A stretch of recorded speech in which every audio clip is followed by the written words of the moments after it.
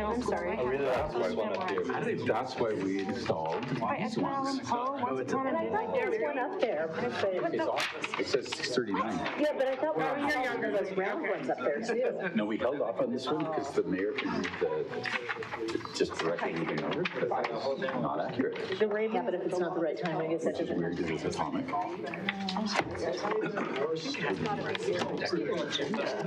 No, I brought it. Okay, oh, you know what? Affordability town was from upstairs.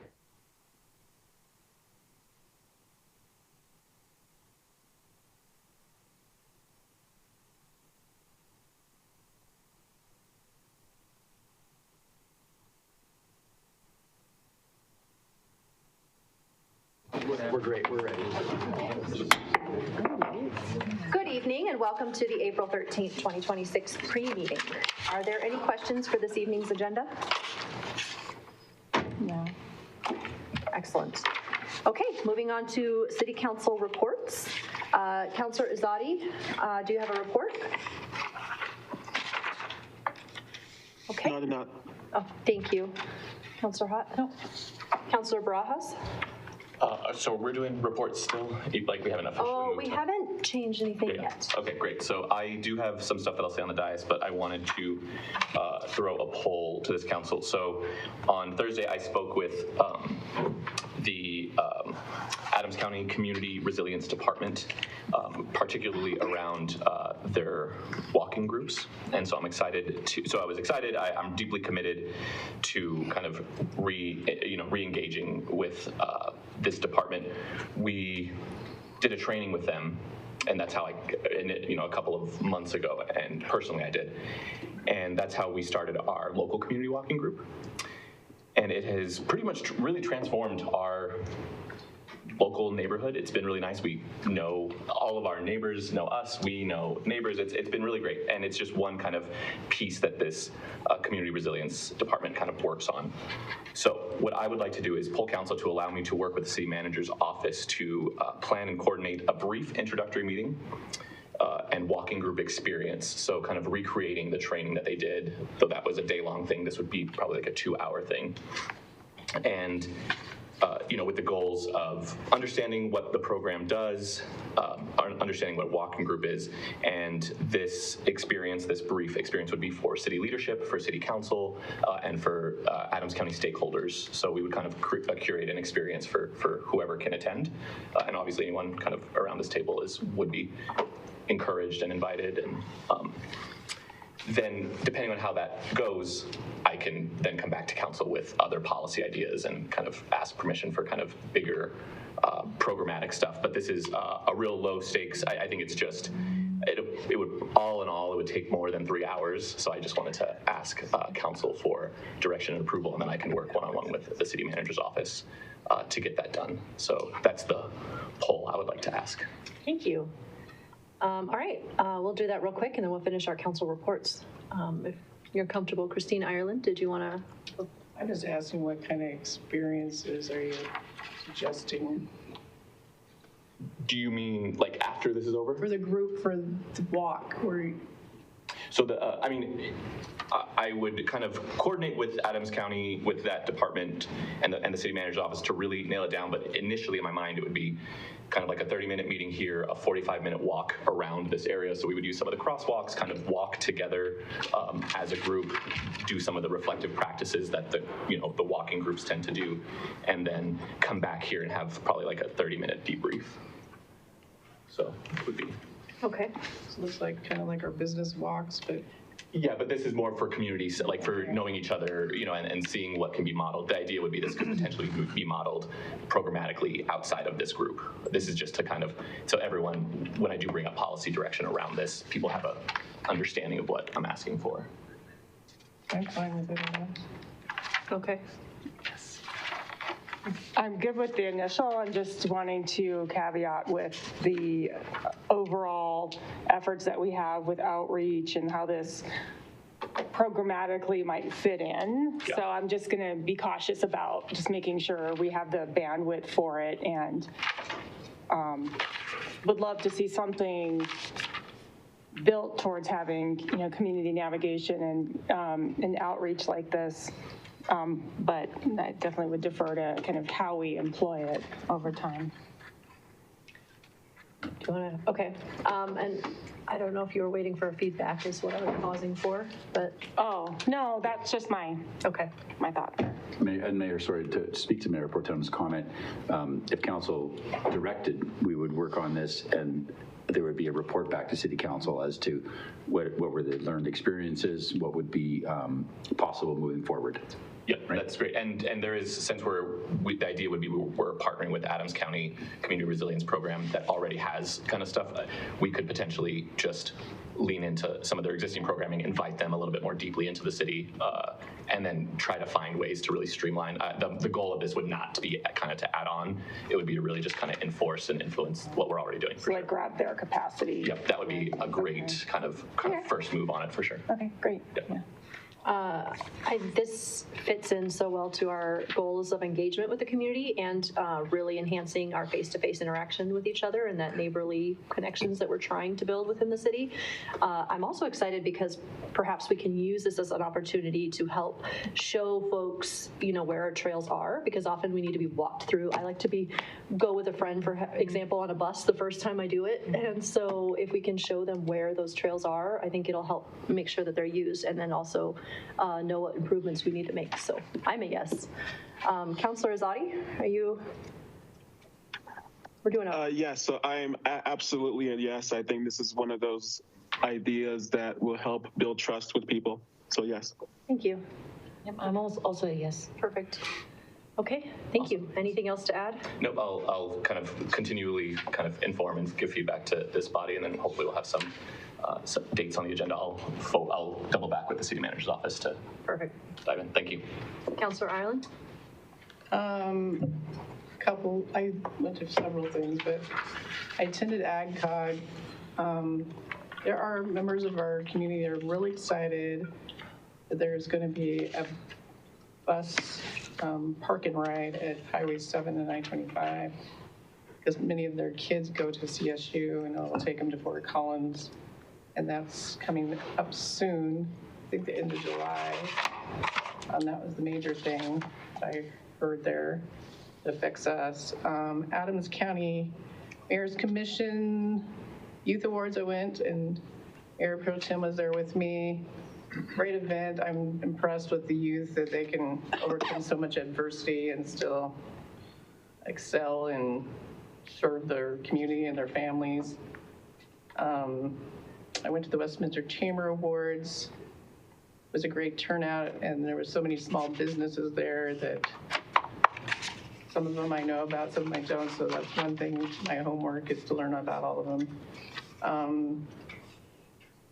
I've had some outreach from businesses along 120th and Huron about the condition of this 120th, the medians, everything on CDOT, that it looks trashy, basically. And they go down to Broomfield and it looks nice, so they want to know why our part doesn't look good. And it doesn't help their businesses at all. So I don't know who we reach out to make a difference there, but that's what I've heard this week. Anyway, thank you. Thank you. Counselor Johnson? Yeah, thank you, Mayor. I'll be pretty quick. I attended a couple of important events last week that I thought were really beneficial. The first one was the community update, where we spent a lot of time talking about water, and we missed you very much. But Councilor Zadi, Councilor Barajas, and I, as well as the wonderful city staff, I think had a great presentation for the community that focused a lot on how the city is using its water resources and what to expect this summer, given the likely, drought conditions that we're facing. And it was really beneficial, and we appreciated all the community that came out. They were very engaged with a bunch of questions, and we look forward to attending the next one with you next time. I went to the Inclusivity Board meeting on Wednesday and had great feedback from the Inclusivity Board around some of the proposed agenda items tonight, as well as their continued work on some important business from the city that you'll be seeing very soon.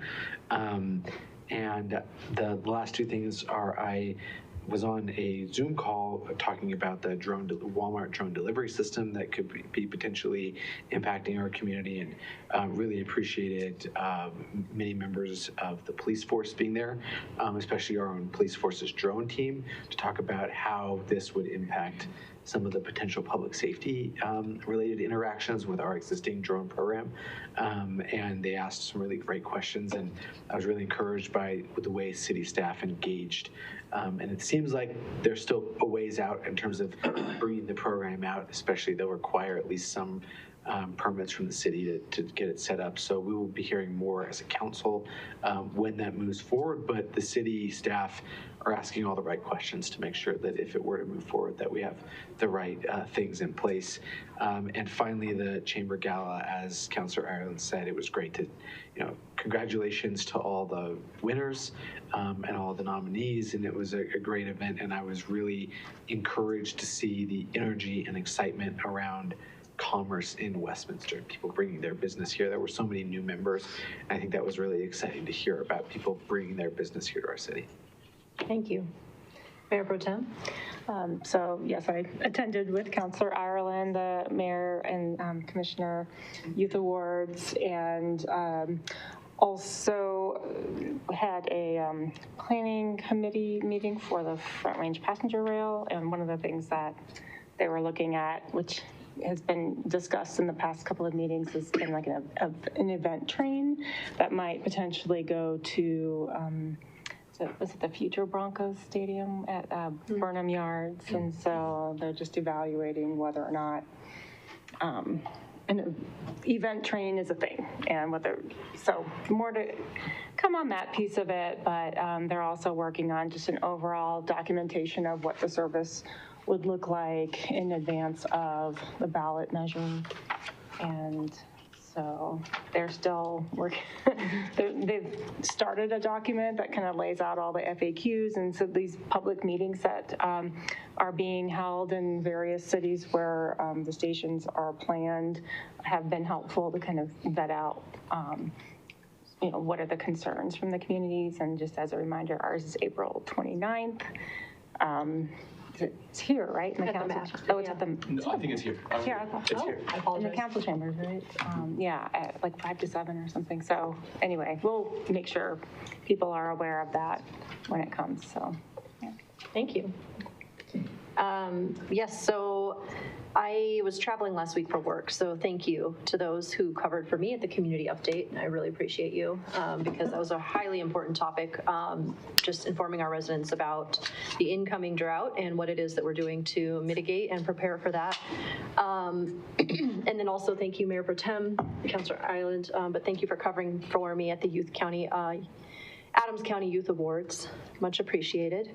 I want to mention, I last night went to King Buffet for the first time, which is right next door to Walmart. If you haven't been over there, I've been meaning to go for the last couple months because they opened a little while ago, and it was packed. Like that place I have never seen anywhere in Westminster, period, that was as busy and humming. The parking lot, it was the first time I've seen the parking lot that full. It was exciting. So if you haven't gone there, I recommend you go because it was a whole new experience. It was a lot of fun.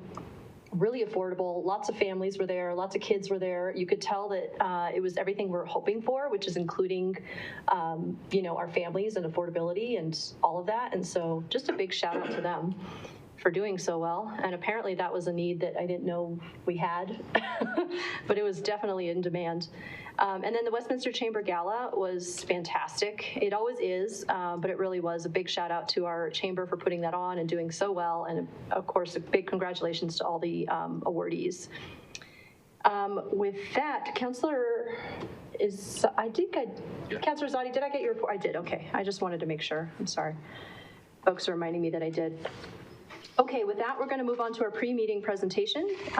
City Manager, do we have a pre-meeting? Actually, we're moving on to our City Attorney for our presentation this evening. Yes. Thank you, Mayor. Yes, so staff have prepared proposed edits to the City Council rules and regulations and the Code of Conduct and Protocols. So hoping to see whether City Council desires edits, and that way staff can move forward with incorporating your edits into a resolution for an upcoming agenda. So we do try to update the rules and regs and the and the protocols from time to time to ensure that they meet City Council's needs and express City Council's intent. So at this time, we would ask for some feedback. If it works best, I'm happy to go through the document from the beginning with the version that was posted in the agenda, which has been slightly updated for discussion tonight in the hopes of capturing council's intent on a specific item. But if I could start at the beginning, when the council rules and regs were first discussed, one of the things you have the option of changing is the City Council meeting start time. Currently it is 7 p.m. and if council desires to change that start time, we can certainly incorporate that into your rules. So I'll ask for some direction on the City Council meeting start time. Thank you. Thoughts? I'm fine with the way it is, but Okay, thank you, Councilor Ireland. Mayor Pro Tem? I know in the past this has come up before, and staff has liked to have the ability to have a pre-meeting time frame to have questions answered. Is that still something that staff prioritizes having? Because I feel like that would be the only thing that might, suffer if we move the meeting time up to 6:30. I think that in the past that had been important. I think more important is when City Council sends us questions on the agenda that you have before the meeting. That way we know who to have present at the meeting night and come prepared to answer those questions. That's probably the most important. So if council chose to start the meetings at 6:30 and then ask those questions at the dais, as long as we've had the opportunity to, if you can, send us those questions in advance, I think we would be able to make that work. And again, in listening to council's discussion on this topic at the last meeting about the option of eliminating effectively that pre-meeting part and moving straight into City Council to start. So the short answer is, I think if we got the questions in advance as much as possible, that's the most important thing. And suggestion is we could move the start time, and then we could add another separate, not necessarily rule, because we're always allowed to ask questions on the dais, of course, but in a policy that we would try to get our questions in by noon Monday. If that makes sense for folks. Councilor Johnson? Yeah, thank you, Mayor. I'll just say that I would prefer to start, as early as is convenient and possible. So that's 6:30. That works for me. Okay. And Councilor Hott? Yeah, I just wonder how that will affect people who come for public comment if we start earlier, if that's going to make it harder for them, because a lot of people, they have work during the day. And so I just wonder if it will negatively impact people who want to come for public comment if we start earlier. I mean, I would personally like to start earlier. I just wonder how that might impact people who are coming who would like to speak. Thank you. Counselor Ireland? I agree with Counselor Hott on that. I think we keep the meeting at 7, and I'm fine with the way it's gone, where we come at 6:30, we ask our questions, tell what we've been doing, but you said you want to do it on the dais, but we still have a study session. Is that going to still be at 6:30, the study session, or are we saying everything's at 7? That's a good question. I think it goes late into the night if we start study session at 7. And I think we need that half hour like we have right now to get through some of the things. Okay. Counselor Azadi, did you have thoughts? Yeah, so I think that actually for most families with children, 7 is too late.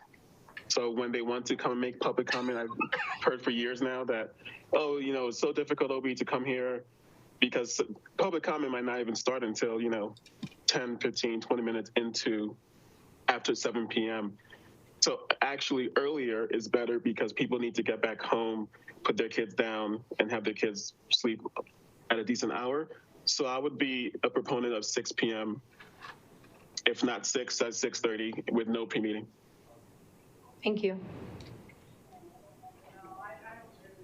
6 p.m. would push it for me, but I teach. I don't think I can do 6 very easily. Okay, well, why don't we go around and try to take a quick poll and figure this out. So I'll ask whether we're thinking 6, 6:30, or 7. And I'll try to clarify what each of those options mean. I would assume if we're saying 6, then that would mean no pre-meeting, and we would have to come pretty prepared for the meeting. 6:30, I guess I'm looking for direction on help here, but do we think that would also include no pre-meeting if we moved it up to 6:30? You certainly could start your agenda at 6:30 if you wanted to. And then 7 is just leave it alone, essentially. But we would have a pre-meeting. Okay. All right, so I'll take a quick poll here, and we'll see what people think, and hopefully we can move on to the next item because there's a lot to get through. Counselor Hott. 6:30. Okay. Counselor Barajas. I have no preference, if that's okay, but Okay. I'm yes to all of them, I guess. Okay. Leave it alone. Okay. 6:30. Okay. 6:30. I am also going to vouch for 6:30. I think that's a good change, actually. Counselor Azadi? 6:30. Okay, I think we're up for moving it up a half an hour. Okay. Fantastic. Thank you. Yeah, I appreciate the feedback. Okay. Then we have proposed some housekeeping with regard to remote participation at 1.7. The city's code has been updated since the original rules were drafted, and this language would track what's in the code. So that's staff's proposal as a housekeeping item. I guess if that's acceptable to City Council, we will propose that for your resolution unless you have a different direction for staff. Yeah, do you mind reading it aloud for the audience? Sure. The remote participation section, when practically and technologically feasible, any member of the City Council may attend, participate, and vote at any regular session or study session through remote audio and visual means up to 2 times per year. Remote participation beyond 2 times per year shall be permitted subject to a majority vote of City Council. Attendance and participation in executive sessions and quasi-judicial proceedings shall be in person unless approved by a supermajority 2/3 vote of council. And this is directly from Westminster Municipal Code 111.3G. And there's a reference after that to say that Appendix A shall supplement the procedures as necessary. So at the end of your rules is Appendix A, which will have the similar edit. Thank you. Any questions or thoughts? Okay, I see a lot of thumbs up. I'm okay personally without changing anything. Counselor Azadi, any thoughts? Nope. Okay. Thank you, Mayor. Next is just an option for City Council if Council desires. In the past, there had been a 4-hour limit to council meetings. This is the language that used to be in the rules. I wasn't sure if City Council was interested in pursuing this. If you're not, that's fine. But I wanted you to see what the 4-hour clock looked like. And again, do you mind reading that aloud? Sure. 1.9, length of meetings, automatic adjournment. All meetings of the City Council, including study sessions, shall adjourn automatically 4 hours after the commencement of the meeting, if not concluded before such time. For purposes of automatic adjournment, meetings that are held consecutively on the same day, whether they are listed as pre-meeting study sessions, post-meeting study sessions, regular meetings, special meetings, district meetings, executive sessions, or study sessions, shall be treated as the same meeting. Meetings may be extended beyond the automatic adjournment in 30-minute increments upon a motion approved by a majority of the members present. Any scheduled agenda item not considered or acted upon at the time of adjournment shall be continued automatically to the next business meeting or study session as applicable. Thank you. I'll go around and ask for thoughts. Before I do so, I'm going to suggest my own edit to this. So I think this is, I've heard a lot of good feedback about this, so that's the good news. I've also heard from former mayors that it wasn't necessarily successful because we just would approve the time anyway. So it's also incumbent on us to make sure that we limit it.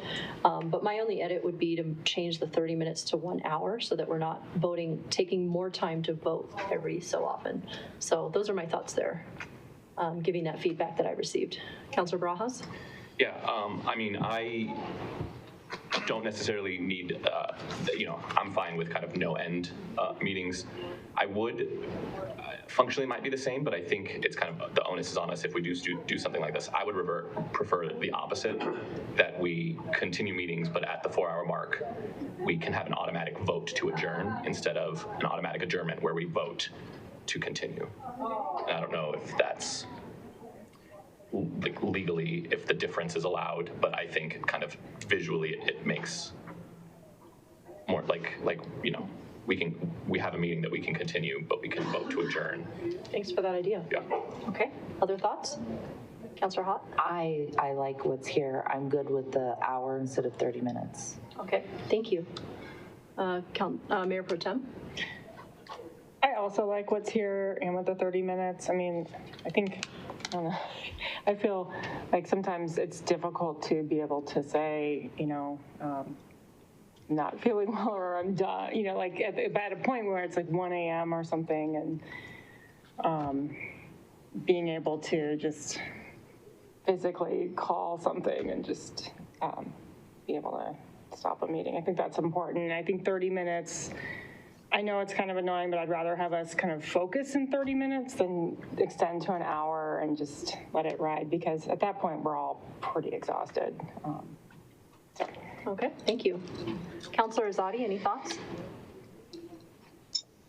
I think Mayor Pro Tem nailed it. Okay. So you're we're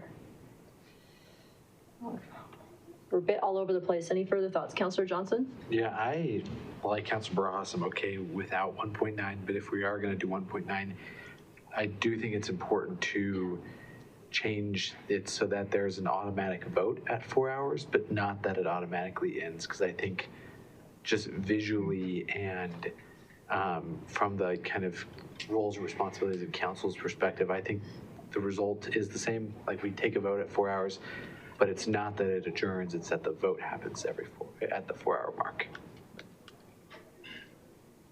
It's an interesting thought. City Attorney, do you have any thoughts on this idea? I think certainly council could require a motion at the 4-hour mark in a regular meeting. I'm just thinking about study sessions generally don't have that same level of formality with motions and voting, and can't really vote and take formal action in a study session. So I think it would be cleaner to confine that mandatory motion to the regular meetings and create some mechanism in a study session, maybe where you poll one another whether or not you want to continue, but you could have, some question put to the group at the 4-hour mark if that's your desire. And to clarify, before I take this any further, to again, back around. I assume there's no time limit after that. We're just finishing the meeting. We're not stopping every half hour. We can keep the time constraints, The the 1 30 hour. minutes, the 1 hour, or whatever we decide, but like Okay. that's fine. It just really is just kind of flipping the script. vision of it. Yeah. Councilor Ireland?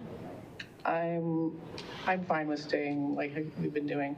I'm here for the people, and that's why I signed up to do this, so I'm not in for any time constraints. Thank you. I think 12:30, maybe we could say, maybe we're too tired, a time like 12:30, we could say if we're done or not, or if this is all we can give tonight. But I say have a time after, 12:30, say, do we want to go 30 more minutes, or this is as much as we can give today, But I think we should have a time, not just 4 hours later. Okay, thank you. Councilor Hott? I get up at 5 o'clock in the morning to go to work every day. 12:30 in the morning is way too late for me. Thank you. Okay, I was about to go around, but unless I hear other thoughts for flipping the script, is there anyone else a proponent of that? Okay, I'll give I like the idea. I like rethinking it. I think I'm still for just an automatic adjournment, just because it is so much cleaner. I like that idea, and it'll be, I think, somewhat difficult logistically for us to do each evening, but I do like the idea. But I'll say my opinion is to have the as written. I prefer it to be an hour, but I won't die on that hill, so that's no big deal. I can pull it every 30 minutes, that's fine. But we are kind of all over the place, so I'm gonna have to go one more time around the room here. So the options are keep it as written, which is a 4-hour limit, and to extend every 30 minutes, or we can say 1 hour, or keep it as is, which is what I've also heard. So Councilor Azadi, I'll start with you. And I'm just reading. So I don't really care either way, but I just want to encourage staff and us as a council to keep the meetings succinct. I think that's just, we don't have to require it or, make a rule. So I don't really care if we stay late, if we don't, but it's always best for the community to be succinct because people can't stay up. It's not about us being there, it's more about who's watching, and no one's watching at midnight. So if no one's watching, we shouldn't be doing policy. That's my position. Thank you. Councilor Hott. I like what's written. I'm fine with 30 minutes or an hour. I'm really not picky about that, but I do like what's written. Thank you. Councilor Brajas. I appreciate your perspective on it. I still kind of will insist that if we do this, it's flipped to. Okay. Councilor Ireland. You heard me, and I'm fine with how it is now. Okay. Councilor Johnson. I prefer the 1 hour, the 30-minute to 1 hour change, and would also prefer that it's flipped to create an automatic poll, but not an automatic end. Okay. Mayor Pro Tem. I can get behind the hour, but I like it as written. Okay. I guess I'm ambivalent about the direction of how it's posed. That doesn't help, but. Yeah. Okay. I think I'm the deciding vote here, so I'm trying to understand. Can you help me understand a little bit why the optics matter so much? To Councilor Ireland's point, right? We're here, we're doing, I understand the onus of brief meetings. But as we're having this discussion about brief meetings that's taking over time, right? There just becomes a point where if we're having a policy discussion, we have to have the discussion. And so while I'm not in favor of any sort of ending early, I do understand that there is that, the council is asking for that. And so I want to respond to that. To me, the idea that we're telling the community and telling the world that we're done working for you after 4 hours, unless we decide otherwise, just doesn't feel right to me. And so I would rather have it where after 4 hours, we as a council can make a decision to see if enough business has been done to end. And again, functionally, it's the same. And I know that there is maybe some procedural messiness to it. And so I'm willing to not make the final, I don't know. I know you're hearing a lot of discussion on this. To me, it just sounds more responsive to the community if we are asking for this. You know, the community has asked us to be here. And so if we're asking the community or telling the community, hey, this is the parameters of us being here, I think the decision is we make a decision to leave and not, hey, we're just telling you we only have 4 hours for you. I appreciate you expanding on that. Yeah. That's very helpful for me. Since I'm somewhat this deciding factor. So I am in favor of this. I'm going to agree with you. Let's go ahead and flip that script if we're comfortable with that. So we have a majority for that. And then we're still torn as to whether it's 30 or an hour. So I'll go ahead and agree with the 30 minutes just to make this complete so that we can get on to our meeting. Yeah. And it looks like we will have to resume after the city council meeting and finish this. So thank you, city attorney. I appreciate you.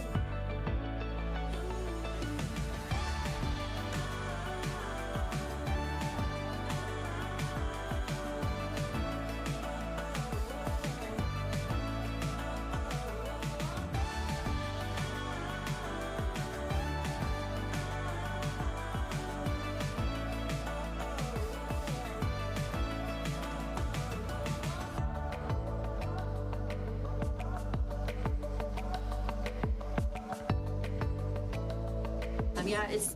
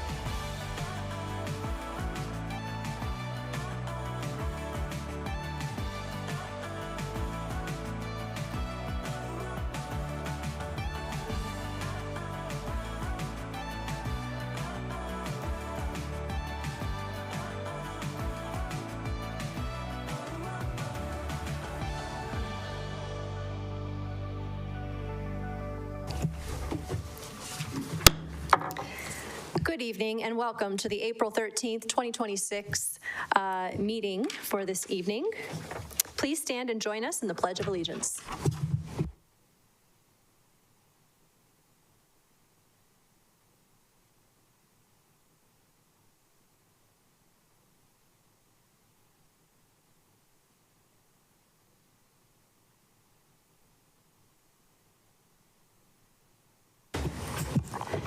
Thank you for joining us this evening. Please remember that our meetings are governed by the rules of decorum, which are posted inside chamber doors. We ask all attendees to maintain a respectful environment. No disruptions, threats, or audible expressions of support or opposition are permitted. Signs and placards are prohibited, and all attendees must remain seated in designated areas. If you wish to speak during public comment, please sign up in the lobby. Sign up closes at 7:15 p.m. City Clerk, roll call, please. Councillor Barajas. Present. Mayor Carmelia. Present. Councillor Azadi. Here. Councillor Hott. Present. Councillor Ireland. Here. Councillor Johnson. Here. And Mayor Pro Tem Nurmela. Here. Do we have a motion to permit Councillor Azadi to participate remotely? Mayor Pro Tem? I move to excuse Councillor Azadi due to, I don't remember. Do we know why Councillor? Attend virtually? If I just say could, that? it's a motion, it would be a motion to permit him to attend remotely. Apologies, I will restate that too. I move to I'm making a motion to allow Councillor Azadi to attend remotely. Thank you. Councillor Barajas? Second. Thank you. City Clerk? I think we can take a voice vote on this one. Okay. All in favor? Aye. Aye. Okay. Thank you so much. Any opposed? Okay. Brilliant. Do I have a motion to approve the minutes? Mayor Pro Tem Nurmela? I move to approve the minutes of the March 23rd, 2026 City Council meeting as presented. Councillor Hott? Second. Thank you. All in favor? Aye. Any opposed? Okay. All right, we will now move on to our presentations, which is the exciting part. Thank you all for being here. I see we have a packed room, so I appreciate your support of those attending. We have presentations of Employee Service Awards this evening, and we will now present a service pin and certificate of appreciation to the employee celebrating 30 years of service with the city.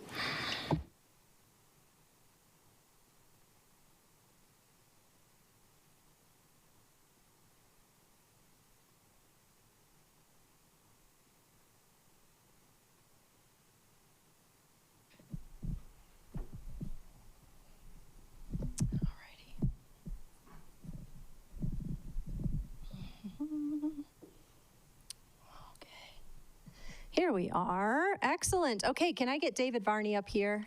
Where are you? Excellent. And will you bring your friends and family?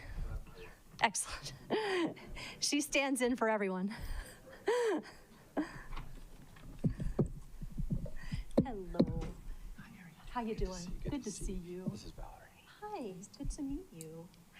So good to have you up here with us. Will you present, you want to introduce your wife to the whole crowd? This is my beautiful wife, Valerie, and my two kids could not make it today, but they're out of town. They're here somewhere. Yeah. Really? Okay, I'm going to hand you this so I don't drop it. Here's your service pin. Well, thank you. And here's that for you. You're welcome.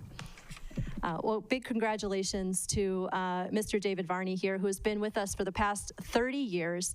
David has dedicated his career to protecting his community and leading an exceptional team of firefighters who consistently set the standard of excellence in fire and EMS service. He has progressed through the ranks of firefighter, fire engineer, fire lieutenant, fire captain, and currently is honored to serve as battalion chief for Westminster Fire, gaining valuable experience at every level. Over the course of his career, David has served on several special teams, including the dive team, technical rescue team, fire investigations, fitness committee. Are you still doing that? Yes, ma'am. I could use some help. It's good to know. And as the department's health and fitness coordinator, supporting both operational readiness and the overall health and wellness of fire personnel. David is passionate about fostering a culture grounded in accountability, teamwork, and integrity. As a second-generation firefighter, he believes strong organizations are built by leaders who listen first, mentor with purpose, and never forget where they came from. I love that. Outside the firehouse, David finds balance by spending meaningful time with his family, usually around a great Italian dinner, or enjoying the outdoors fishing and spearfishing. He is blessed with an incredible wife and best friend, Valerie, who is the backbone of his family, and a son who is a third-generation firefighter serving the Hilton Head Fire Department in South Carolina, and a beautiful daughter who works for Lockheed Martin in Alabama. Got smart kids. Well, congratulations. Thank you very much. Appreciate it.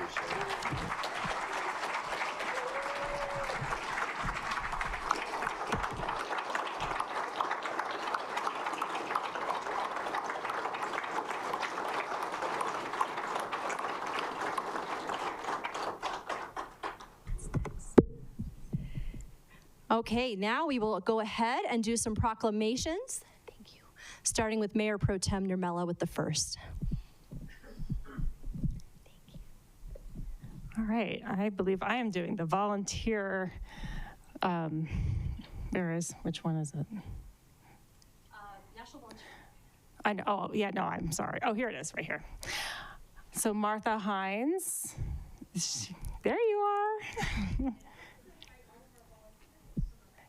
Yes, Martha and whoever is here has been volunteering their time to the city. Would love to have you.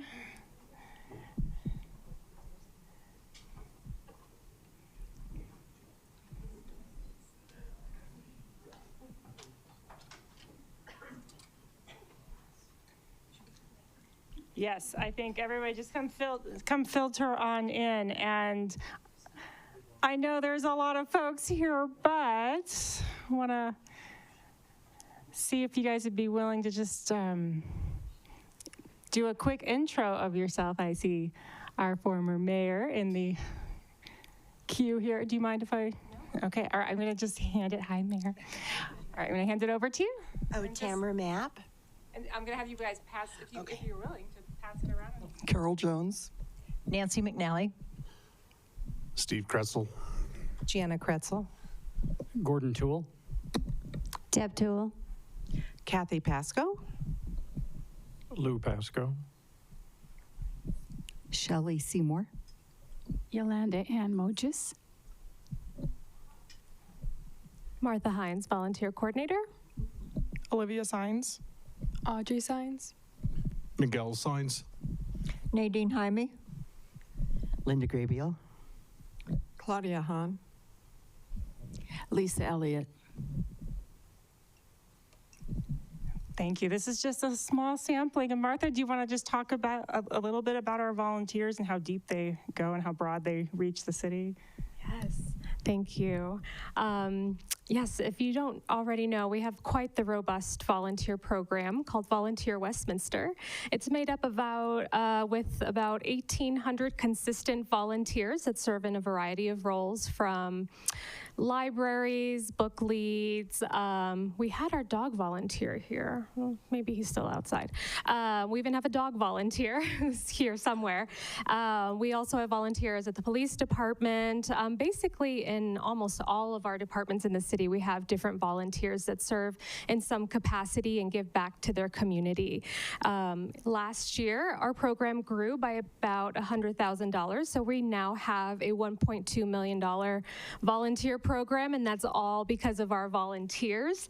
And we have some of the, I'm biased, but my volunteers here are incredible. A great group of individuals that just want to help their neighbor, want to help anyone. So if you're interested in volunteering, please check us out on westminsterco.gov/volunteer Westminster. We have a lot of different positions that you can serve in, or if you have any ideas or see any issues in the community, please let us know. We try to use our volunteer program to try to bridge some of those issues in the community as well. But thank you so much to all of our volunteers, and happy National Volunteer Week. Thank you, Martha.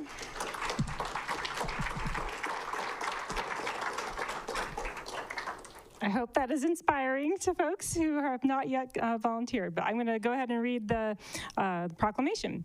Whereas the entire community can inspire, equip, and mobilize people to take action that changes the world, and whereas volunteers can connect with local community service opportunities through hundreds of community service organizations, and whereas individuals and communities are at the center of social change, discovering their power to make a difference, and whereas during this week, all over the nation, service projects will be performed and volunteers recognized for their commitment to service, and whereas the giving of oneself in service to another empowers the giver and the recipient, and whereas experience teaches that government by itself cannot solve all the nation's social problems, and whereas our country's volunteer force of more than 63 million is a great treasure, and whereas volunteers are vital to our future as a caring and productive nation.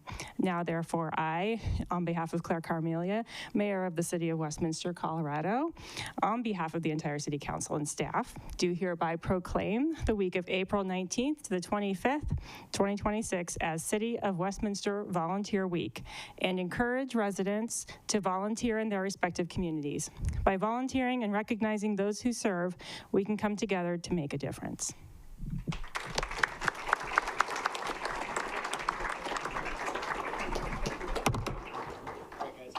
People, it's a good problem to have. Okay, we're gonna have you two front and center right here. We're gonna need about 10 people on the riser in the back. So if you're taller, you're comfortable with the riser, go ahead and move to the back row. And if you're more my size or you're more comfortable down on the floor, please come stand in front row.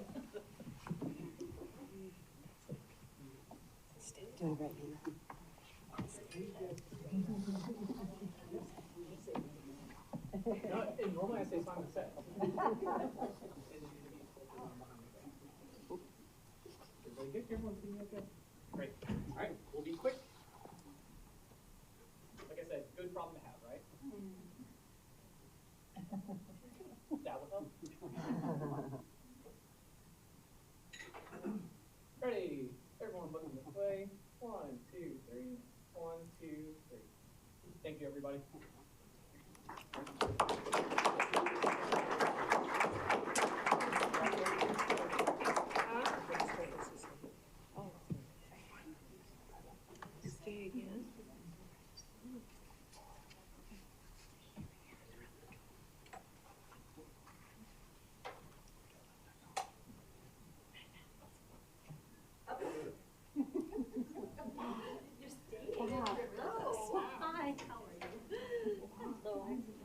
I'm going to sneak behind you to grab this. Oh. Here we are.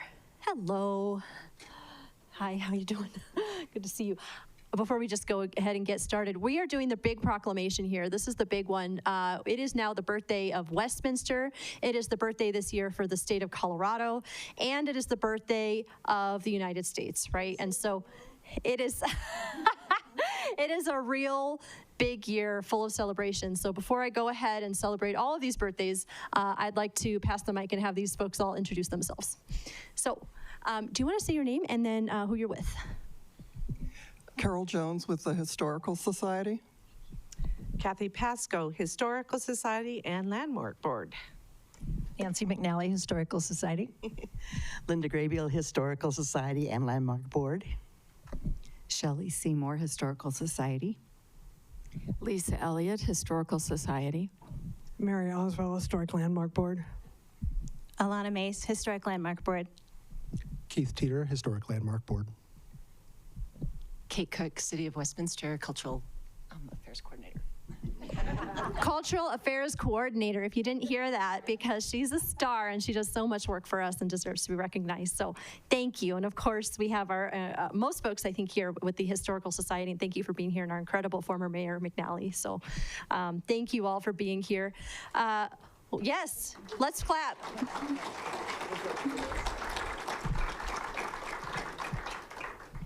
Okay, with that, we have a proclamation for this very special year. Whereas the year 2026 marks the 250th anniversary of the signing of the Declaration of Independence. And whereas the year 2026 marks Colorado's 150th anniversary of statehood. And whereas the year 2026 marks the 115th anniversary of the founding of the city of Westminster.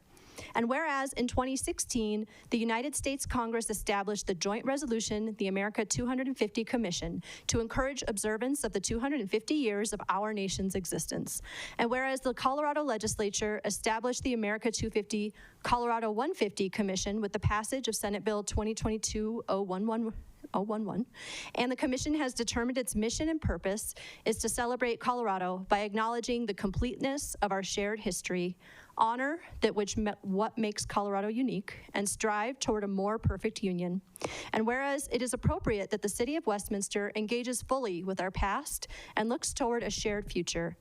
And whereas the Westminster Historic Landmark Board and Westminster Historical Society, as partners with the city, will share in these anniversaries through the development and distribution of educational materials and tours.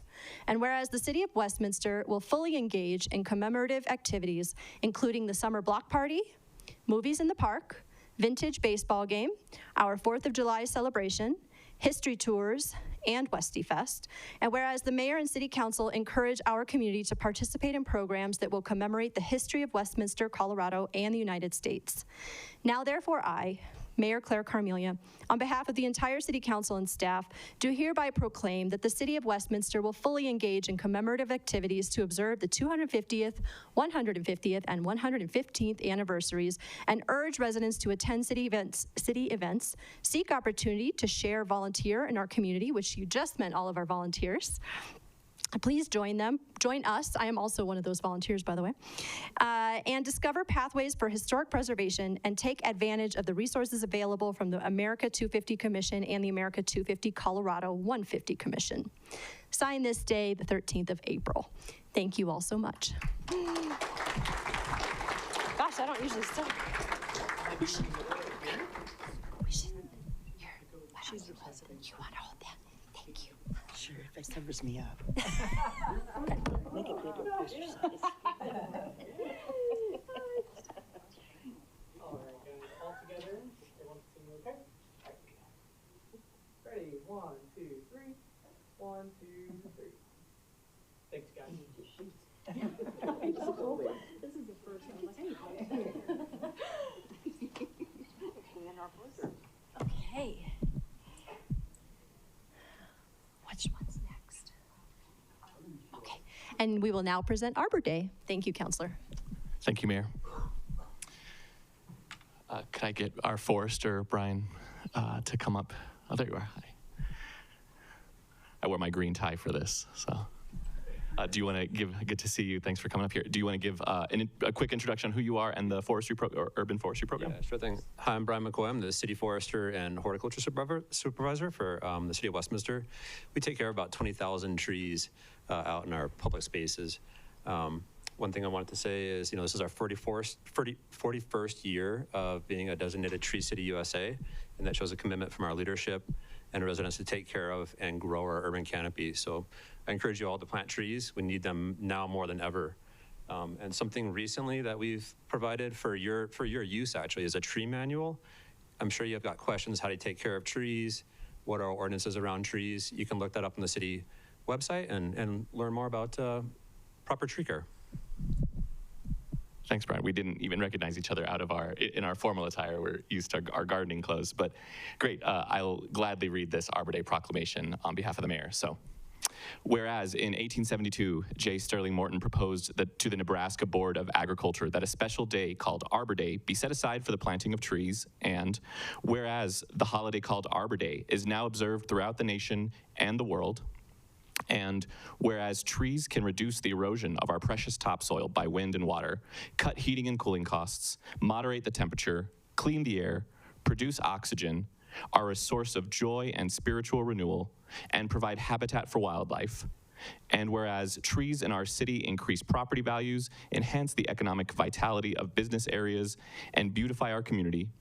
And whereas Westminster has been recognized as a Tree City USA by the National Arbor Day Foundation and desires to continue its tree planting ways.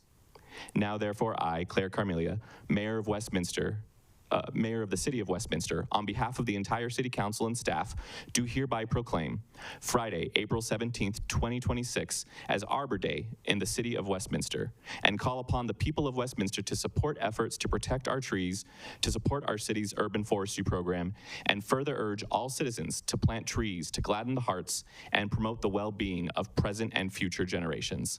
Signed this 13th day of April, 2026, Claire Carmelia, the Mayor.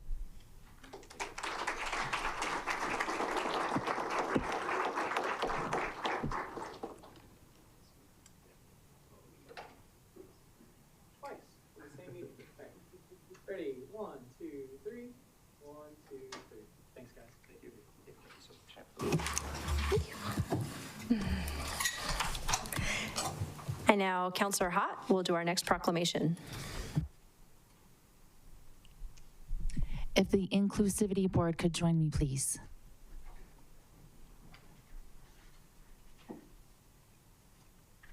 So this is the proclamation for Scottish American Heritage Month. If you would like to introduce yourself and anything else you'd like to share. Alan Farb, Inclusivity Board. Rich Chamberlain, Inclusivity Board, and this time it's legit because a couple of us have Scottish heritage. Jillian Gibson, member of the St. Andrews Society of Colorado and chair of the Inclusivity Board of the City of Westminster. All right. Whereas Scottish American Heritage Month was first recognized in 2008 by the United States, and whereas approximately 30 million U.S. residents claim Scottish heritage, and whereas Scottish Americans played a major role in the founding of this nation, almost half of the signers of the Declaration of Independence were of Scottish descent, and whereas Americans with Scottish ancestry have made and continue to make America a better place and Americans a better people, and whereas Americans with Scottish ancestry have made profound and significant contributions in the fields of science, technology, medicine, government, politics, economics, education, and architecture, and have contributed to our cultural and artistic landscape through literature, music, and theater. Now, therefore, I, Claire Carmelia, Mayor of the City of Westminster, Colorado, on behalf of the entire City Council and staff, do hereby proclaim April 2026 as Scottish American Heritage Month, and encourage the community to celebrate our residents of Scottish ancestry and to learn about the rich Scottish heritage and traditions that originate with Scottish Americans. Signed this 13th day of April 2026.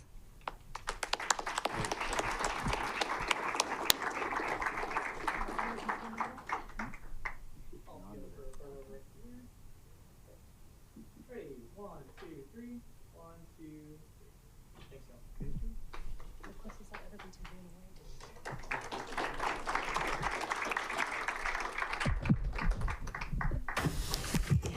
Thank you all so much. That moves us now to public comment. Public comment is an opportunity for the public to address City Council on any issues or items pertaining to city business. During public comment, each speaker will have up to 3 minutes for their comments. Staff will follow up with questions and outstanding issues. If you are here to speak on a public hearing item, please wait until that item is called. City Clerk, would you please report the number of email and voicemails received and the number of individuals signed up to speak this evening, and then call our first speaker up.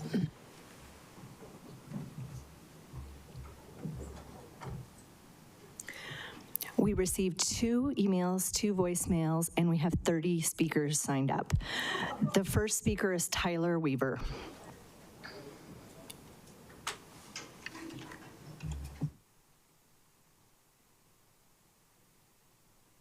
Welcome. Good evening, Mayor and City Council. My name is Tyler. I'm a Westminster resident. 2 years ago, I attended a robotics conference in Odense, Denmark. It has 185,000 people, bigger than Westminster.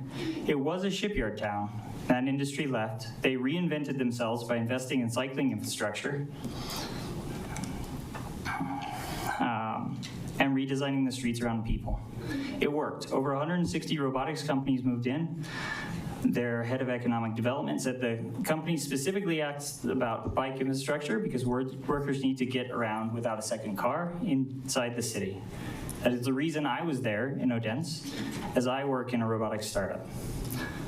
I walked outside on the first morning I was there, and it was weird. It was eerily quiet. The noise pollution that we deal with every day here is something that we just don't understand until we've gone someplace without it. That's what I want to talk about. What they did there is they made different choices about their streets. The way our streets look and feel isn't inevitable. As a city in America, we can widen another road. That doesn't set Westminster apart. What sets the city apart is the courage to invest in something different. Right now, CDOT is finalizing the Federal Boulevard BRT design. Westminster put $1.1 million towards it.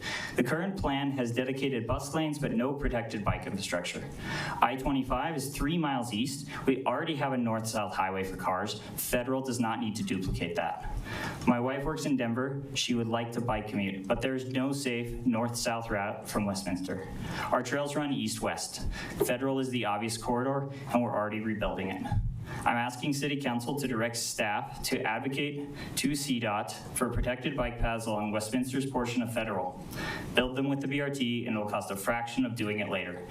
If we miss this window, we won't get another for decades. Thank you. Thank you. The next speaker is Kimberly Trapp.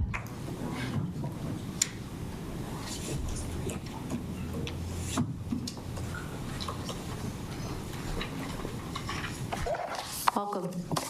Thank you. I just need a minute to get my breath. Okay, whew. I'm just a little nervous, so you have to excuse me. My name is Kimberly Trapp, and I am here to talk about the potential of having the pride flag flown on city property. And if it is approved by council, I will assume that it is okay to fly a flag that represents a fraction of our community. And so in the interest of diversity, I am going to ask council to also consider flying different flags.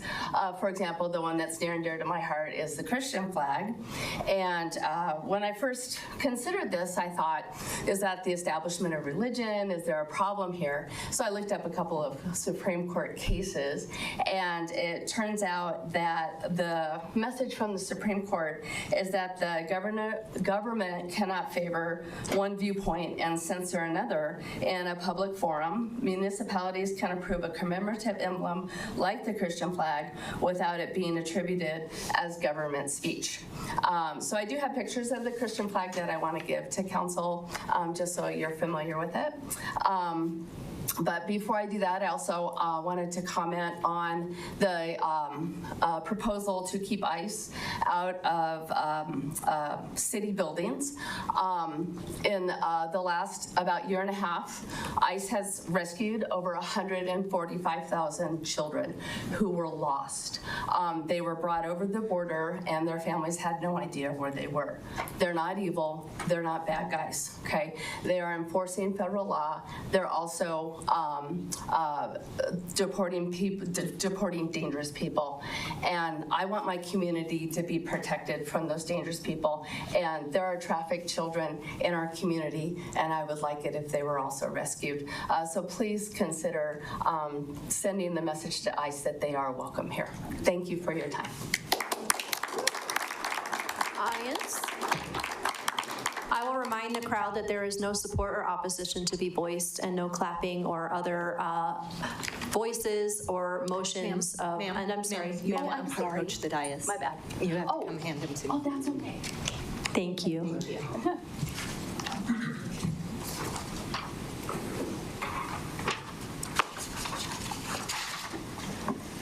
Next speaker. The next speaker is Rich Trapp.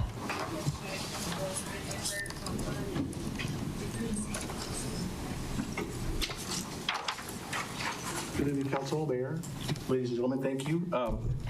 I agree with everything my wife said, obviously.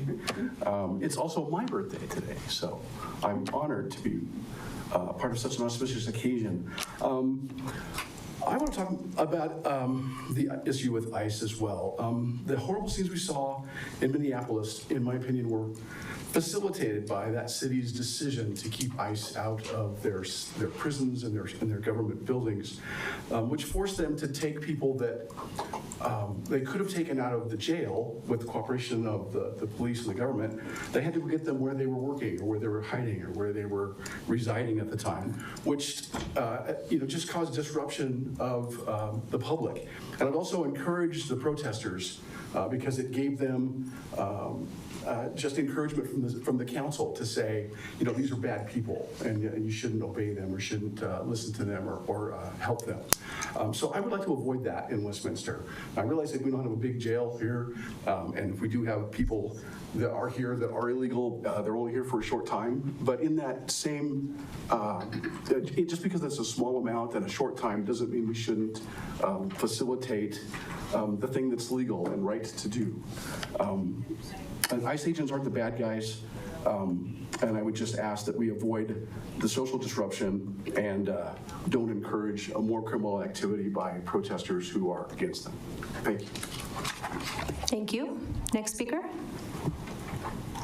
The next speaker is Jeremy Nuanez. Welcome. Good evening. I've heard that the city was going to fly a pride flag and would like to speak about the need for a fair and consistent policy, one that unites residents rather than divides them. When the city raises a flag, it carries a weight of the government endorsement. If a pride flag is displayed, it establishes a precedent that cause-based and identity-based flags are appropriate on city property. If that is the standard, it must be applied equally. The city should not be a king or a dictator who decides which voices are worth public visibility. It should represent us all. I would therefore ask that if we are going to fly the pride flag, that we also fly the Turning Point USA flag. This flag represents a core principles many residents value. It values freedom of speech and the right to express ideas openly without fear. It wants open debate over silence and censorship, economic freedom and entrepreneurship that drives for opportunity. It wants limited government and great individual responsibility, and encourages young people to engage in civic life and leadership. It also encourages individuals to think critically and question prevailing narratives rather than accepting them without discussion. Based on these principles, this flag would make a great addition and help promote a fair and consistent policy. At its core, this is not about one flag over another. It is about fairness, neutrality, and equal treatment for all residents. To that end, I respectfully request that the Turning Point USA flag be flown in June for my birthday as part of a consistent and equal application of the policy. Thank you. But I would also like to say I appreciate you for addressing my last comment, that you actually like the idea. Thank you. The next speaker is August Rausch.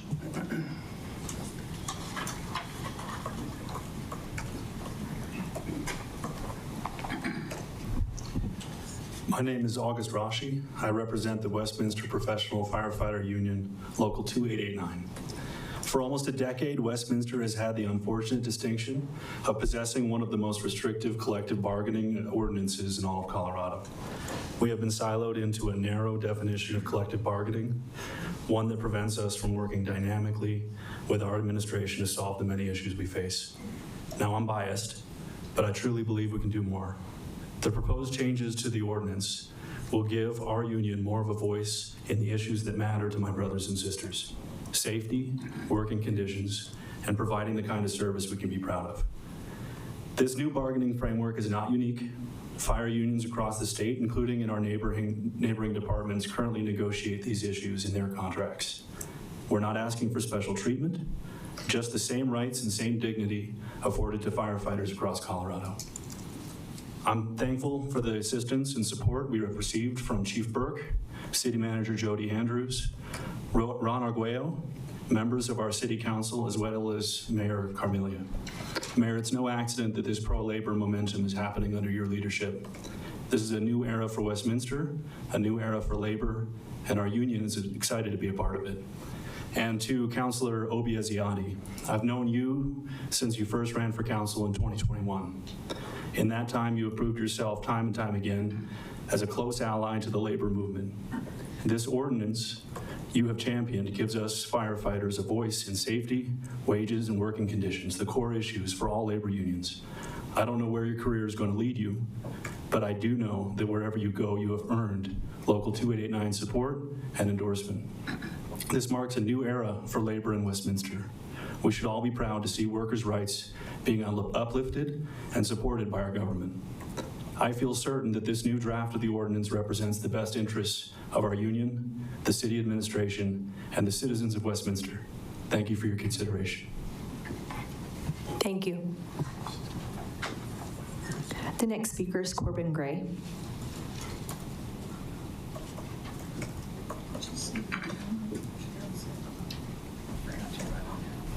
Welcome. Good evening, Mayor, Mayor Pro Tem, and City Council. My name is Corbin Gray, and I'm the president of IFF Local 2889, representing the Westminster Professional Firefighters. I'm here tonight in support of the proposed revisions to Chapter 34 of the Westminster Municipal Code regarding collective bargaining for firefighters. In 2016, the citizens of Westminster voted to grant firefighters the right to collectively bargain. That decision created a framework for firefighters and city management to work together on issues that directly impact our profession, things like safety, benefits, and wages.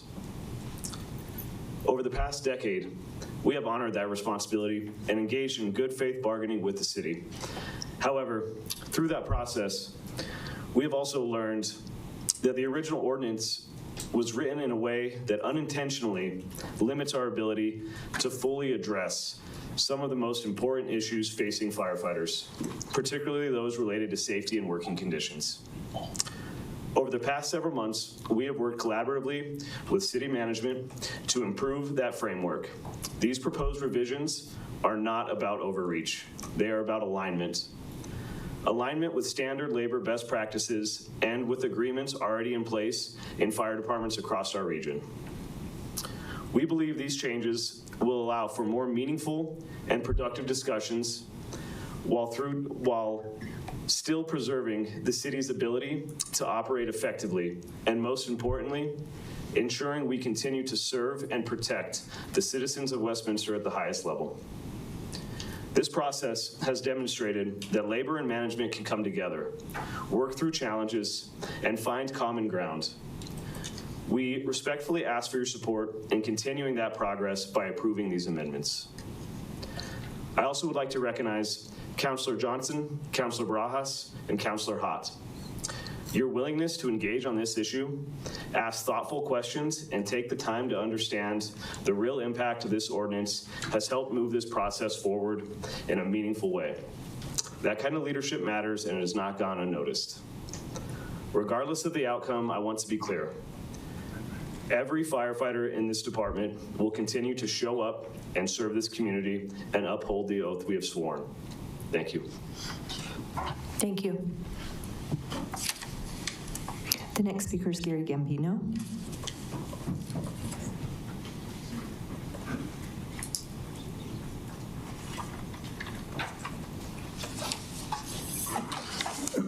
Thank you for this opportunity. Appreciate being here. I'm here to make comment on the proposal, the consideration that you have on your menu here of displaying the pride flag. Very, very interesting to me. We've had some incredible, great comments from people already about not just the legalities, but the practicality of flying one specific special interest group's flag.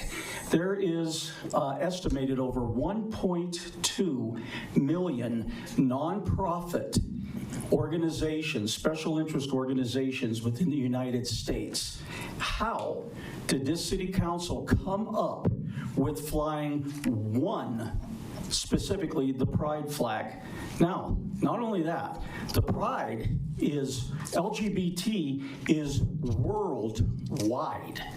If there is 1.2 million special interest groups in the United States that you should be considering flying their flags, what about the rest of the world's special interest groups? LGBT is all over the globe, so are the other special interest groups. So again, the comments that have been made have been fantastic.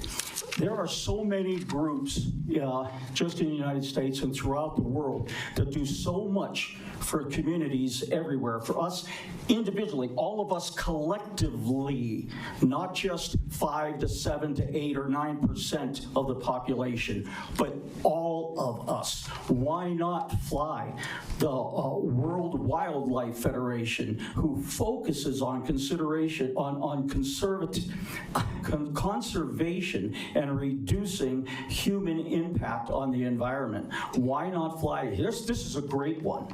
Amnesty International advocates for human rights and seeks to end abuse worldwide. Why are we looking at something so consolidated, something so minuscule to fly on our flagpole, which we all own? We need to consider everything, every one of these organizations worldwide before you elect to choose one over the other. Fly them all. You need to hire a full-time staff to staff the bottom of our flagpole 24/7 and have every flag from around the world for every organization that is nonprofit, that is special interest. And guess what? They're going to be so busy, and you're going to be changing the flag every 3 seconds. So please consider this. This is not about LGBT. It's not about, they're great. So are all these other groups. Sir, but I apologize. consider it. No, you're good. Thank you so much. I appreciate it. Thank you. The next speaker is Julia Friend.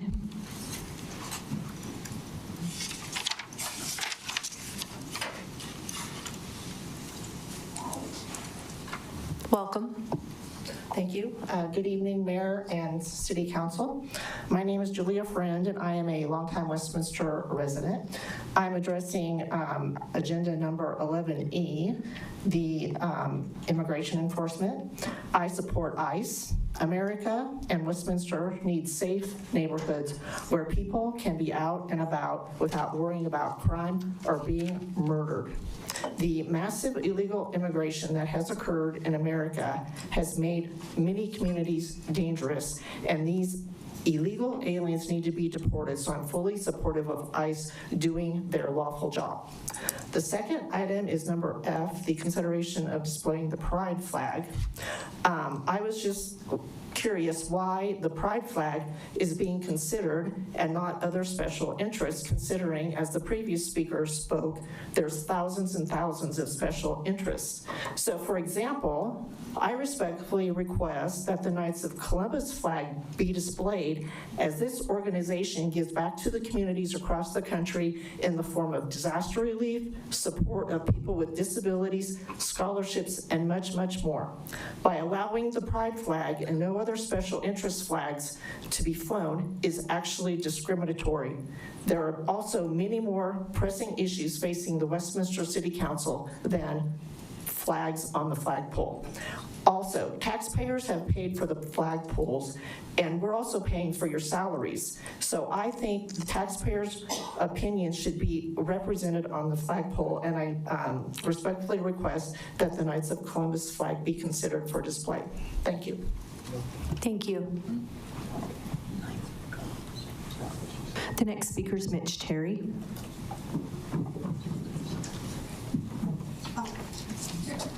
Welcome. Thank you. As soon as I can flip that over. All right, Mayor Pro Tem, City Council members. I have happily lived in the city for over 30 years. I'm not happy today. Sorry, Councilor Hott, I disagree. We don't need to have a pride flag. We need 3 flags. Councilor Island, you said it.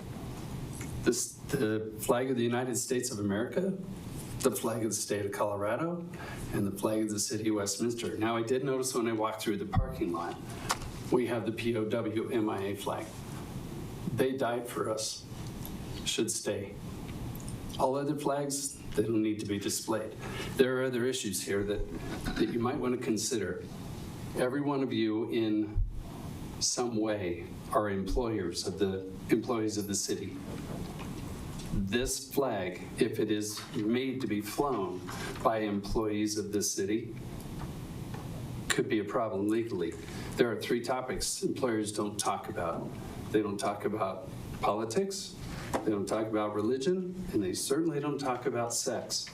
Now, the question is, if you're going to mandate that the flag be flown at the city of Westminster, the pride flag, if you have an employee that says, I'm not going to fly that flag, will that employee be reprimanded? I don't think that flag is inclusive. I actually think it's exclusive. I think it excludes the majority of the city of Westminster, the majority of the country, because that majority is heterosexual. I live in an entire neighborhood. I don't know of any couples that are in the LGBT community. I know of many of my neighbors that are heterosexual. We don't advertise it. We don't need to advertise it.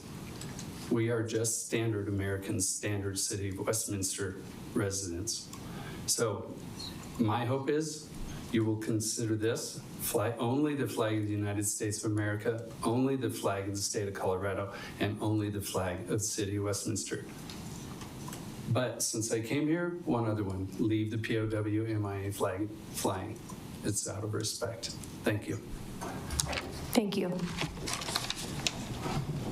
The next speaker is Ala Puzo.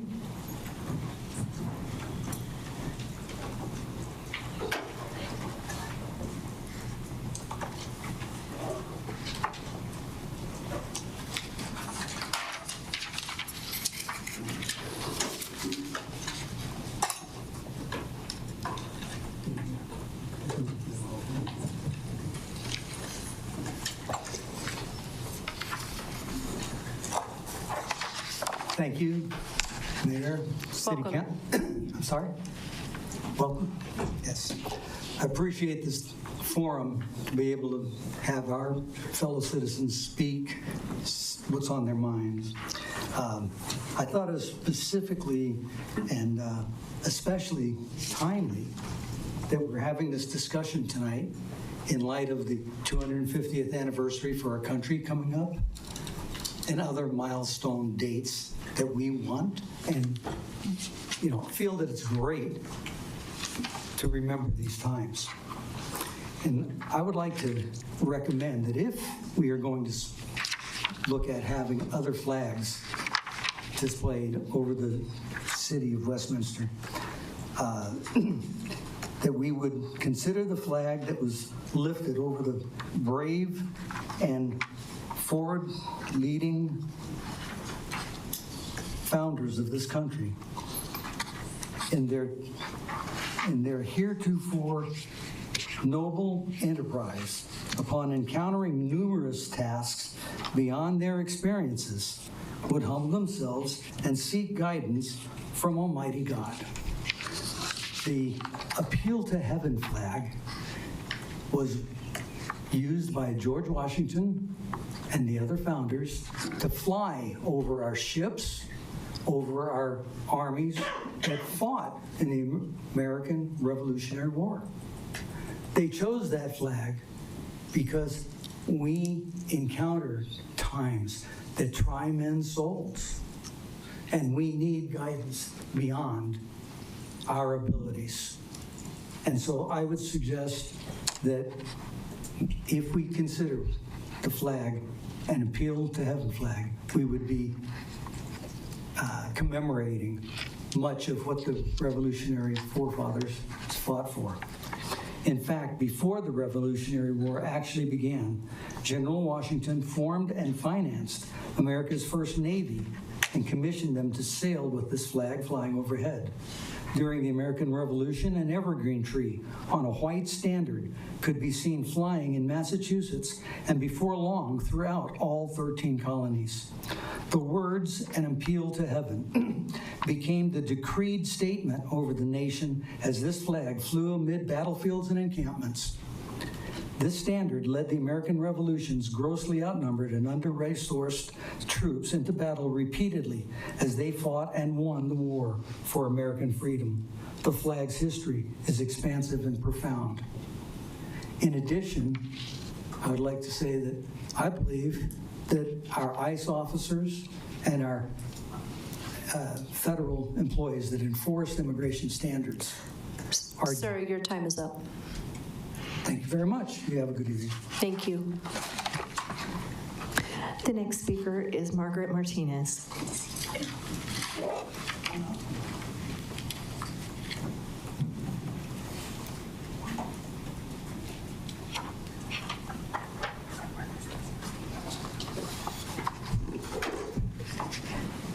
Welcome.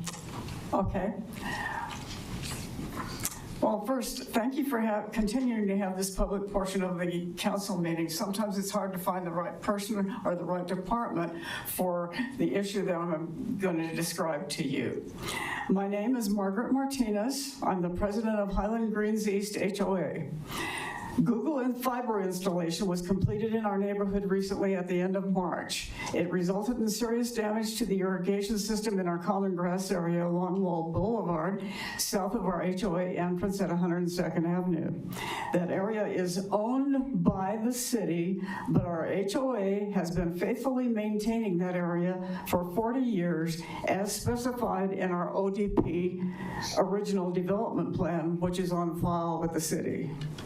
I'm sure it was not the intention of the city or of the ODP to expect our HOA to pay for Google's installation damage.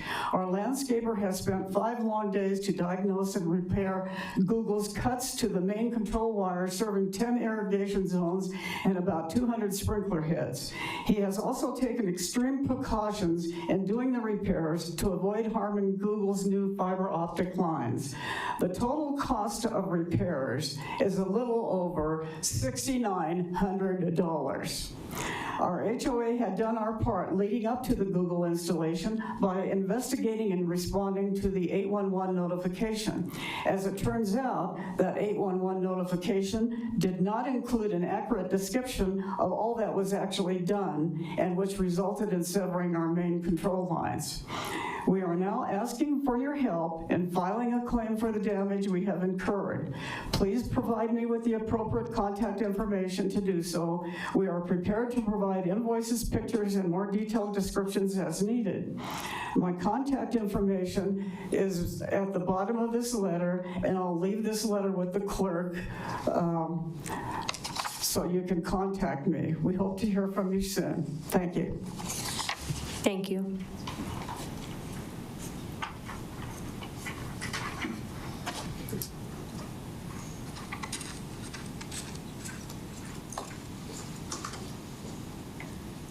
The next speaker is Mike Worley.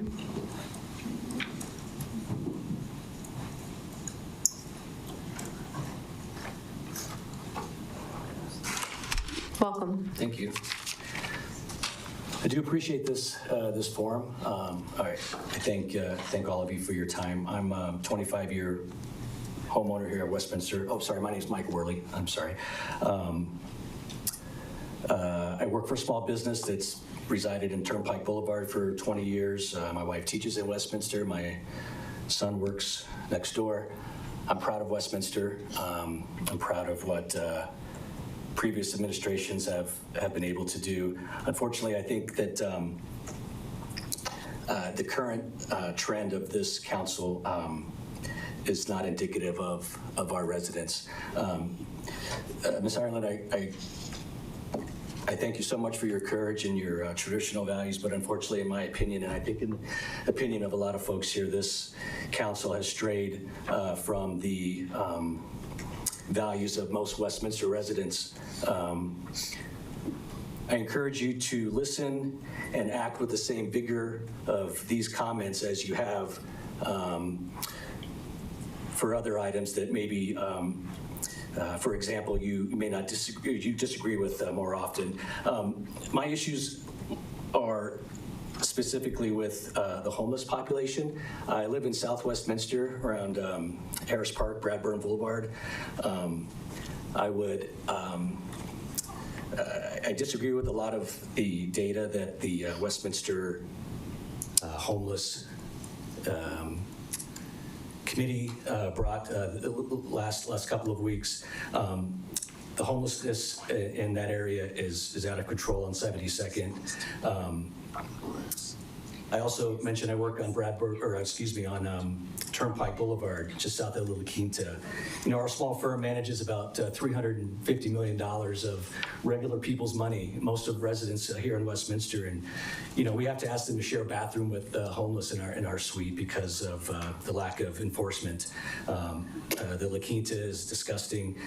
Irving Street Library, also in our neighborhood, has become a horrible place to take children. So I would encourage everyone to remember that we are a city with the council, not the other way around, and our voices need to be heard with the same vigor as you give to, say, for example, getting rid of ICE or putting up a pride flag. We would like the same vigor with these topics as those topics. I think that, unfortunately, you know, this is a serious job for serious people, and it's kind of obvious watching the work that this board is ill prepared. So I would encourage. Sir, your time is up. Thank you. The next speaker is Ryan Roy.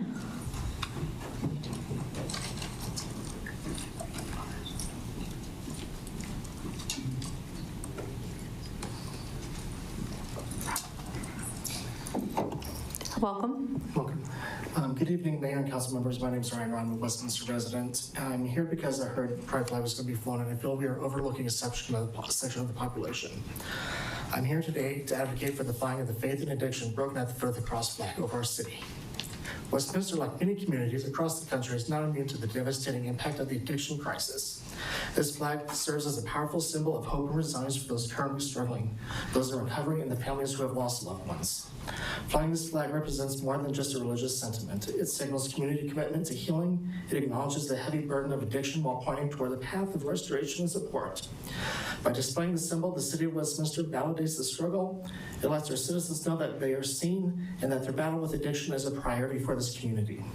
It promotes healing. It highlights the role that faith and spiritual support play for many in finding the strength to overcome substance abuse. Fosters unity. It brings us together under a common goal of supporting the vulnerable and celebrating the victory of recovery. I ask that you consider this flag as a beacon of solidarity for our neighbors in their darkest hours. Let's show that Westminster is a place where hope is championed and no one has to walk the road of recovery alone. I would also think that the city should be doing everything in their power to work with federal law enforcement and ICE. They should be allowed in non-public places to apprehend those who have entered the country illegally. Remember that many of the residents of this city voted for this and President Trump's agenda. Thank you for your time and your service for the city. Thank you.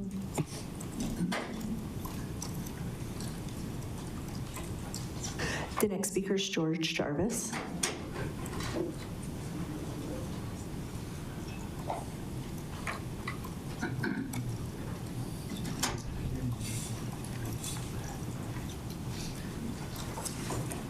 Welcome. Thank you. And thank you for letting me speak. First of all, I want to acknowledge that I have a lot of respect and I appreciate the job that Christine Ireland has been doing. Just like to get that out there. There's been some eloquent speakers, I'm not one of them, about the proposal for the pride flag. And My opinion is I don't think we should fly it. There's been much better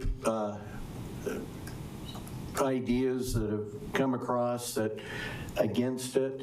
But if we do, I had not thought of this, but you know, maybe we could start flying other flags. Like if you're going to fly a pride flag, maybe Turning Point USA and World Wildlife Federation. There's some good organization, but I think you're getting into an area that probably don't want to get into because there's a lot of other issues that you should be working on. There was also a proposal about addressing immigration enforcement. And again, there were some very good. I'm sorry, I was looking at you guys. It doesn't sound like it doesn't look like anyone's listening. There we go. I just addressing immigration enforcement, and I'm in favor of ICE, and it's been said much more eloquently than I could, and I'm going to give my time back. I'm going to help that beautiful lady who's coming up, who is in remission from cancer. Thank you. And the person who's coming up is Elise Jarvis.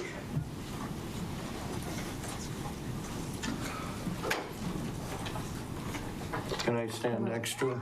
Yes. Okay. Welcome. Well, thank you. Hello, Mayor and members of council. My name is Elise Jarvis, and I'm a longtime resident of the city.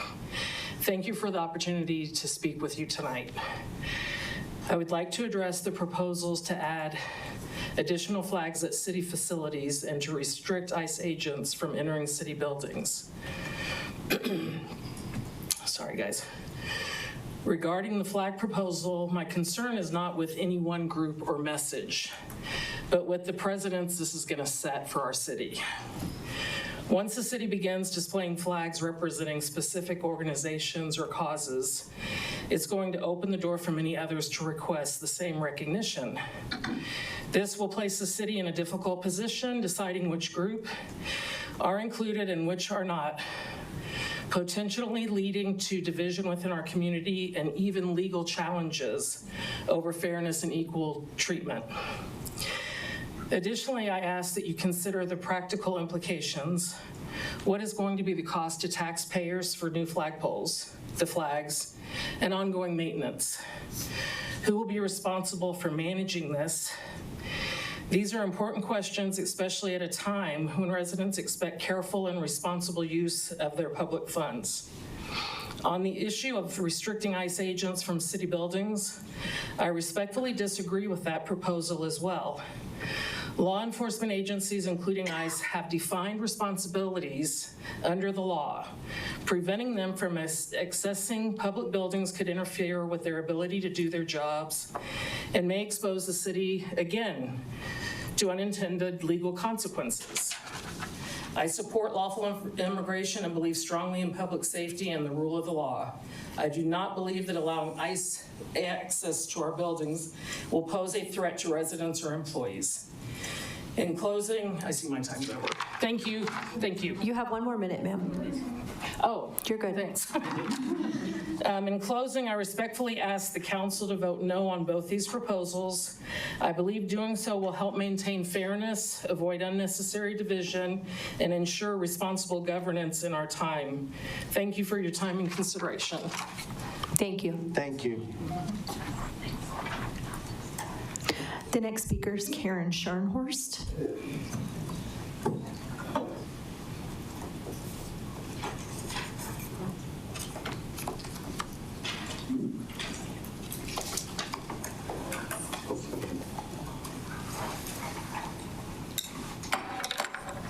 Hi, my name is Karen Scharnhorst. I was born and raised in Colorado, and I've lived in Westminster for 32 years. I believe in a correct pathway to legal immigration.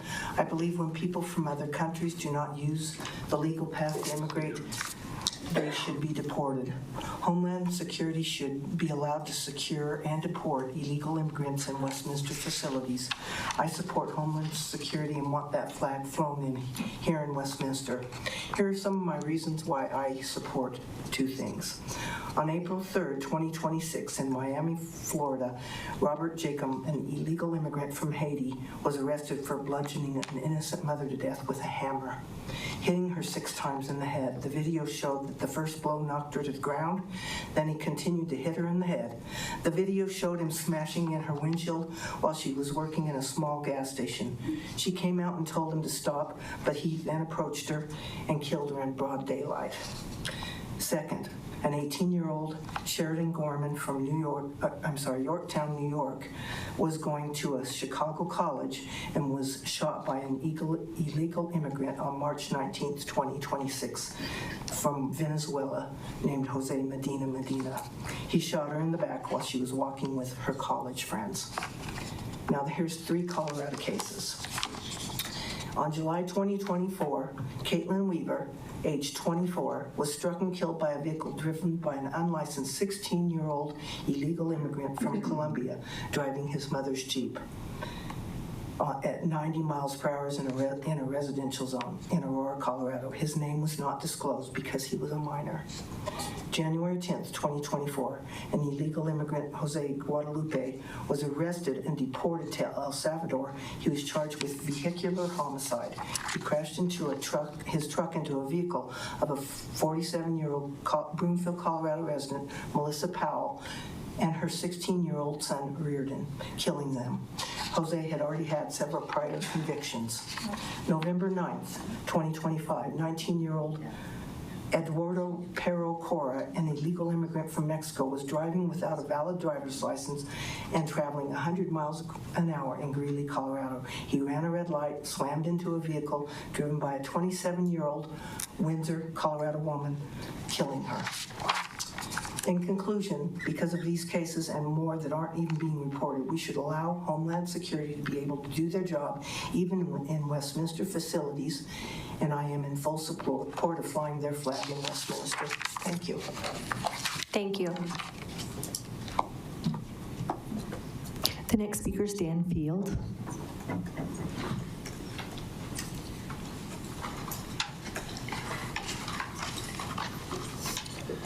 Welcome. Thank you. Good evening, Mayor, Council. I'm here to speak on a matter of public safety. I live in, I'm a City of Westminster resident. I've been here a little over 5 years now. I live just east of Federal Boulevard and 74th. Very busy intersection. I have seen in the 5 years countless accidents at that intersection. I don't know if there's been any deadly, but definitely where they've had the intersection closed, the road closed. And just east of there, the city recently installed a speed bump because we get traffic exceeding the posted speed limit in that area. So they've posted, they've placed a speed bump there. And after they did that, they also put up some cones to prevent people from parking in that area. And the intersection that I'm speaking of is 74th and Elliott. Those cones that they put up, they actually put those cones right on the end of the speed bump. The speed bump is right at the intersection, which makes it difficult to safely make a right turn from Elliott Street onto 74th. That's one concern that I have. The other is from Elliott to Federal on the north side is a McDonald's. And I see almost every day, I see cars making an illegal left-hand turn off of 74th into the McDonald's parking lot. About a week and a half ago, I was almost a victim of an accident as a result of that. I was trying to make the left-hand turn on a blinking yellow from southbound Federal onto eastbound 74th. There were 2 vehicles ahead of me. I was able to safely make that turn. However, the vehicle at the front stopped to try to make the left-hand turn illegal into the McDonald's. I almost got stuck in the intersection and struck by a vehicle. Thankfully, I was able to get them to move by honking my horn. But my concern is that I also have a roommate that was involved in an accident at that same exact intersection. So I'm asking if there's a way that we can get those cones that were placed by the speed bump also in that section to prevent people from making that illegal left-hand turn. Thank you. Thank you. The next speaker is Don Opeka.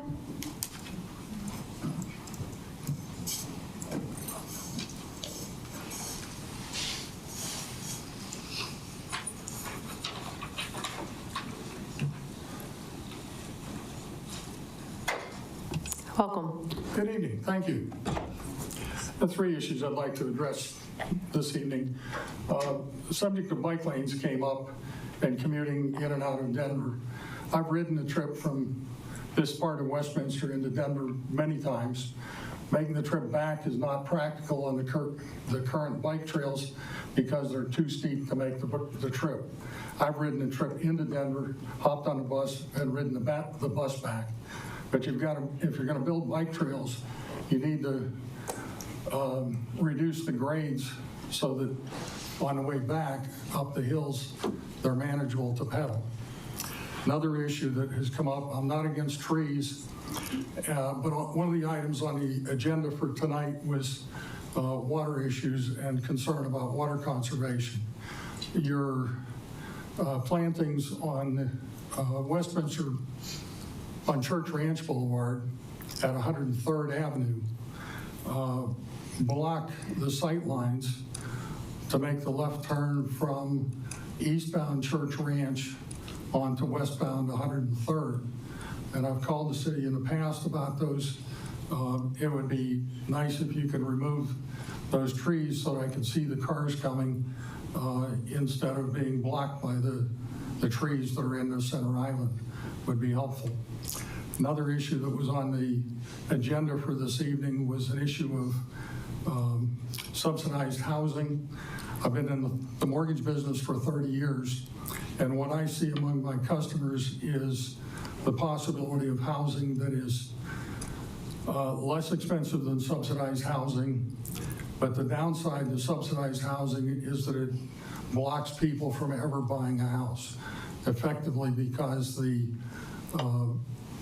income limits that are required to get into subsidized housing and the asset limitations to stay in subsidized housing keep those people from ever saving enough money to even pay the closing costs on a loan.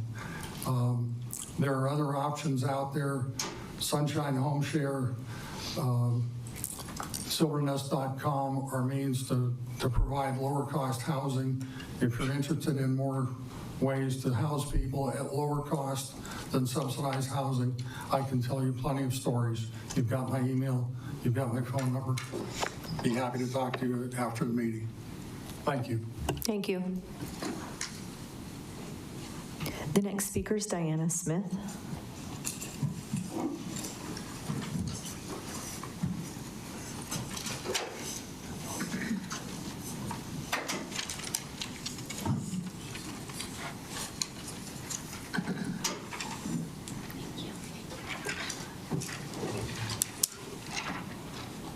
Welcome. Thank you. Good evening, Mayor and City Council. My name is Deanna Smith. I'm a resident of Westminster. I'm here today because it is my understanding that a proposal is being considered to allow a pride flag to be flown at City Hall. I'm very concerned about the way this action will impact and further confuse those individuals in our LGBTQ+ communities. According to the CDC and based on 2024 CDC-related data, these are a couple of the key findings on suicide disparities between the LGBTQ+ community and heterosexuals. School bullying impact. 52% of LGBTQ plus youth reported being bullied, which triples their odds of attempting suicide. A 2024 United States national survey found 39% of LGBTQ plus youth seriously consider suicide in the past year, including 46% of transgender and non-binary youth.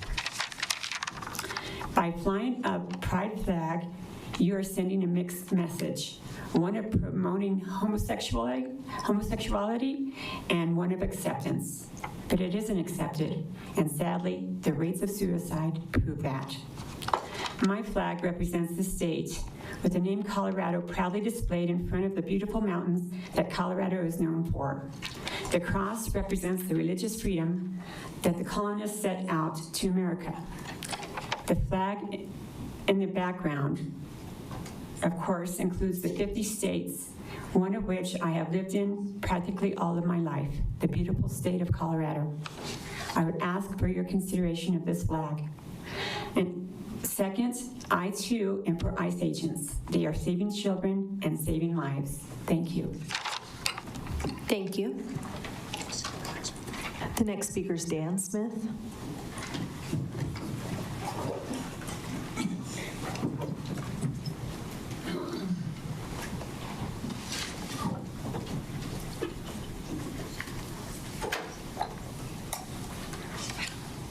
Welcome. Good evening. Thank you, Mayor and City Council. My name is Dan Smith. I'm a 12-year resident of Westminster. I did want to address item F. One of the things I haven't heard yet is which flag could possibly be removed. There's 5 currently being flown out in the parking lot. I see the 3 back there, so I'm guessing it's not the U.S., the state, or the city flag, which leaves the POW MIA flag. Hopefully that's not one of them. The last one is the Tree City flag. However, considering you just did the Arbor Day proclamation, probably guessing it's not going to be that one. So that would mean maybe you're going to put up another pole. If you do, then I would propose that you put up a flag that would unite Americans, and I have passed it around. It's the Betsy Ross 250th anniversary flag, which would tie in well to your proclamation this evening on the 250th anniversary of our country.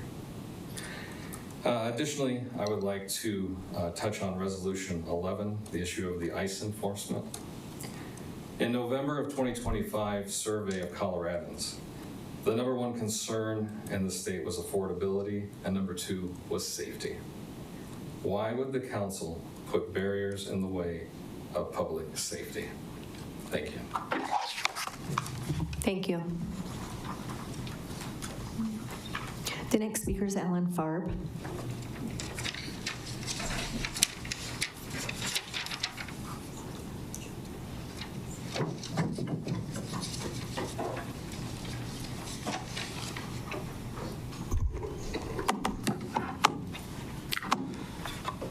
Today is Yom HaShoah. It's a day of remembering the April 1943 Warsaw Ghetto uprising of the Jews against the Nazis. And for the Nazis, it was a day in Poland that a whole civilization will die.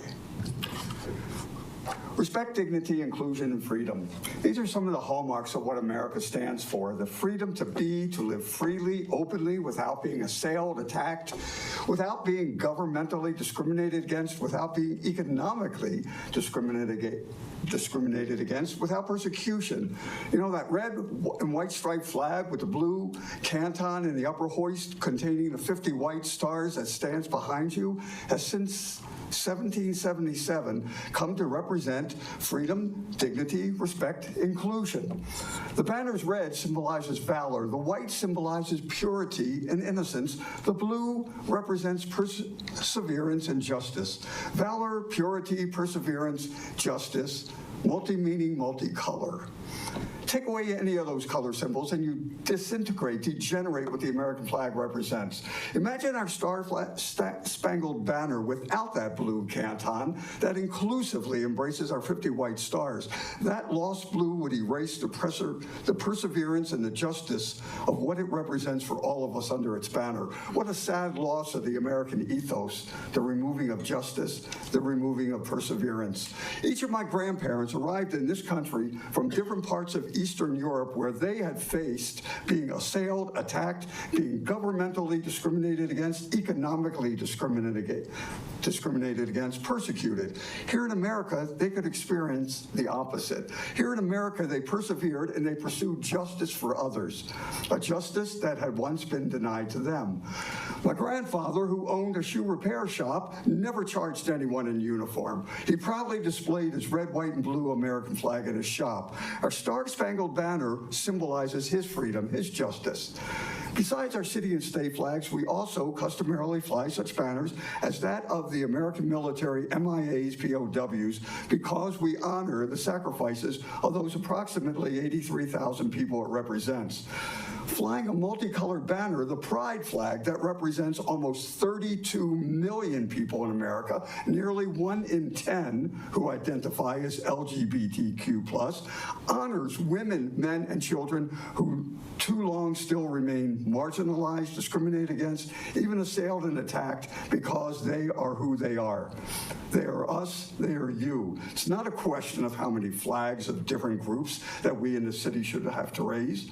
It's about being what America represents: respect, dignity, inclusion, freedom. And hoisting the pride flag, well, that's about as red, white, and blue as we can be. Thank you. Thank you. The next speaker is Cindy Green.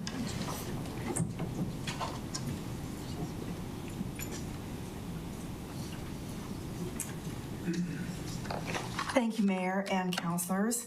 I'm a pretty simple person, so I'll make this pretty simple. There's 3 issues that I have. Those 3 flags, especially the American flag, represent everything that I value and love in this world.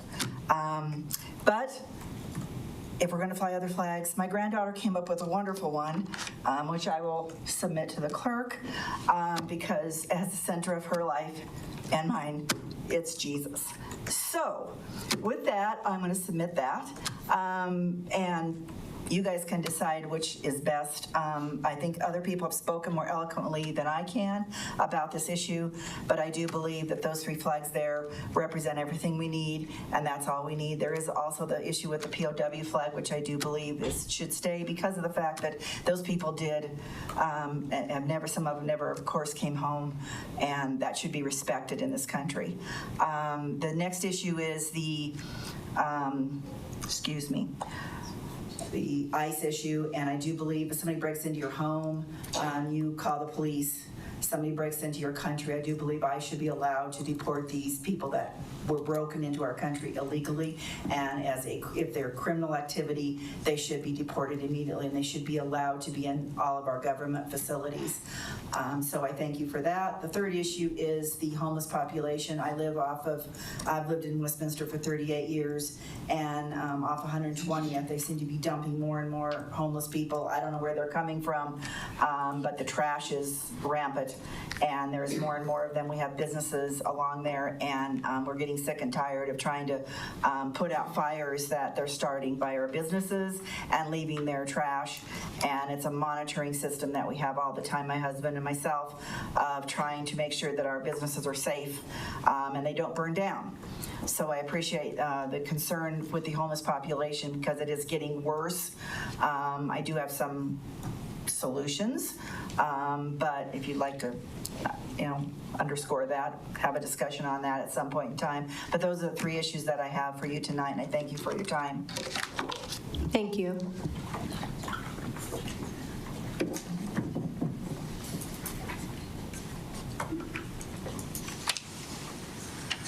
The next speaker is Beth McConnell.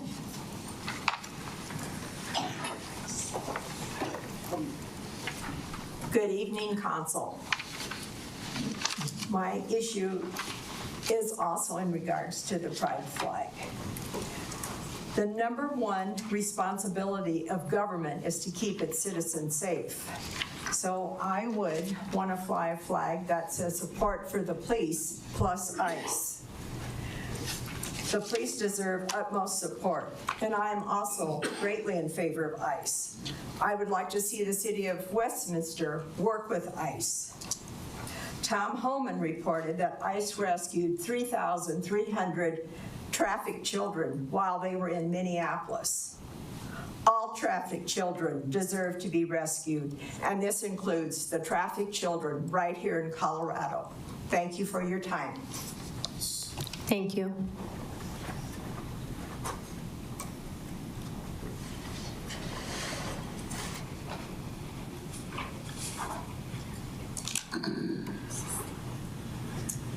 The next speaker is Kathy Stroud.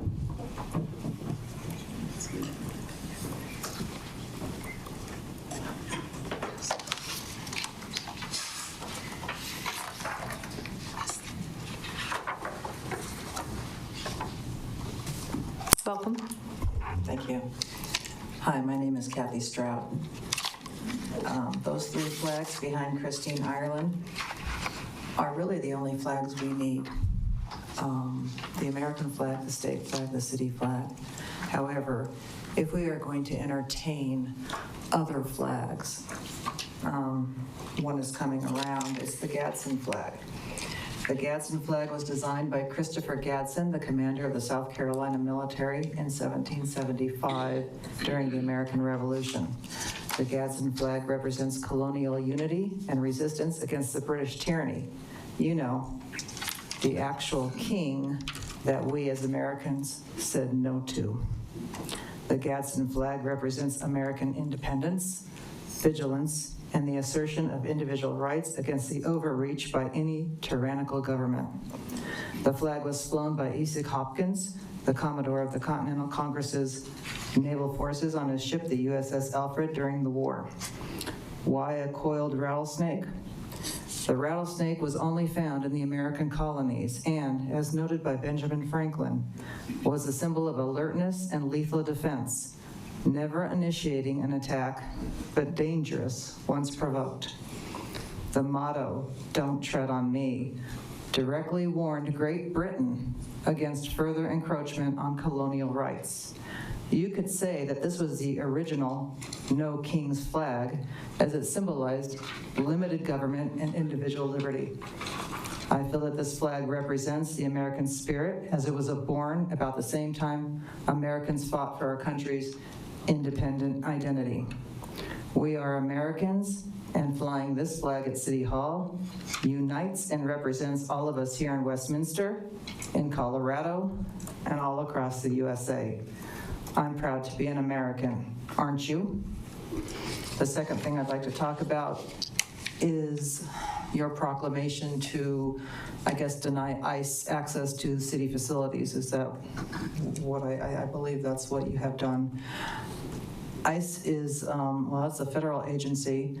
We have so many problems with illegal aliens. I mean, we've heard from several people the amount of trafficked children they have found, and of the crimes illegals have committed and are not held accountable for. We need to get rid of these people who have snuck into our country and seemingly want to do it harm. So I would suggest that we allow ICE here. We do not want to have riots and all this other nonsense that all these other cities have had in, protesting this. Let's do the right thing. Thank you. Thank you. The next speaker is Katie Cox.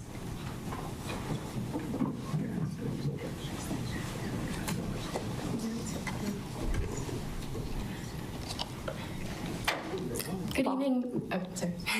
Good evening, Mayor and City Council. My name is Katie Cox, and I am submitting this comment in strong support of the City of Westminster executing a lease agreement with Cloudbreak Energy for the development of a solar plus storage project located off of Highway 36 and West 112th Avenue, or Councilor's Bill number 15.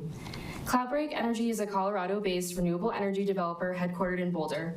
Our team is made of local experienced solar professionals with a combined 40+ years of renewable energy development, project finance, and management experience. Cloudbreak was founded with a mission to bring the economic benefits of renewable energy to communities across the U.S. through solar and storage land leases, power purchase agreements, and community energy solutions. Cloudbreak is a key player in the Colorado solar and storage industry with extensive experience coordinating with local utilities and municipalities, beginning with initial land evaluation to construction and ultimately power generation. The projects in Colorado that we are working on right now would generate enough electricity to power about 120,000 Colorado homes. Beyond Cloudbreak's technical credentials, our firm has demonstrated a genuine commitment to environmental stewardship right here in Colorado. For example, in 2023, we planted the largest pollinator habitat in the Rocky Mountain West in partnership with the Audubon Society. This kind of community-centered, thoughtful development aligns perfectly with the vision outlined in the city's sustainability plan and positions the city to be a leader among Colorado municipalities in responsible, community-first renewable energy development. This lease would offer numerous benefits to the city, including fixed and predictable long-term lease revenue on a parcel with limited traditional development potential, with zero capital expenditure required from the city. If this is approved, Cloudbreak will hold community meetings and encourage feedback on the project design. Beyond being developers, we want to be good neighbors and community members across all of our projects. We are excited about the opportunity that this partnership represents for both the City of Westminster's fiscal health and for this community's role in Colorado's clean energy future. Thank you for your consideration. Thank you.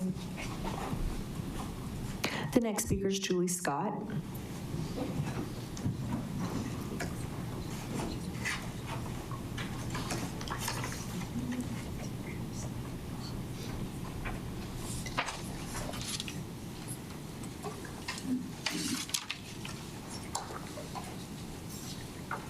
Welcome.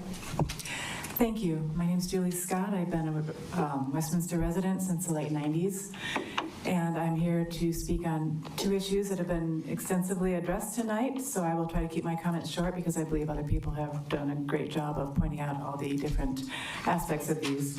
I submitted my daughter's drawings of a flag that if we are entertaining multiple flags to have multiple viewpoints shown up there, that she designed one for me that I thought she did an excellent job on. It's Jesus is the Only King.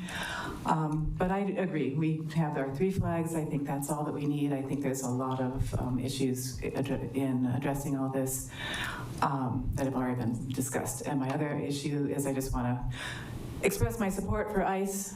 I too want a safe community for my daughters and our family to grow up in, and actually now I have a granddaughter, so that's also part of my concern. Thank you for your time. Thank you for your consideration. Thank you. The next speaker is Jim Fenimore.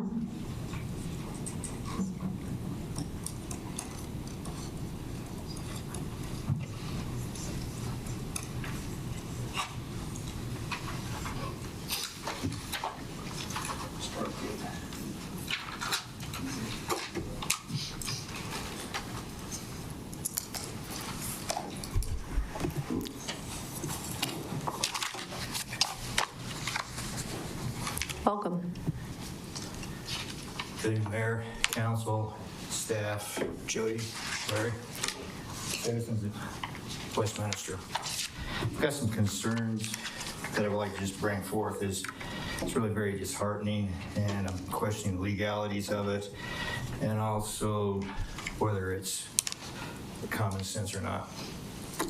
I've passed out these flags, and you're considering putting an extra flag up for the LGBTQ group.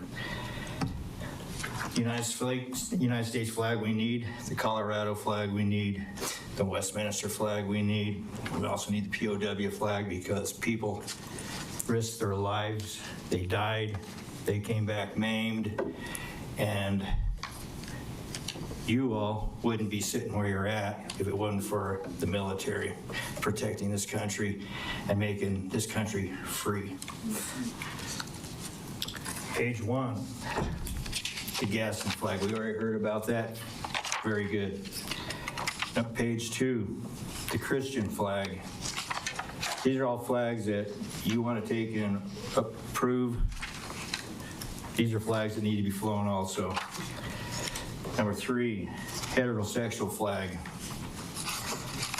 Number 4, paper sticking together, that thing. Okay. God is pro-life flag. Number 5, American Indian movement. Everybody's sitting in here on land that was owned by the Indians, by my people. You wouldn't be here if people hadn't stole it from them. Number 6, when tyranny becomes law, rebellion becomes duty. It's a patriotic and historical flag. Number 7, Hell's Angels. Number 8, Sons of Silence. Number 9, the Banditos. Number 10, the cowboy flag. Number 11, the Ku Klux Klan flag. And number 12, the Confederate flag. There's a non-ending amount of flags. You accept the LGBTQ flag, it doesn't stop. What's the cost going to be? What's the design going to cost? What's the poles going to cost? What's the insulation going to cost? Lastly, public safety is for the community. We need to allow ICE to work with our law enforcement. It protects law enforcement, fire, EMTs, police, and the sheriff's department. Thank you very much. Thank you. The next speaker is Gary Bland. More paper, more paper. Simply go back to the last page. Everybody talked about flags. Make sure everybody gets it first before I start.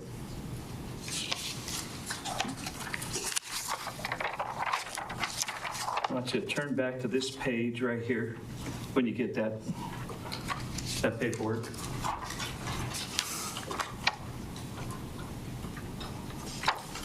I got Jody, and it should go all the way around. Oh, you already started me. So this is a Christian flag. All those same colors are on that flag up there, the American flag. Alan already notified what those colors mean to me and every patriot in this nation. So what I want to do is, Mayor and council members, my name is Gary Bland, a Westminster resident. I urge you to vote to amend the city flag policy to allow of the Christian flag alongside other special interest flags. The Christian flag is a symbol of faith and heritage for many in our community. I'm going to say it again. The Christian flag is a symbol of faith and heritage for many in our community. Allowing it to be flown on city property recognizes and honors those residents' beliefs and treats them equally with other groups requesting flag displays. I respectfully ask the City Council to support equal recognition and trust in God for our Westminster residents by approving this amended flag. This is a very important flag to me. So I'm going to jump down to, I got plenty of time here. I'm going to try to save some time for you guys. So I just want to make a quote in the Pledge of Allegiance. With this Christian flag, there's a quote in the allegiance, one nation under God. I want to look every one of you. I don't know, I know I've heard Obi, I hope Obi hears this. He said he's Christian. I know of another Christian.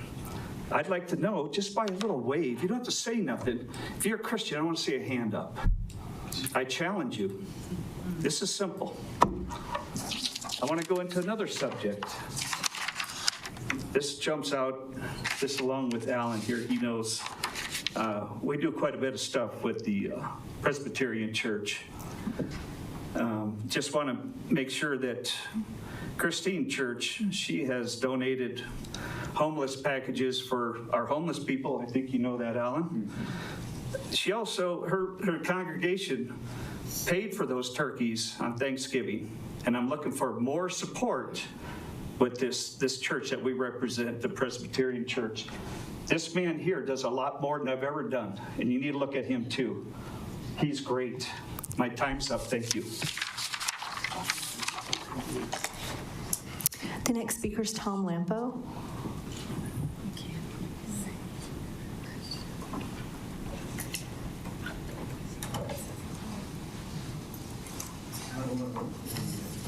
Welcome. Hey, thank you very much. Hello to Westminster. Hello to all of you in front of me. Hope you all are well. I'm Tom Lampo. I'm here to lift Westminster up to the Lord in prayer. Please join me in prayer. Heavenly Father, in Jesus' name, we invite you here to the city of Westminster. You are always welcome here. This is your city. We honor your name because you are the creator and the authority by which all goodness is revealed. There is nothing equal to you. We desire a city where all people can find comfort in calling Westminster home. You've given us leaders. Now give them the wisdom to lead the city in your righteousness. Proverbs 11:14 states, "Where there is no guidance, a people falls, but in an abundance of counselors there is safety." We all want a city we can call home, a city where we can lay roots and enjoy the abundance you have given us. Make Westminster a city where your holy nature and just character is our standard. Let this guide us as we move forward. Heavenly Father, we know that areas of our military are working to end the corruption that has guided our nation for many years. Their fight is real and goes mostly unnoticed.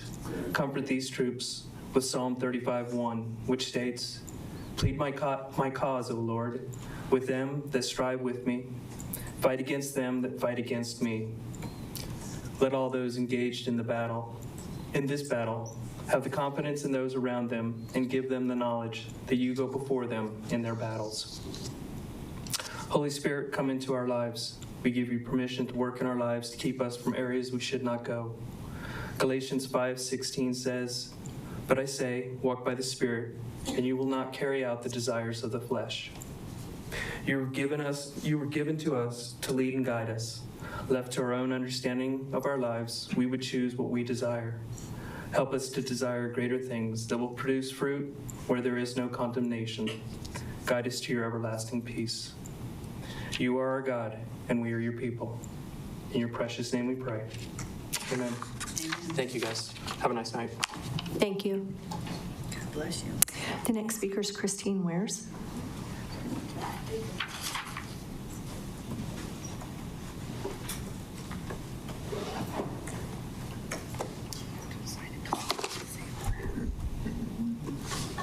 Thank you, Mayor and Council. I'm sure you're tired of hearing about the rodeo nightclub.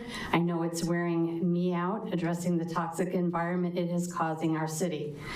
I want to thank you all for your interest in the resolution of the Solara Center regarding the rodeo nightclub. I would like to address the lack of investigative follow-up from the city. My question is, when is the city going to take this situation seriously?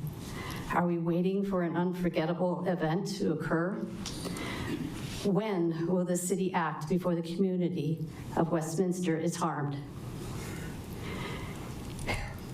Over the last 2 months, the environment at the center has deteriorated significantly, leading to many police reports. Every weekend, they have a night event. Public drinking is going on prior to the event, during the event, and after. These individuals are getting on your city streets, putting innocent people into a possible deadly situation. You tell me to use the proper steps in reporting. That is being done and continues to be. I am showing you a file folder from the City Westminster Police Department for the last 8 weeks. That is for weekends only for the Solara Center, which are mainly rodeo patrons. These are mainly fights, even with a police officer was hit, and intoxicated individuals coming from the rodeo nightclub. These safety concerns pose a significant threat to the viability of the center and the new downtown Westminster, impacting both commercial businesses and resident property owners. I bet most of your community sitting here today and online does not realize that this is a toxic environment is in their backyard. The community needs to be aware. I ask you, why invest more money and time into the downtown area if you allow a nightclub to stay and destroy your beautiful community? Unfortunately, due to the uncertainty these issues create for Kokopelli Beer Company, I have no alternative but to pause our commitment to the city regarding upcoming opening of the dog park until these matters are addressed. I am begging you all here today to resolve as soon as possible so we can move quickly and give the community a wonderful, fun place to bring their dogs and socialize with other community members. If you all love this city as much as I do, please review all complaints that have come in and address promptly. These issues are increasing and getting more violent. These issues are causing more cost and time to our community. Thank you kindly. Thank you. Thank you. That was our last speaker. Thank you, speakers. City Manager Andrews, do you have a report this evening? Mayor, thank you. I do have a brief report this evening. First, I would like to thank and recognize all of our public speakers who came forward tonight. We had 30 tonight, and do appreciate the viewpoints expressed. I know our city council and our community does appreciate those as well. Just before I get to my next slide, I do want to clarify something that was said at the volunteer recognition.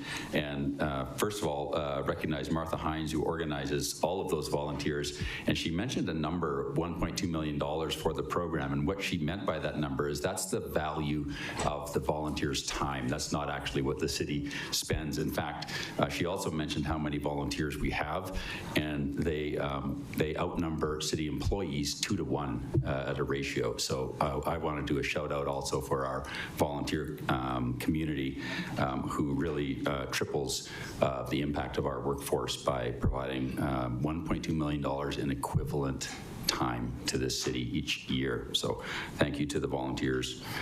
Next slide, please. This is a big one for Westminster.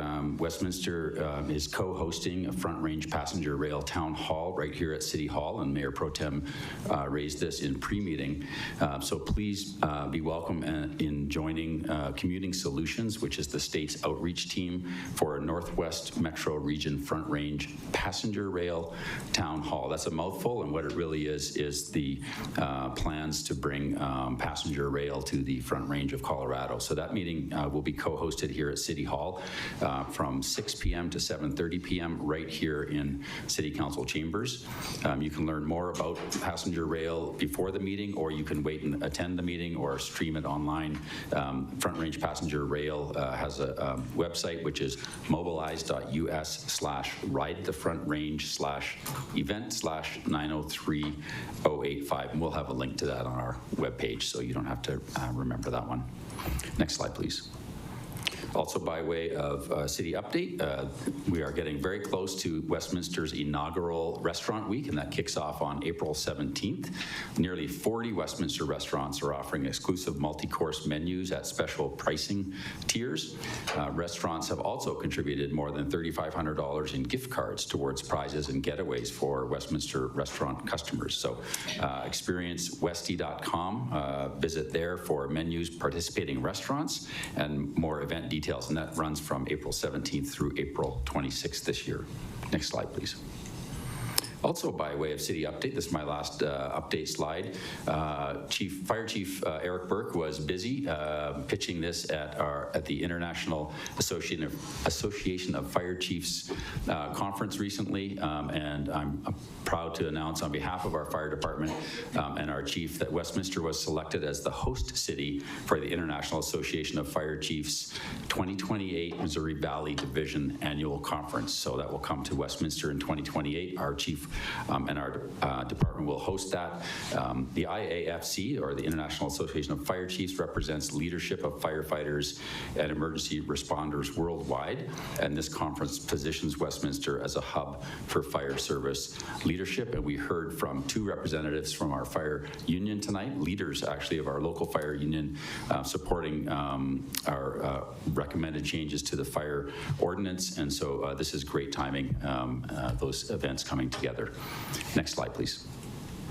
I have 4 slides on tonight's agenda. It's a full one, some of which we've completed. The first item in pre-meeting, not finished yet, so this will now move to post-meeting at the end of the evening, and that is a discussion by City Council of possible amendments to City Council's rules and regulations and the City Council's code of conduct and protocols. And so got to start on that before 7 o'clock, and that will be wrapped up after all of the other agenda items tonight.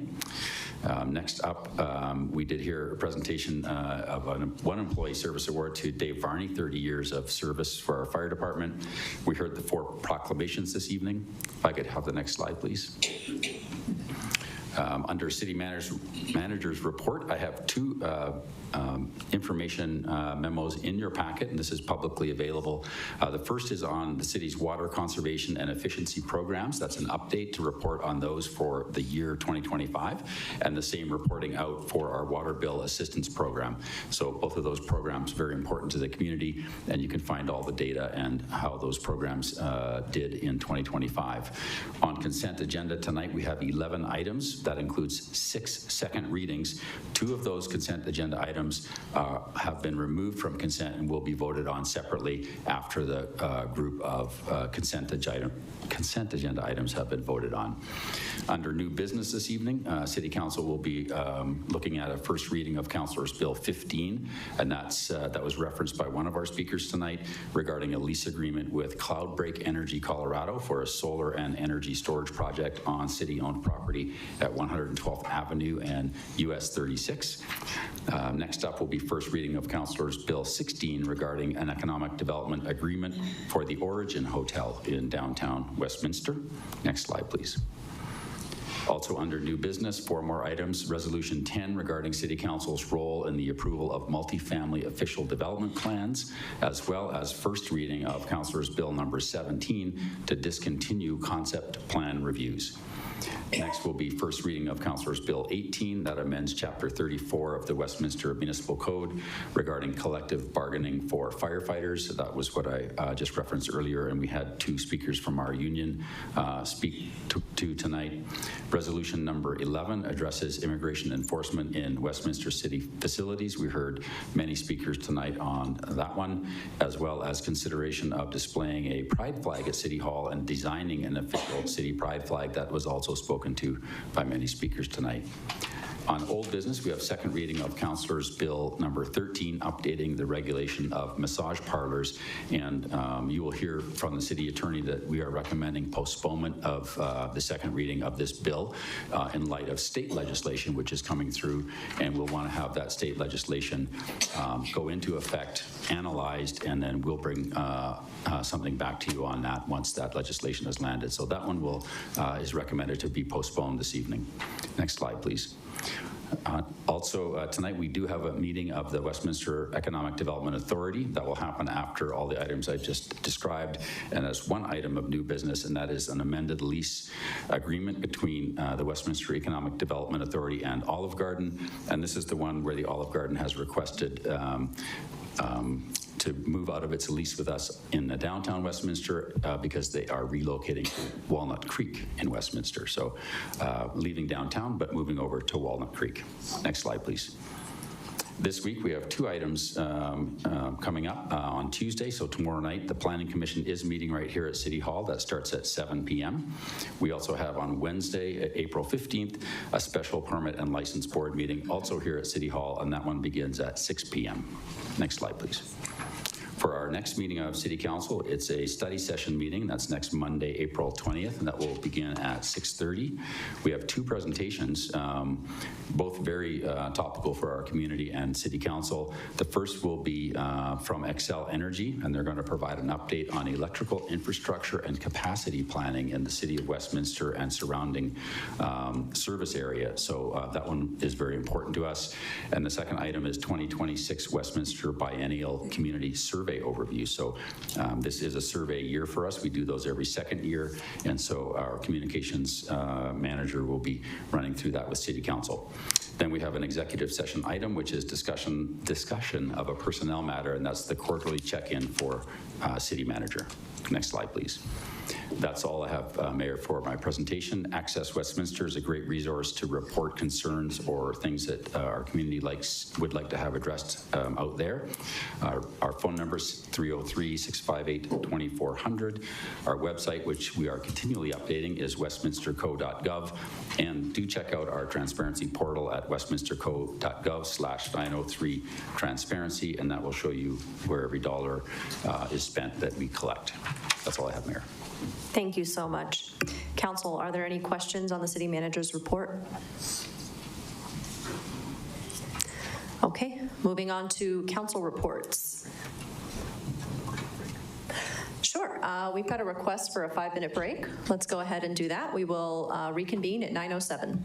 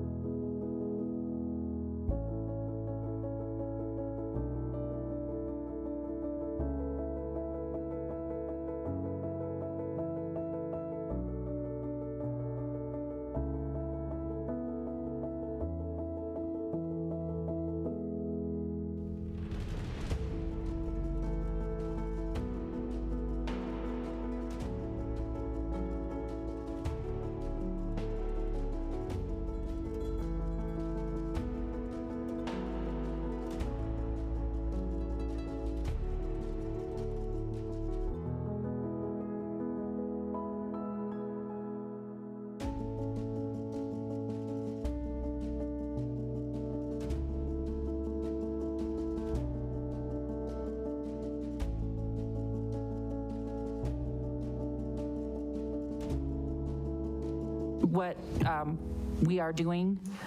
And then I'd also like to thank our fire union for speaking.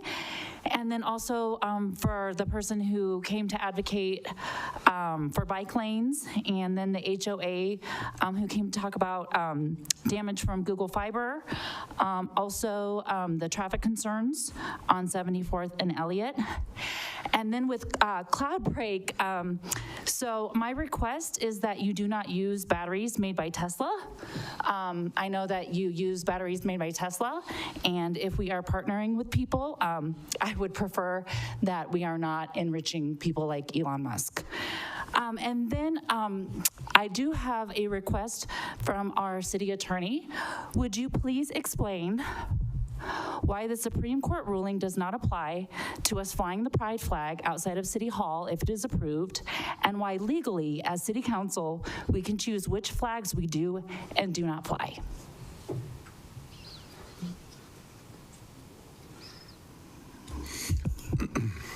Thank you, Councilor. As Council is aware, the City Attorney provides legal advice to the board and has provided legal advice on this subject to the board, including a memorandum which expresses legal opinion. But I would say is an informational way to respond to that question. The Boston case involved a public forum more than it involved government speech. So I think that if City Council wishes to make a statement that is government speech, that is not the same as creating a public forum. So I think that was critical to the analysis to anyone that reads that opinion. Thank you. Also, there are many pride flags that are flown at city halls all throughout the country. We have in Erie, we have in Broomfield, we have in Denver, and that's just off the top of my head. There are cities in states that fly the flag 24/7 in Utah, in Florida, in Montana, in Idaho. This is not new. This is not uncommon.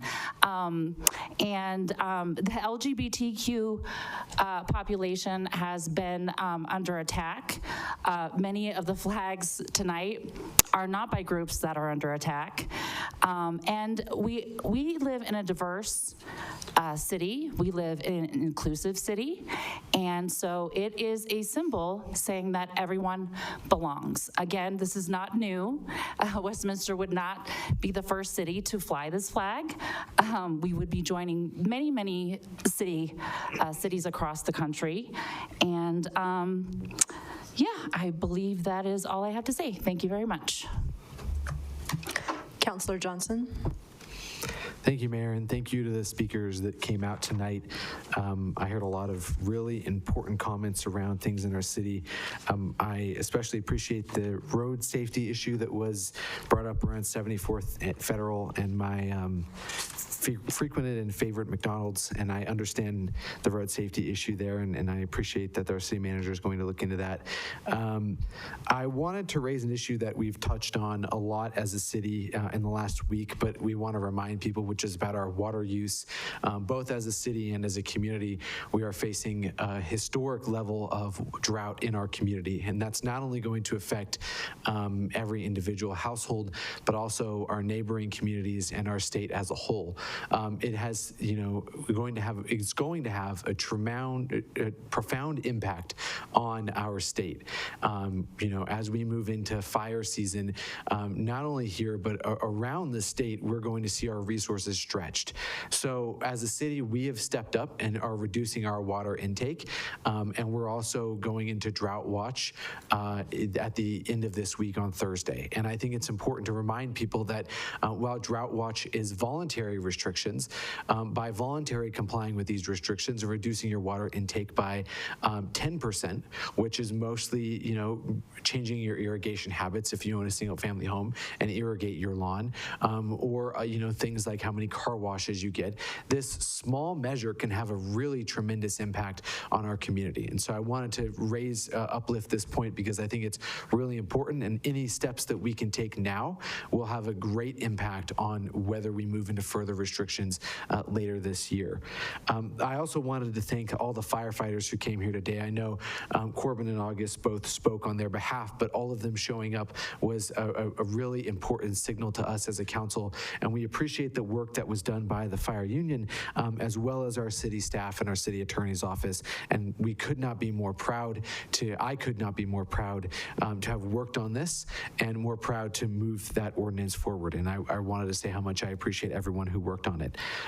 The last thing I want to talk about is something that I was going to save for later when we actually raised this councilor's bill, but I think given in light of public comment, it's important to say now, and it's spending a moment on agenda item 11E, which prohibits ICE on city property. This agenda item is not about politics. This is about people. I have heard immigrants in our community referred to as those people.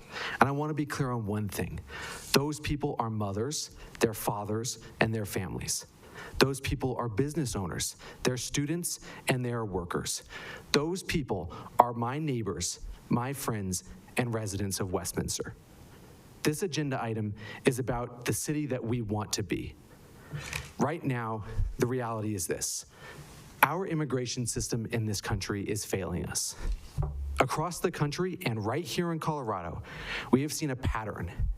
Families torn apart, communities living in fear, people detained without clear access to legal support. These are not isolated incidents. They are a systemic problem created specifically to oppress a group of people. These inhumane detentions not only violate people's rights, they put their very life at risk. Detention conditions, including inadequate medical care and oversight failures, continue to persist. In some cases, even children have suffered neglect while in custody. This should stop all of us in our tracks. This system has effectively disappeared people in our country, something more akin to a dictatorship than a democracy. Tyranny doesn't just stop with immigrants in our community. There are widespread cases where ICE has inappropriately used force against protesters, expressing their First Amendment rights, their Second Amendment rights, and even innocent bystanders. These people have been verbally abused, pepper sprayed, maimed, and even killed. Beyond these headlines and tragedies, there's a deeper issue with what this is doing to our society.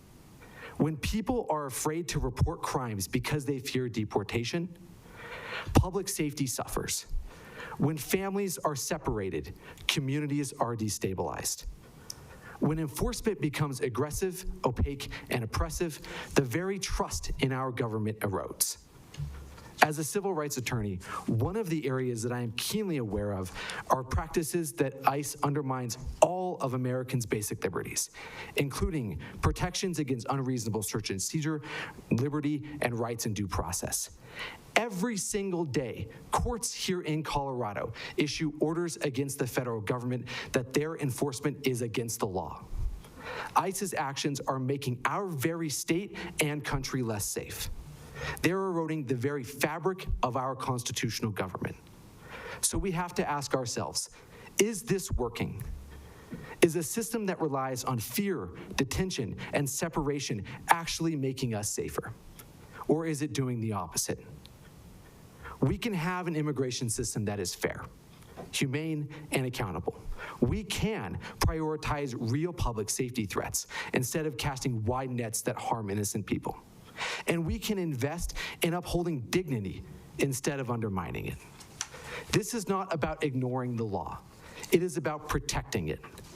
This is about ensuring that our immigration system reflects our highest values, not our worst instincts. Those are the values inscribed on our Statue of Liberty, a message to the world of values that we once held as a country. Give me your tired and your poor, your huddled masses yearning to be free. We are better than this.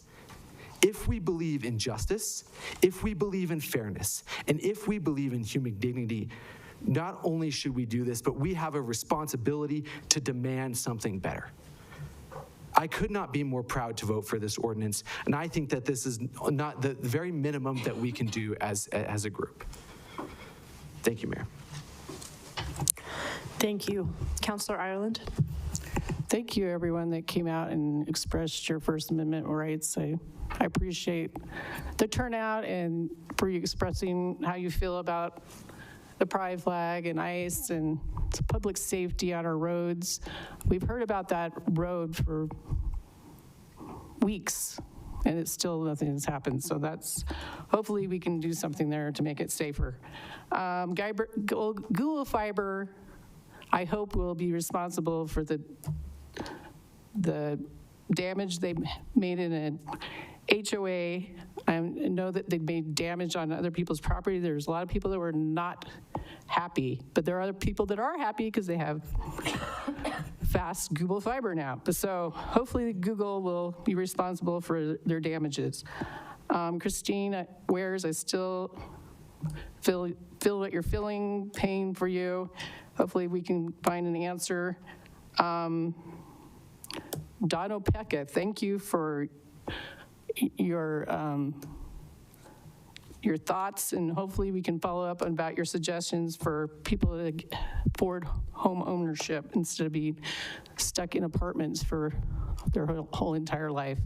I believe in home ownership, so I hope that I'm going to follow up with you with your ideas, and also those people that had ideas about how to solve our homeless problem. I appreciate your thoughts and your suggestions. I have two statements that I want to make. We heard from Councillor Johnson about ICE. I have one myself. A straightforward case for allowing ICE personnel into city government buildings without a warrant starts with the fact that these are public spaces. Places like courthouses, city offices, and service centers are generally open to anyone who walks in, and people don't have the same expectation of privacy there as they would in their own homes or private offices. Police officers and other law enforcement agencies already operate in these kinds of public settings without needing warrants just to enter. So requiring ICE to do something different can feel like an unnecessary extra hurdle rather than a meaningful legal safeguard. It also comes down to the idea that immigration enforcement is a federal responsibility. Under the Constitution, federal law takes priority, and local governments aren't supposed to interfere with federal agencies carrying out their duties. If a city blocks ICE from entering buildings that are otherwise open to the public, it doesn't just create a procedural inconvenience, it can actively undermine the enforcement powers that federal law gives them. On top of that, there's a fairness and consistency issue. If local police or federal agencies like the FBI can access public buildings without special restrictions, singling out ICE for different treatment creates a double standard. Keeping the rules consistent helps ensure that all law enforcement operates under the same basic expectations in public spaces. As to the pride flag, thank you for sharing all your flags.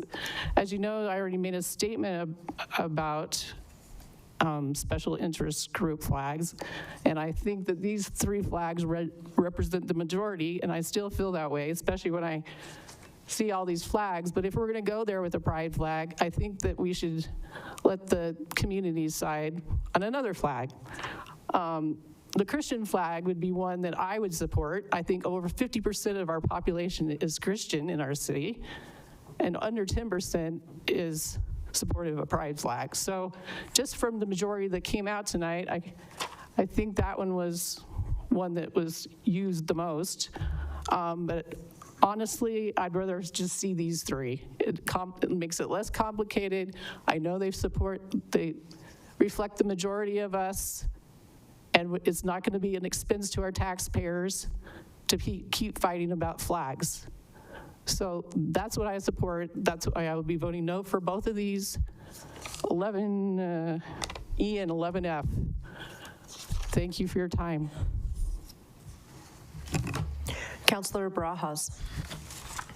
Thank you, Madam Mayor, and thank you for all those who came out to speak at public comment, particularly those who had any sort of nervous energy around speaking. I echo that. I sit up here and I still get nervous every single time, and I don't think that'll go away.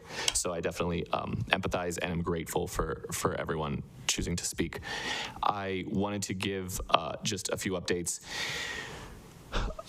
We really appreciated Councilor Johnson spoke about the community update, the mayor and council community update that happened last week about water restrictions. And while I won't repeat what was said then and here today about the water watch, I just wanted to just say a big thank you to all the community members who came out, who spoke. I think every single person who was there was really grateful for the city staff who gave their expertise, for the council who showed up and kind of took the questions. And I think the residents were really excited to hear the questions that each other were asking and to hear the answers that the city gave. So as these updates happen every single month, please, anyone who is listening, anyone who's here, please continue to join us at those. I think those are very helpful. We cover a variety of topics and answer a lot of questions that I think either are assumed or thought that we don't address. I want to give a special thank you to those who came out and spoke about the persistent homelessness population that they're seeing in our city. I would like to take this opportunity to note that I attended my first class for the NLCU Local Solutions to End Homelessness. It's an online class, and it's a class put on by the National League of Cities University, which is just a set of classes. There's a variety of topics, but I thought this was the most important one. And I'm happy to share that thanks to, some help from the city, I was able to apply for a scholarship, and I'm able to take that class free of charge, so at no cost to the city. So that's just kind of me showing up and being able to ask questions that are specific to our city, and it's really helping shape the context of that class. And I look forward to kind of sharing best practices and advocating for a lot of the policies that either we are currently doing or stuff that we're not doing that is proven to show that it can address the issues that I think we're all seeing in front of us today. I also like to thank I took notes on every single person who spoke, but there were so many I can't call back the name, but the HOA, the person who spoke about the HOA and Google Fiber issue. And I think those sorts of comments are really helpful for the city to hear as we tamp down what voluntary water reductions look like. And so I appreciate them bringing that to our attention, and I also appreciate the city, any attention we can give to that, particularly around best practices. I know that the call before you dig only does utility lines, so that's like gas and city water, but not residential water pipes. And if there's some sort of solution where city property that has, non-official pipes running through it, and being able to have some sort of historic map around that, I believe that would be helpful to be able to, especially when the city is kind of using some sort of easement to do digging around there. I think that'd be helpful to, one, avoid problems, avoid water waste, and it'd be helpful to see the city allow an easier time for residents to find restitution around these damages as well. I think there's other comments. I'm excited to kind of continue the discussion based off of the feedback that we've been receiving from the community for the last couple of weeks around these issues that we're going through in the agenda. Thank you, Mayor. Thank you. Mayor Pro Tem Dermello.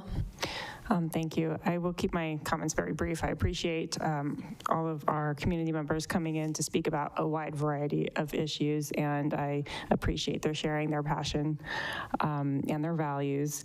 And I just wanted to add one quick note, because I did, one thing resonated with me for a couple of folks who were expressing their concern about homelessness in our community. It is sometimes very overwhelming to think about, it just continues to impact all of us, and it's hard to think about. There's no easy answer, right? I think there's so many different levels that we're working on that. So I just wanted to highlight that this is something that we continue to work on the April 30th, at the end of the month. We're going to be going to our second regional housing forum with Jeff Coe to focus on this issue. And so just know it's something that we are working to address on staff, and putting dollars towards this, and putting our time and efforts towards this. And we appreciate everybody's, working with us and trusting us that we are doing our very best to keep people in their homes, find homes for people. I mean, some of the things on our agenda tonight are part of that. So thank you. Councilor Azadi. No, ma'am. Okay. Well, we have several different areas in our agenda to discuss the items that were brought up this evening, and so I will save the majority of my comments for that. But I do want to call out a few of the items that were brought to our attention, and I'm sure city staff is working on it. But thank you to the gentleman who talked about the area on 74th and Elliott. Safety concerns are our job and our #1 priority, so that's what we're here to do. As far as the bike lanes, I've heard this suggestion before, and I am fully a proponent of figuring out how we make safe additional bike lanes in our city to make the city more accessible, because not everyone has a car. Speaking for myself, I navigated the city for years without a car, and we should have a clear way from here and back to Denver, and so I appreciate that. My understanding as far as the BRT, which again I was also a big proponent for and voted for to happen, I believe that design is complete, and so I don't know that we can make those changes, but I will of course bring it up and advocate for it to happen. I just believe that we might have to do what I hope we can do as a council, which is a full transit study, and then that would look at all of our trails, all of our streets, and all of our bike access lanes, and really do a more full comprehensive look at how we make ourselves more connected within our community and to others. But thank you for bringing that to us.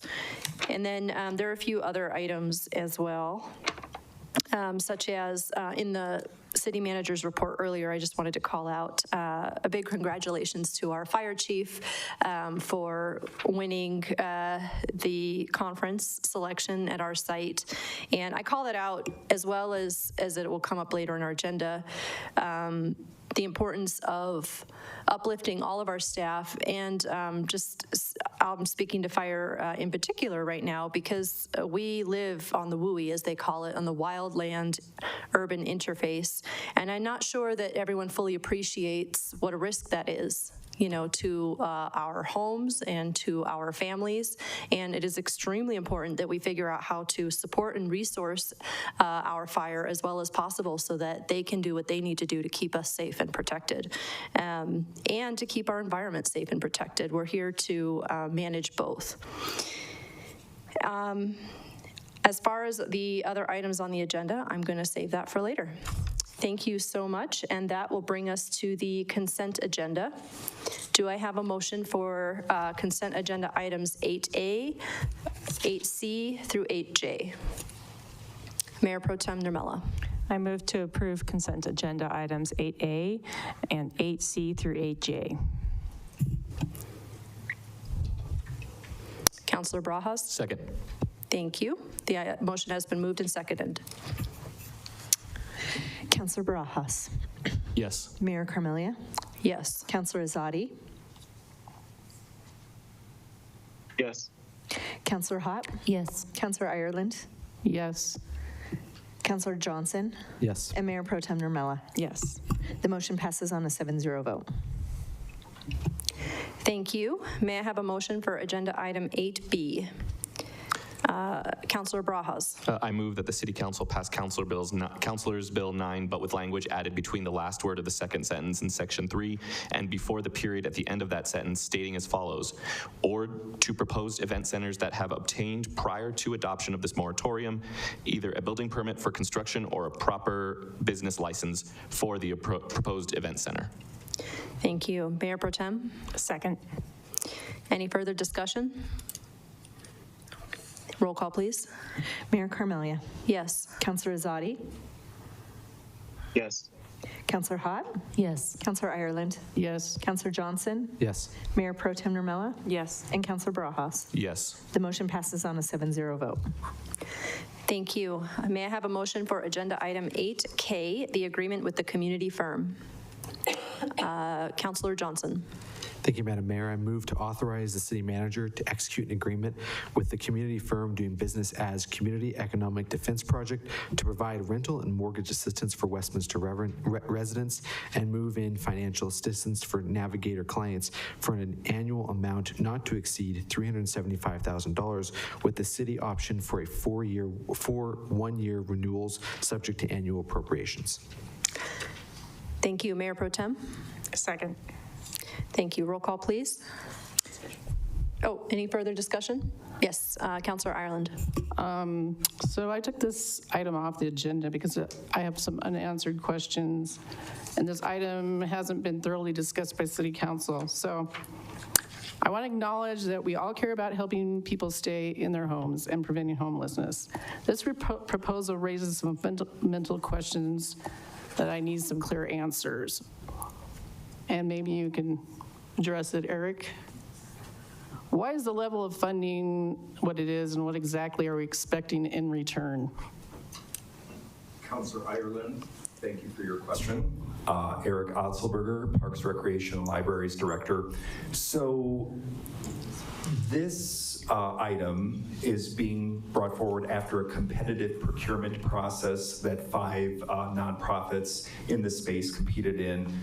Community Economic Defense Project has been successful since 2021, preventing a little north of 36,000 evictions. So homelessness prevention is what we're aiming for here.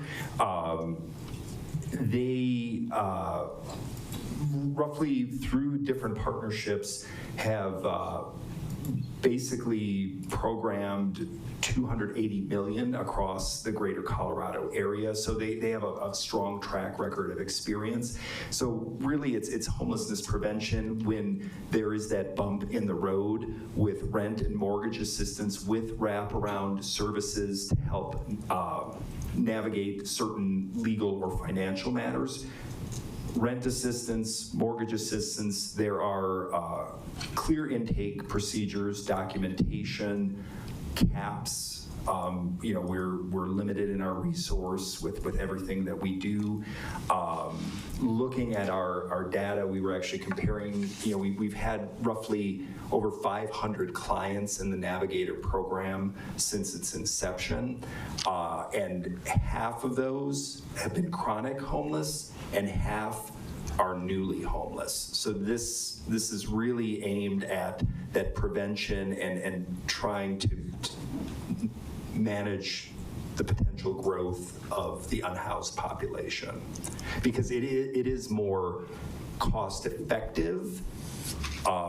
There are caps, for the rent assistance, it's seven months and a 12-month period with a maximum of 10,000. So there are some sideboards and safeguards into this. We did negotiate a 13-page scope of work. So how do we evaluate it after a year if it's successful? What do we consider successful? Because to me, it's long-term stability. Do we help people get a job? I mean, what is our intent? Just to make sure they're not homeless for 7 months and then they are? I mean, I want them to be self-sustaining. That's the outcome I want from the taxpayer money being spent on homelessness. Yes, and Councilor, I appreciate that. I understand that. I think the ultimate outcome metric would be evictions prevented or foreclosures prevented. We were looking at our current client load right now. Roughly half of that, we're at 109 right now. Half are newly homeless. So we're trying to get through this effort. How many are we going to be able to help of the new homeless and the ones that are already homeless? Are we going to just try to help the ones that may get homeless, or the ones that are already homeless? This is trying to get upstream. So understandably, we have more work to do. The team and I, we spent 2+ hours preparing for our next policy engagement with you all on the STEPS program. Rapid rehousing is something we want to explore with you, but this is getting upstream of that, whether it's the unhoused community or a lot of things. I know it's cliche, but it's true. Prevention is less expensive than the response. And just looking even at what we're doing with vouchers. One voucher, it's $110 a night. So we're in good faith bringing this forward because of the cost effectiveness of the prevention strategy and what CEDP has successfully done in this space for the last 5 years. But to your point, we will absolutely evaluate this, and we want to make sure, with our limited resource, are we seeing the results and really having an impact. Yes, I want results-driven solutions, not just throwing money at it and hope something sticks, that we do with a lot of things, actually. And some of these NGOs that we hire, a lot of their money goes to administration, lobbying, and it doesn't go to the people. So that's another concern with the one that we chose, because I looked at their 990, and they have 8 or 9 employees, make over 100,000 a year, and 92,000 been on lobbying. So the people, are they really being helped?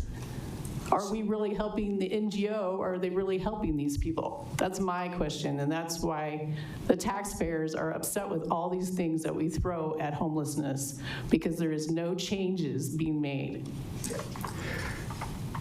I understand where you're coming from. This is a larger organization that has several lines of business. What we've negotiated in the scope, Counselor, there are costs with administrating this program, the administration.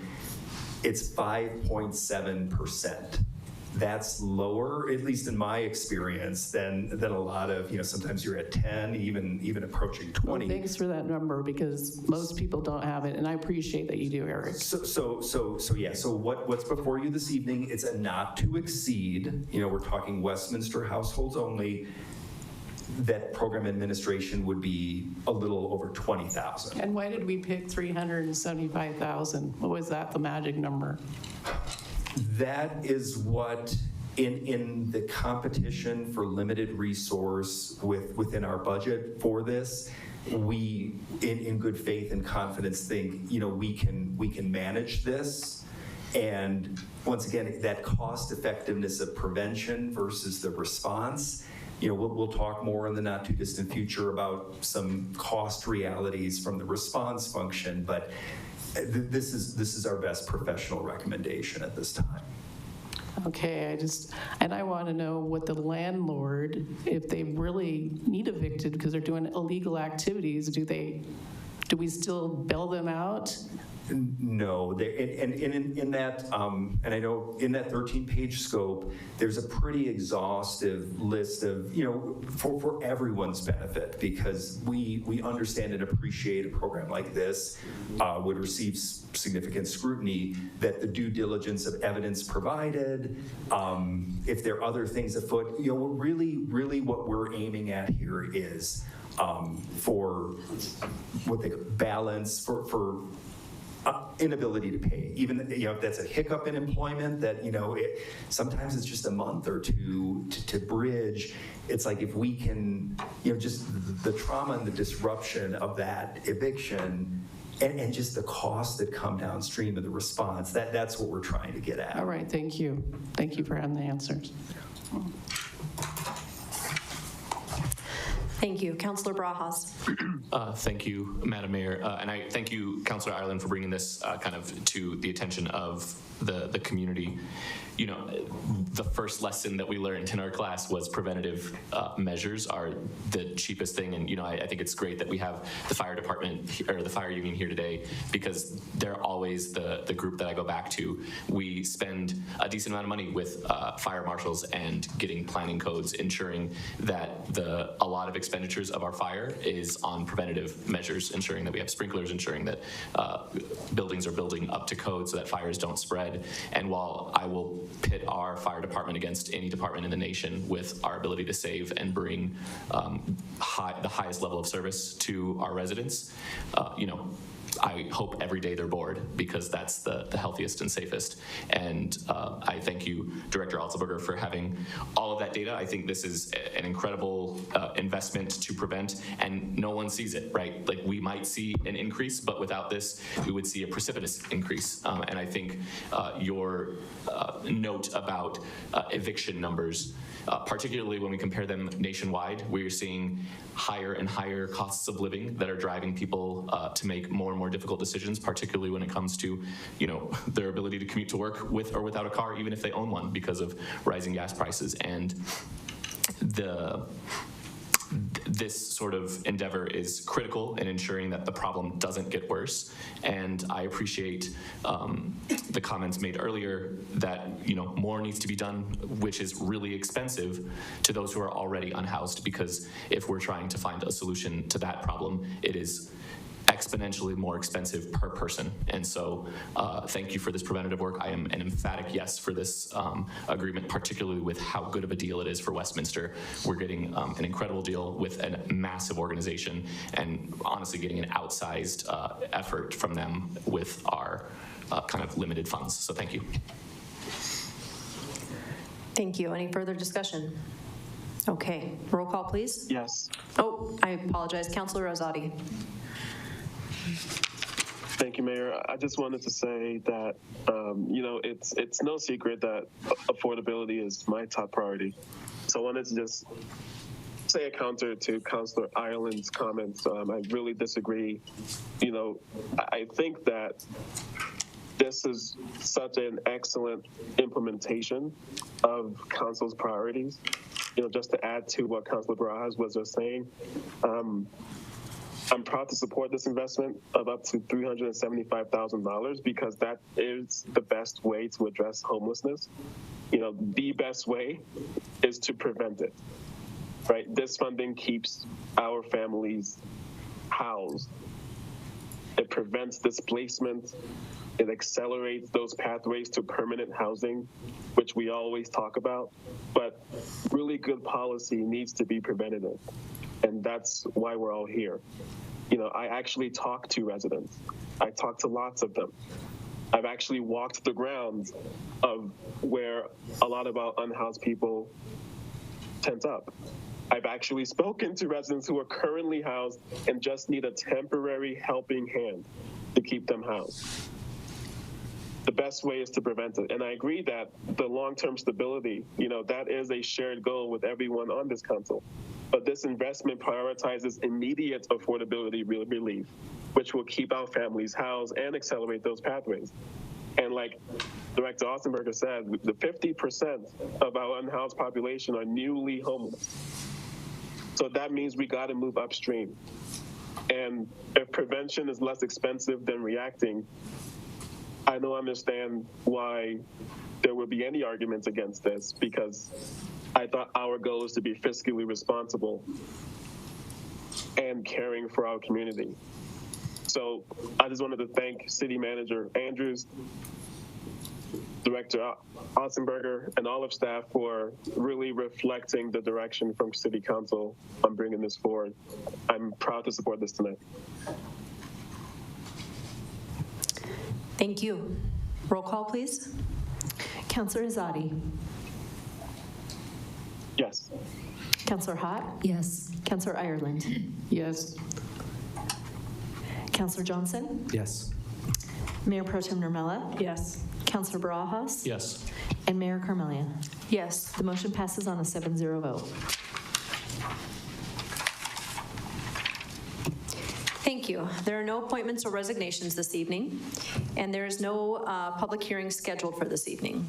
That brings us to new business, and so we will now move on to new business, beginning with Councilor Bill number 15. Do I have a motion? Mayor Pro Tem Nurmela. I move to pass Councilor's Bill number 15 on first reading to approve a lease agreement with Cloudbreak Energy Colorado, LLC, for the purpose of developing a solar and energy storage project on a portion of 23.5 acres of city-owned property located east of US 36 and south of West 112th Avenue. Councilor Hott. Second. Thank you. Any further discussion? Roll call, please. Councilor Hott. Yes. Councilor Ireland. Yes. Councilor Johnson. Yes. Mayor Pro Tem Nurmela. Yes. Councilor Barajas. Yes. Mayor Carmelia. Yes. And Councilor Azadi. Yes. The motion passes on a 7-0 vote.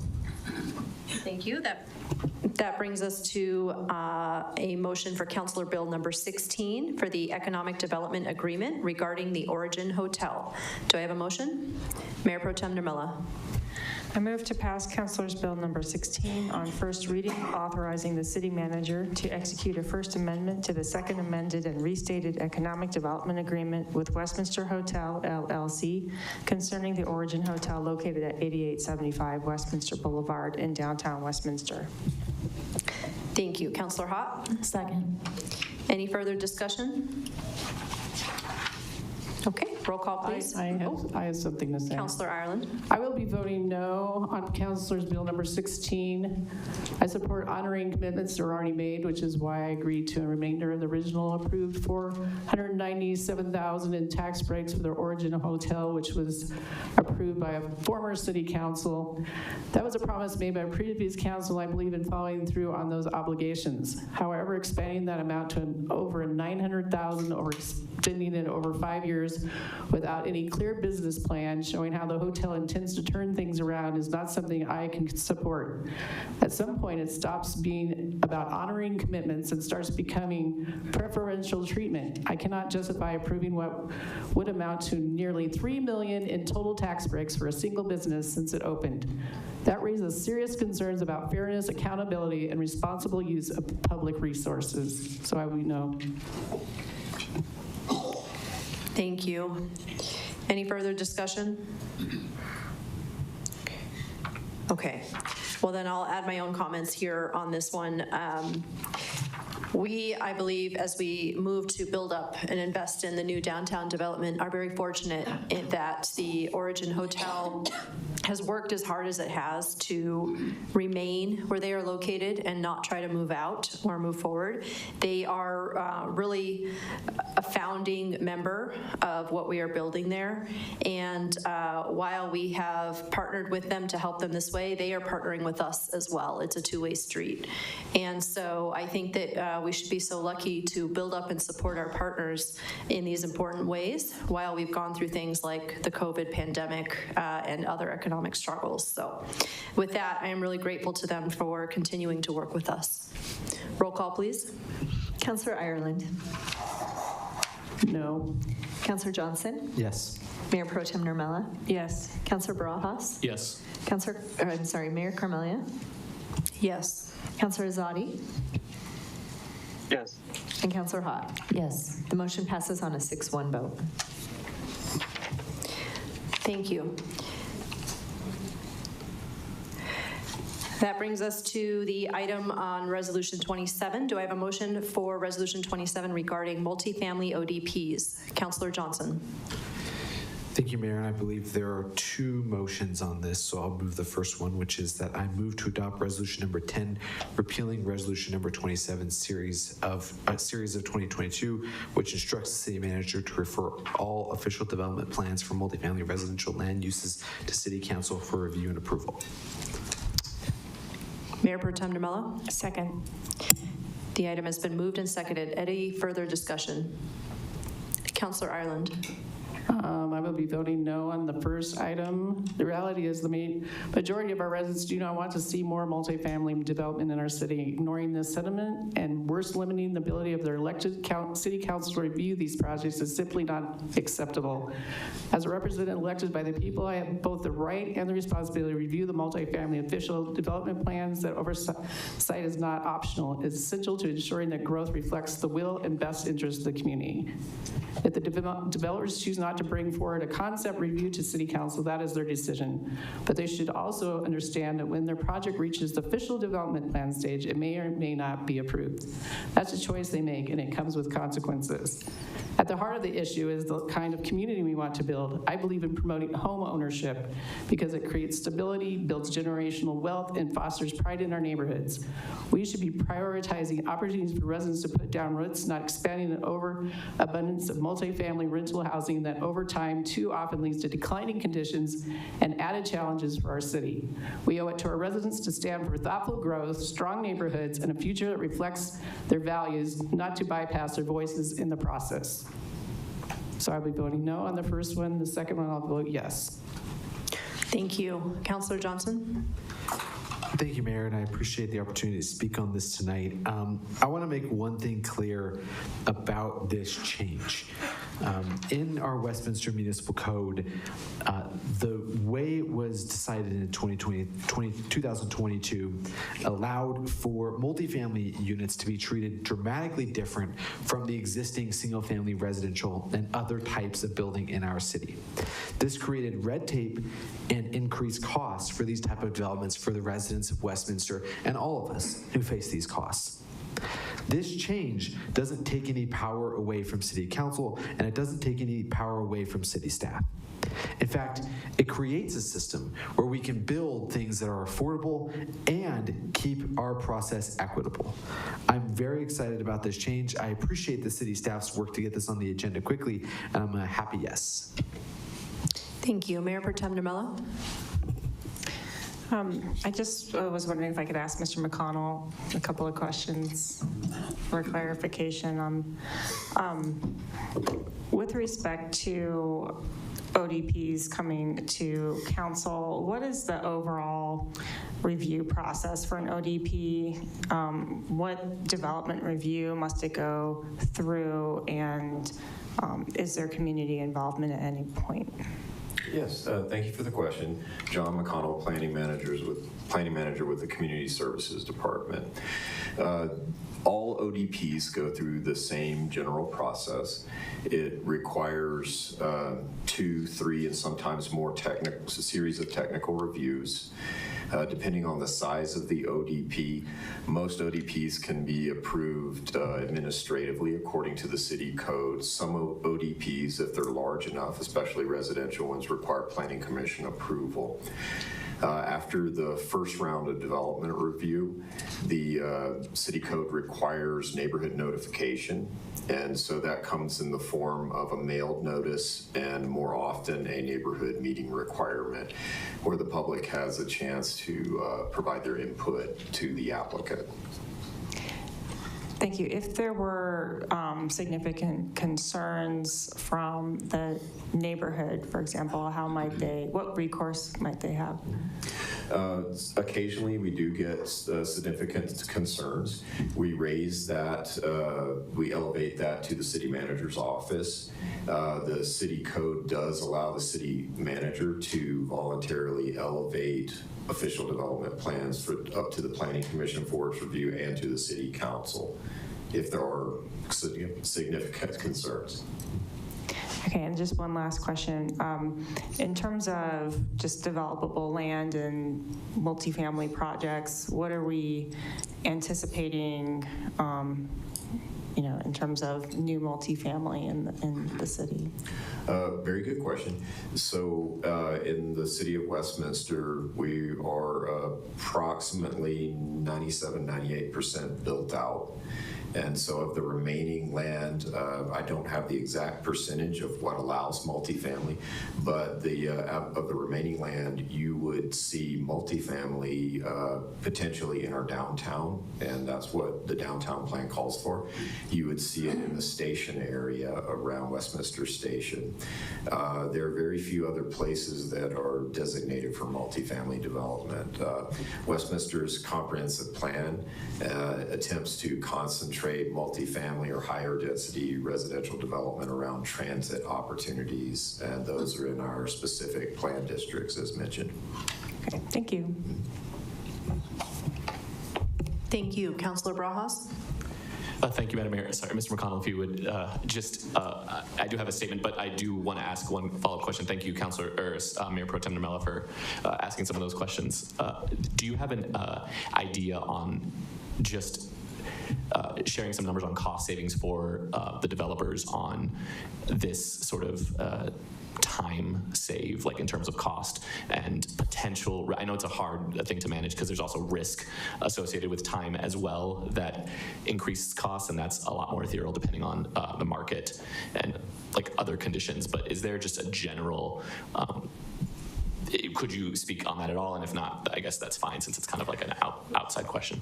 Another great question. I can't put a number on that, but I can tell you that every conversation that we have with a developer, it's apparent that time is money.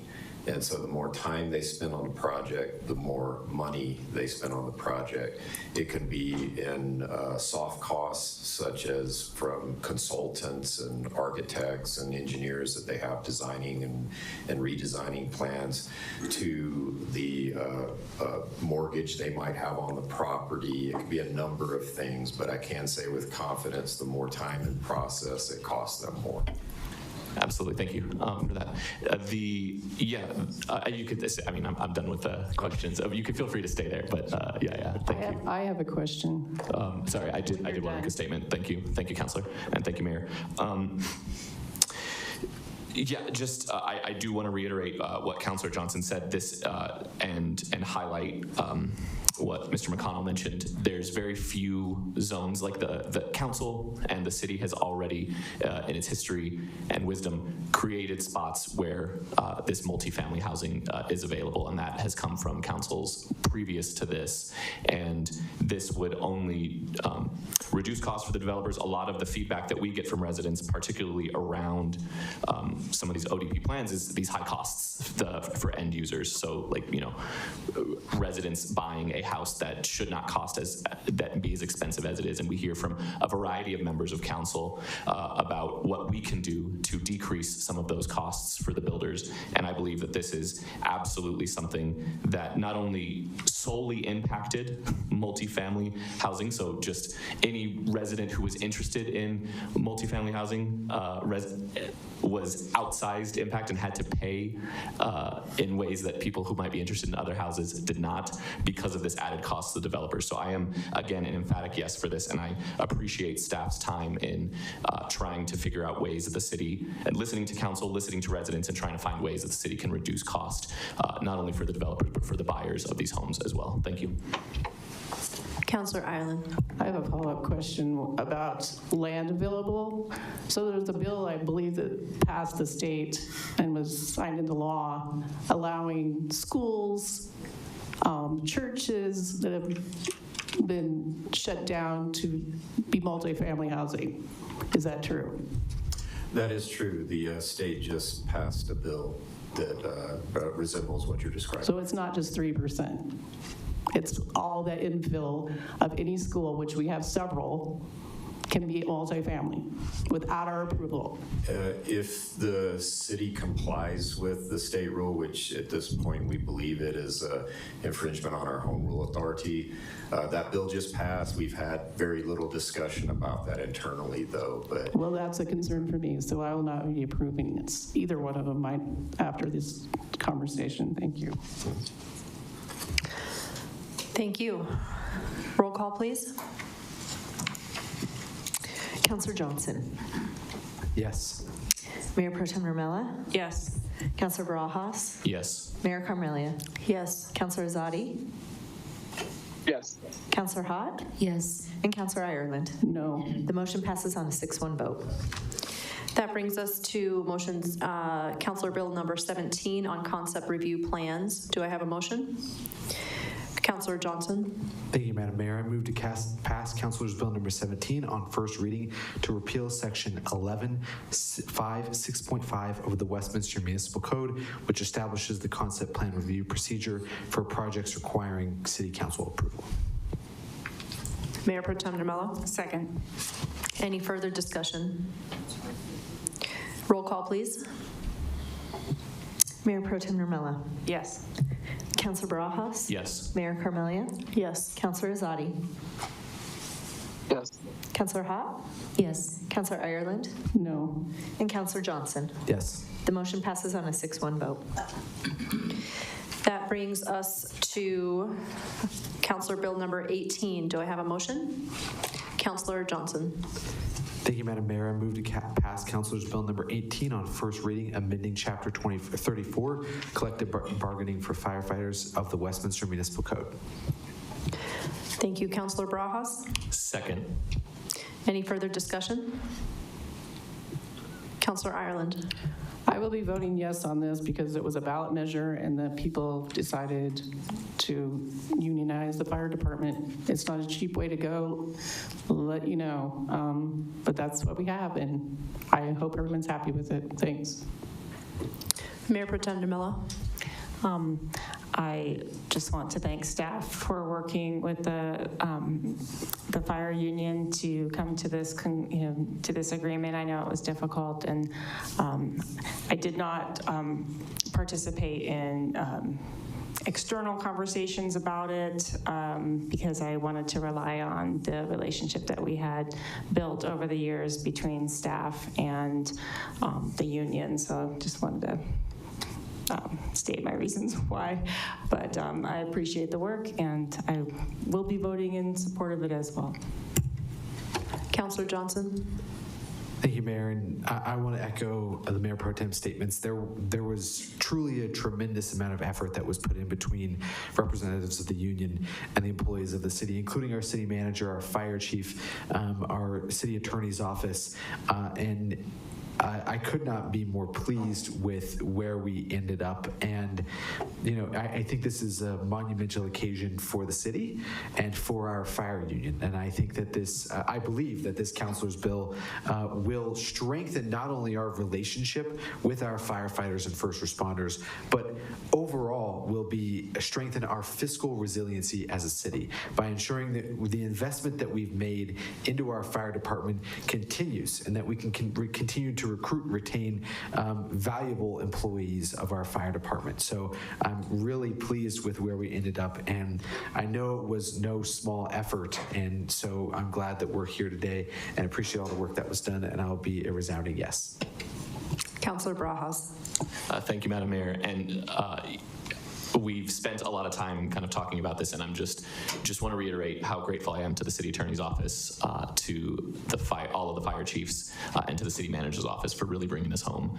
I am so excited that, listening to the will of the voters, that, on stuff that we voted on, a decade ago, and the city is kind of continuing that conversation, and I'm very grateful that we're able to sit up here today and do a resolution that all parties are in support of, and we can't understate how important that conversation is. And a really big thank you to the union for continuing that conversation, the leadership of the union, and all of the firefighters who came tonight in support of that. All of this energy in terms of collaboration is really a hard needle to thread, and there's so many places where this is a difficult conversation, and I am so glad that this is a conversation that we can have that is beneficial all the way down to the point of it, which is getting our firefighters to be able to speak to the needs and concerns that they have. My time on C-Fire, intermittently is incredible, and we do fundraising for fire department, small fire department needs, and the fact that we're constantly fundraising and looking for ways to kind of support the fire department, that the community is so supportive, speaks to the broader desire to make sure that the conversations at those tables are as comprehensive as possible. And so I am going to be a yes on this, a resounding yes. And again, thank you to all parties involved to getting us here. Councillor Zadi, did you have anything? Yes, just wanted to also thank staff for coming to an agreement. I'm very pleased. I'm very proud of our fire union, and just wanted to say that this is a new era. I'm not sure who said that earlier, but I do believe that this is a new era. This is a pro-labor majority on the city council. Every worker deserves to have a voice in their safety, wages, and working conditions, and that's what our fire department now has. Thank you. Councillor Hott? Yes, I don't want to repeat everything that my colleagues said, but I just want to say that I agree with everything that they said. And when I vote yes tonight, it will be an enthusiastic yes. Finally, I will add that I am so proud of this ordinance. This ordinance is hands-on, changing directly the lives of people and staff that we affect, that work for our city and serve us and serve our public. And it helps ensure that the folks that serve us and keep us safe are happier, are healthier, are safer, and have the same bargaining rights as, and stand on equal footing with our neighboring cities. This, to everyone's previous comments, took a lot of collaboration and work, and it was was an extensive amount of homework, and I know that in that, a flight was diverted, late nights were taken, and a just enthusiastic thank you to everyone who participated in this. I'm really grateful for your work, for taking this home and bringing it forth to us. And as earlier statements were said, Councilor Izadi just echoed that beginning comment, this really is a new era for labor in Westminster, and I'm incredibly proud of that. Roll call, please. Councilor Barajas. Yes. Mayor Carmelia. Yes. Councilor Izadi. Yes. Councilor Hott. Yes. Councilor Ireland. Yes. Councilor Johnson. Yes. And Mayor Pro Tem Rumella. Yes. The motion passes on a 7-0 vote. That takes us to item 11E. Resolution 11E, addressing immigration enforcement in Westminster City facilities. Do I have a motion? Councilor Hott. I move to adopt Resolution 11, addressing immigration enforcement in Westminster City facilities. Thank you. Councilor Johnson. Second. Any further discussion? Mayor Pro Tem Rumella. Yes, thank you. I know that there was a lot of concern expressed from community members over this particular item and whether or not we were following federal law. And I just want to make sure that folks actually read the fine print in this. I think that this is a, when Councilor Johnson, I think Councilor Johnson expressed a lot of how we feel about the need to make sure that everybody has due process in this country, no matter how they arrived here. And I think we all have friends or family or folks that we know that are very concerned over their own well-being right now. And I also understand for folks that, want to see people who are unlawfully here, go through a process to be able to stay here. And we also, whether somebody is a criminal and is a citizen or a criminal and is not a citizen, we also want to see our safety protected and due process happening. What we have in this, in this resolution is for essentially us banning federal agents from entering non-public spaces within city facilities. They can still come into city facilities. What we are doing is designating what's public versus private and asking that in order for federal agents to move into those private spaces that they actually have a warrant. And so I don't feel like we're asking our federal agents to do anything above and beyond what they already should be doing. So, and we are just delineating how and where that should happen within our public facilities. And so at the very end, I'll just highlight that one of the last statements, nothing in this resolution shall be construed as A, limiting the rights of any person or entity under local, state, or federal law, or B, requiring or permitting the obstruction of federal immigration enforcement, or violating the U.S. Constitution's Supremacy Clause, intergovernmental immunity, or other applicable federal laws. So we are being thoughtful about the legal position that we are placing the city in with respect to delineating how and where federal agents should be interacting with people. So just wanted to clarify that. Thank you. Thank you. Councilor Izadi, did you have anything?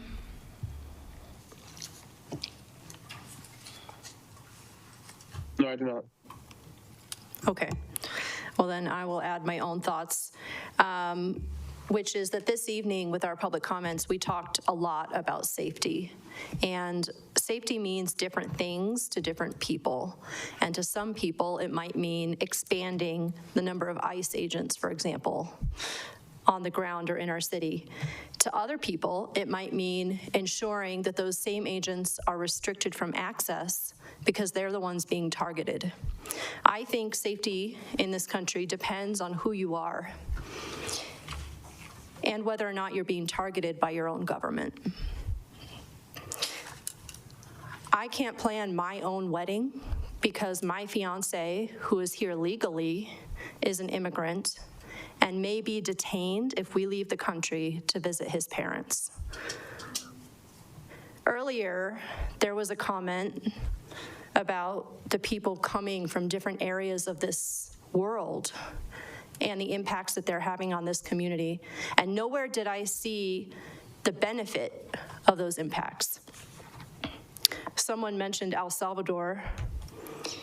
My sisters are from El Salvador. Their parents were deported by a system that doesn't work for the people. This personally affects not just my life, but the lives of thousands of people in our city. And when we say that we think it doesn't affect you or your neighbor, I think that we may need to expand our friend circle and maybe ask our family and our friends how this is affecting them and what it means to keep each other safe. As a patriot, I believe that it is my duty to protect the diversity of everyone within this country and within this city, and to stand up for those who are being targeted. And the very least that I can do is limit their access to what is within the scope of my control, which is in public facilities. I want to do more, I will try to do more, and for now, this is the very first step. This is step one. With that, I wholeheartedly will vote yes to this. Councillor Ireland. You heard that I'm voting no. I've had 2 family members that came here legally and got citizenship. It's not an easy route, and it's not fair to them that they spent 6 years doing it, spent thousands of dollars doing it, and then people can just walk across the border and get all free stuff. And that is the problem with this. We don't even know who is in our country. They came with no vetting, and we have a right to know who is in our country. And that's the only way we can know that is through legal immigration. And so I will not be supporting this. Councillor Barajas. Thank you, Madam Mayor, and thank you for letting me speak after your comments. I appreciate them. You know, we talk a lot about public safety, and the fact of the matter is that with the very apparent turmoil that is plaguing not only the Department of Justice, but the Department of Homeland Security as well, along with all of the very public, very violent actions of them, it's abundantly clear that your comment around what safety looks like depends on who you are. And I believe that's abundantly true. And we often speak about, you know, we hear comments about the right way or legally, and then we see people going to their immigration hearings in these public spaces and being detained. So it's abundantly clear that it has nothing to do with legal process and everything to do with power. And if this is, as Mayor Pro Tem said, well within our authority to outline what public and private looks like, it's all well within existing legal parameters, and I will be voting yes on this. Thank you, and I will remind our audience that there's no talking permitted. Roll call, please. Mayor, can I say something real quick? Yes, Councillor Zadi. So I just wanted to remind everyone that we don't work for the federal government.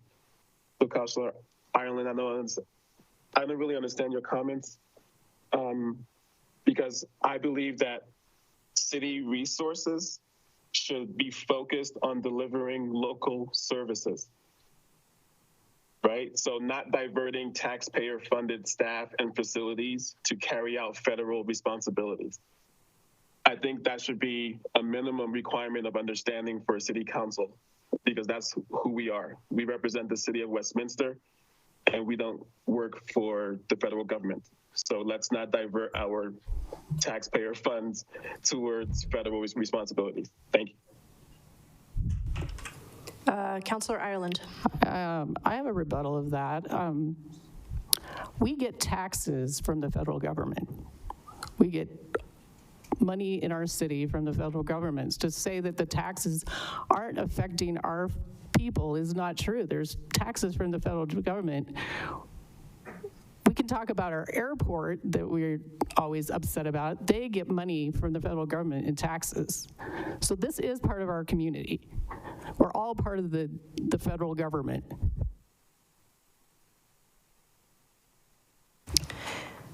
Any further discussion before we move ahead?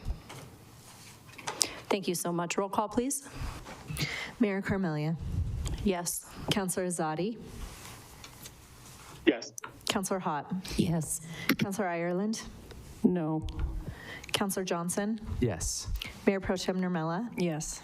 And Councilor Barajas. Yes. The motion passes on a 6-1 vote. That brings us to item 11F, consideration of displaying a pride flag at City Hall and designing an official city pride flag. Do I have a motion? Councilor Hott.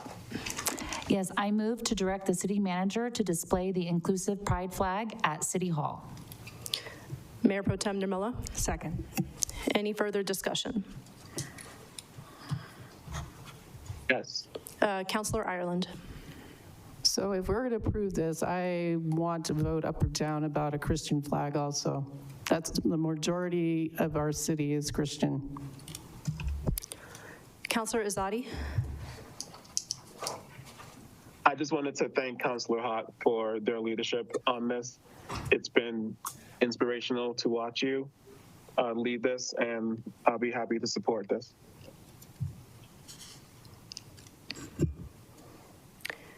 Any further discussion? Councilor Hott. Yes, thank you. This has been a discussion for quite a while, and so I'm very excited to see it on the agenda. What folks were unfortunately not able to see tonight was the amount of emails that we received over the last week, and especially this weekend, in support of flying the pride flag. Again, we would be joining many cities, and especially I do appreciate the person who came and talked about the statistics of LGBTQ kids and how they are bullied and how they are more likely to commit suicide because of the bullying, and the suicide that actually comes from things like conversion therapy, that the ban in Colorado is no longer protected. And we are seeing the LGBTQ community targeted more and more every year, and this is a symbol that we again, everyone is included, including our LGBT neighbors, and I do think that it's good for our LGBT kids to see that we care about them at the city level. We don't want to see what we've been seeing, and we don't want them to continually be taking their lives because of the treatment that they're receiving. We would be joining many cities, even school districts across the country, and anything can go on the agenda. If Councilor Ireland would like to put the Christian flag on the agenda, she is more than welcome to do that. We can't vote on that tonight because we have laws around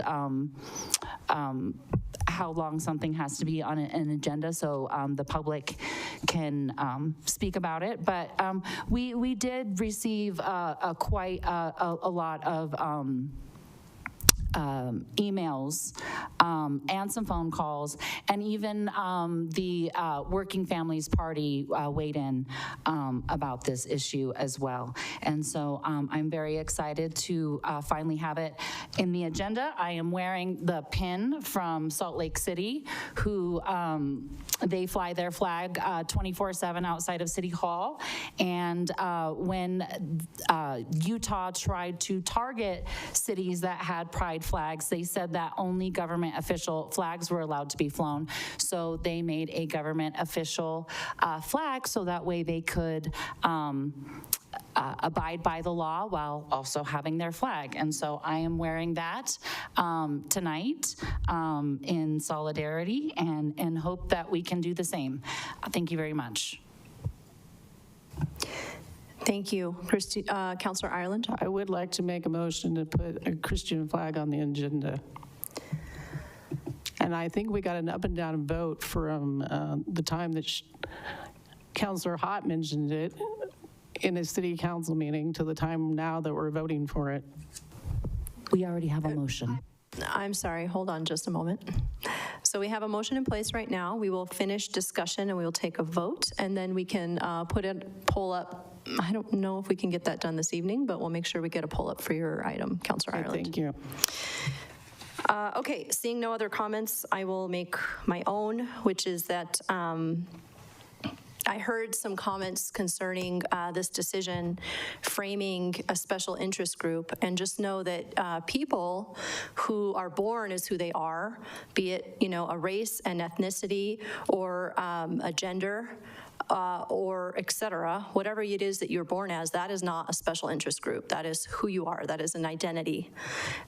This decision is not about favoring one identity over any other, but it is about standing with people who are currently experiencing discrimination. And so it is more important than ever that to ensure that we truly feel inclusive, because I heard, fortunately, I did hear a lot of support for being inclusive this evening and for ensuring that everyone is fully represented. And to do that, we have to ensure that those who are being discriminated feel safe, and displaying a symbol, a flag is a symbol, helps ensure that they understand that their safety is a priority, and ensuring that they are visible, and ensures that they have a sense of belonging in our community, which is the most important thing we can offer. Symbolic actions like these matter the most in times when people are feeling vulnerable, and they're feeling vulnerable because they're being specifically targeted. This is when it's most important that leadership stands up and takes a say, and ensures that that visible decision is clear for all to see, and that's why this symbol is so important to share. With that said, I just hope that we can somehow expand our hearts to, instead of asking, what about me? I heard some, you know, this is what I care about. There's what about meism, and then there's what we can do in service of others. What about them? And so my job is to look after you. And so my question is, what about you? What more can I do for you to make sure that you are safe, you are seen, you are heard? And when we have populations of vulnerable communities that we should be looking out for, the question we should be thinking is, what about them? And so that's why, in my opinion, we don't go ahead and fly every flag under the sun, right? Because those folks are taken care of. So what do we do about the folks who are not being taken care of? Thank you. Councillor Ireland. Well, the three flags back here are supposed to represent all of us, so I think we're all being taken care of. But the Christian flag, they're the most persecuted group in the world right now. You know that in Canada, they have banned the Bible. Like, you quote the Bible, you get put in prison. This is where we're at as a world. So I don't take this lightly as a Christian. They're the most persecuted. You guys are laughing. You're laughing at me because I'm a Christian. And I have a strong belief in God and that He's in control of whatever, our weather, whatever. And you guys have a problem with that. So I think I'm being persecuted up here. And I feel persecuted on this city council for my beliefs. And I'll tell you what, my church helps this community over and over again. They help homeless people over and over again. They give people housing, they're on the edges. So if you make fun of Christians, they do a lot for this community. And we're not asking for anything except for equal representation under the First Amendment. That's all I have to say. Thank you. Councilor Barajas? Thank you, Madam Mayor. There has been a lot of talk about religion and questions during public comment around it. I encourage anyone who is curious about my religious beliefs. I, have a very strong and deep reflective history around my own religious faith, and encourage anyone who's curious to please reach out to me, and you can ask me about my own beliefs if that is important to any resident.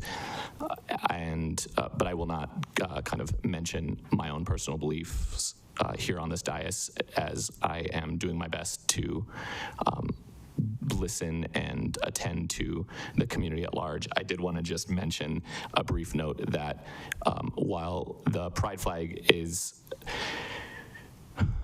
important to specifically to a group of people who it kind of represents and allows visual representation of their identity, there are countless people who I am in community with who are heterosexual, who fly the pride flag as well. And it is disappointing to have the discourse around something that is supposed to be attentive to acceptance of a group of people who have historically not been accepted, construed to be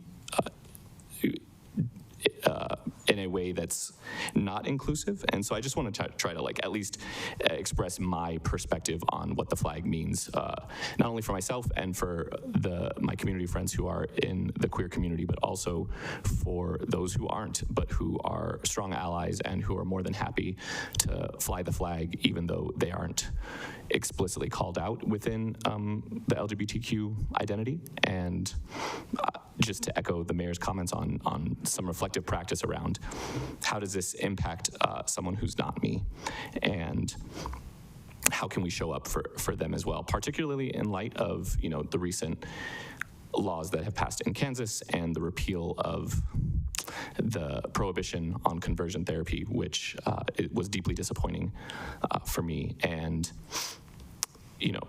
now more than ever, it's really easy to say yes. I imagine that maybe someone on their way to a child on their way to conversion therapy who is considering ending their own life, seeing the flag and knowing that there are at least a few people out there, if not a majority, who are accepting of them, specifically in this community, in this state.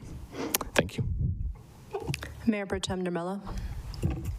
I just want to say that this flag for many is, to Councilor Barajas' this point, will be a light for people. And what we're doing is shedding some light for folks. And I don't want it to be construed as taking away the light from others and for not respecting or valuing any other religion, because that's not the point, and it's not the intent behind my vote. And I just want to share a light for my family, for my friends, and for people I don't even know that will need this. So, thanks. Thank you. Any further discussion? Councilor Azadi, are we set? Okay. All right. Roll call, please. Councilor Azadi. Yes. Councilor Hott? Yes. Councilor Ireland? No. Councilor Johnson? Yes. Mayor Pro Tem Nurmela? Yes. Councilor Barajas? Yes. Mayor Carmelia? Yes. The motion passes on a 6-1 vote. We will now move on to, yes, if I can find it. Oh, can I have a motion for the second part of this item? Mayor Pro Tem Nurmela. I move to direct the city manager to have staff design an official City of Westminster inclusive pride flag that will replace the inclusive pride flag upon adoption. Second. Thank you. Item has been moved and seconded. Any further discussion? Seeing none, roll call, please. Counselor Hott. Yes. Counselor Ireland. No. Counselor Johnson. Yes. Mayor Pro Tem Romella. Yes. Counselor Brajas. Yes. Mayor Carmelia. Yes. And Counselor Azadi. Yes. The motion passes on a 6-1 vote. Thank you. We will now move on to old business and Councilor Bill number 13. Do I have a motion on this item? Councilor Johnson. Thank you, Mayor. In light of the conversation that we had with the city council or the city manager, I moved to postpone indefinitely Councilor's Bill number 13, which would have amended Chapter 15 of Title 5 of the Westminster Municipal Code to update the regulation of massage parlors. Mayor Pro Tem Demella. Second. Any further discussion? City Attorney, please.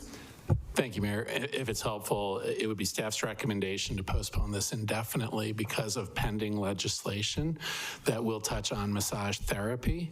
And it is staff's recommendation that this ordinance be rewritten in a manner that is consistent with that legislation, which we expect to be signed into law. So that would be the reason for postponing this indefinitely. And Mr. Munch is here as the drafter. If council has additional questions, he can get into more specifics. Thank you. Thank you. Do we have any further questions from council? Okay. Seeing none, roll call, please. Counselor Ireland. Yes, I guess, yeah. Counselor Johnson. Yes. Mayor Pro Tem Romella. Yes. Counselor Brajas. Yes. Mayor Carmelia. Yes. Counselor Azadi. Yes. And Counselor Hott. Yes. The motion passes on a 7-0 vote. I will note before closing, this is the first meeting that I've had where the audience was openly disrespectful in a manner of ways. And I hope that in the future we can find ways to ensure that while we are trying our best to bring inclusivity and passion and compassion to our community, that the community can do the same for us and it won't be tolerated. It is now 10:37, and that concludes the business of the City Council meeting. We will now convene as the Westminster Economic Development Authority. The roll call will roll over from the regular meeting. Do I have a motion to approve the minutes? Mayor, Chairperson Nurmela. I move to approve the minutes of the March 23rd, 2026 WEDA meeting as presented. Board Member Barajas. Second. All those in favor? Aye. Aye. Aye. Any opposed? Okay. There are no WEDA public hearings this evening, and so that brings me to new business. Do I have a motion on the next item? Board Member Johnson. Thank you, Madam Chair. I move to adopt resolution number 249, the first amendment to the amended and restated lease between the Westminster Economic Development Authority and GMRI Inc. doing business as Olive Garden in downtown Westminster. Thank you. Board Member Nurmela. Second. Thank you. Any further discussion? Okay. Board Member Nurmela. I just want to say, I know Olive Garden is very much loved in Westminster, particularly at this site, and so sad to see it leave from this location, but I hope that they enjoy just as positive of a, what's the word, business opportunity in their next location, but we'll miss them where they stand. Board Member Barajas. Thank you, Chair.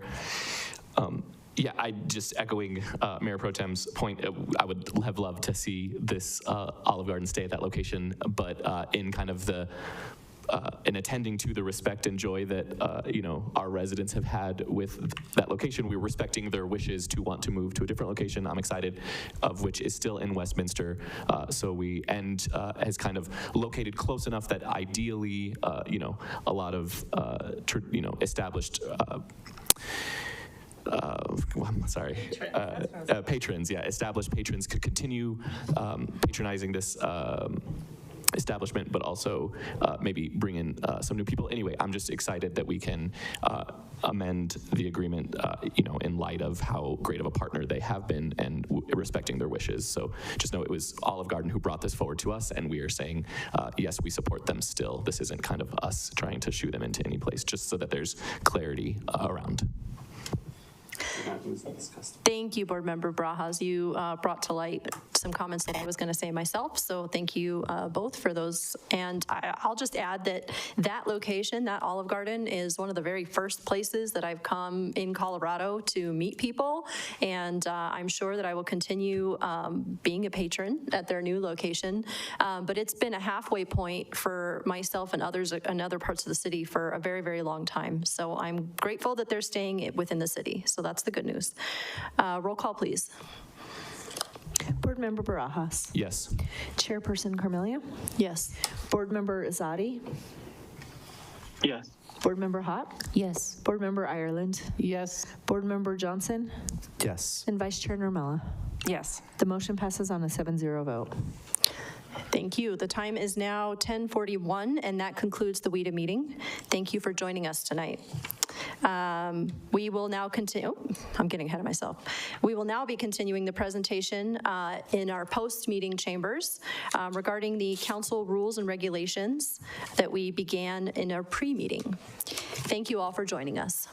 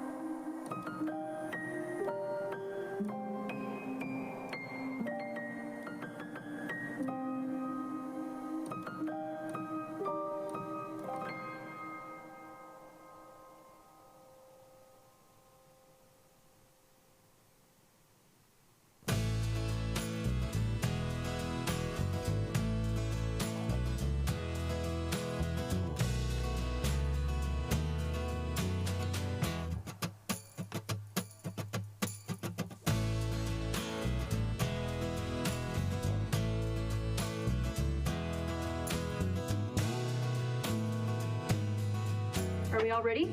Thank you. Okay, then we can press We've down. got chair issues. Sorry, I think we're ready. Oh, good job, thank you. Chair made and screws done. You guys are so helpful. It is 10:59. We will now resume the meeting in our policy discussion with the city attorney. Thank you. Thank you, Mayor. And in the interest of expediting the conversation, I'm certainly amenable to council. If there are specific changes that are needed, we can absolutely focus on those. Some of the council rules and regulations, I would characterize the updates as housekeeping, so potentially non-controversial, as you see. But if there are specific questions within the rules and regulations, or any additions or deletions, please, I'm open to those. So I just want to capture council's intent. So are we going around the table? Well, yes, we could, sure. We can definitely go around the table and bring up anything that is an item of your own. And in the meantime, the rest of us can read through and make sure there's nothing else you want to bring up. Councilor Ireland, did you have something? Number 16 on House rules. What does that mean? So the code of... Right, with many voices, all members must recognize the governing body acts with one voice. The Code of Conduct and Protocols set forth a number of House rules which are intended to provide some guidance to the relationship within City Council. And I heard several suggestions from Council. And my blue line edits here are attempts to incorporate the suggestions that Council made. And that specific one, line item 16, was identified from the CIRSA Handbook of Best Practices in Governance for elected officials, and I offered it because it seemed to address some of what the edits were going after. There were suggestions on how to improve the working relationship within council, and I thought, well, maybe a CIRSA best practice statement would help provide a little bit of improvement in that area. So that's where it came from, and that's basically from the Sam Light presentation that City Council gets each January, and from CIRSA's handbook that we distribute to council at that time. Well, I don't agree with being one voice. I think we all have voices at the table where we have people. The people I represent the majority of the people of the city, and I don't feel like they're being heard. So I'm not going to be one voice. Correct me if I'm wrong in my understanding of this, attorney.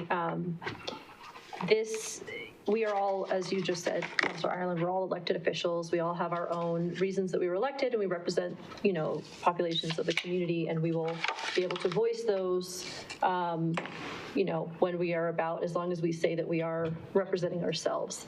In light of representing the city, if a decision has been made or a vote has been made, we are to represent the body of this council. And that's what former Mayor McNally always used to remind us almost every meeting. One that came up was condemning ICE, and I was against it, and I still was put on the letter, everything. And I'm a voice, and I don't appreciate these big controversial things that we bring up that are national things that become actually very dangerous for all of us, no matter which side of the aisle you're on. I don't appreciate they keep getting brought up and we're not doing the business of the people that elected us. Instead, we're in these fringes. And this is why I'm not going to be one voice, because I was put on there because you all agreed, but I did not agree. And I should not have been on there. So I hope this is not going forward. I get to be agreement with all of you because you're 6-1, because that's not how I am going to be. Thank you for that. Mayor Pro Tem. I'm just thinking of when this comes into play and then how we can differentiate. So I'm thinking like when we go to a majority and we say, we're against this particular legislation, and then whoever, like if you go to AdCog and say, well, the city's against, you would speak for the city and say the city's against this.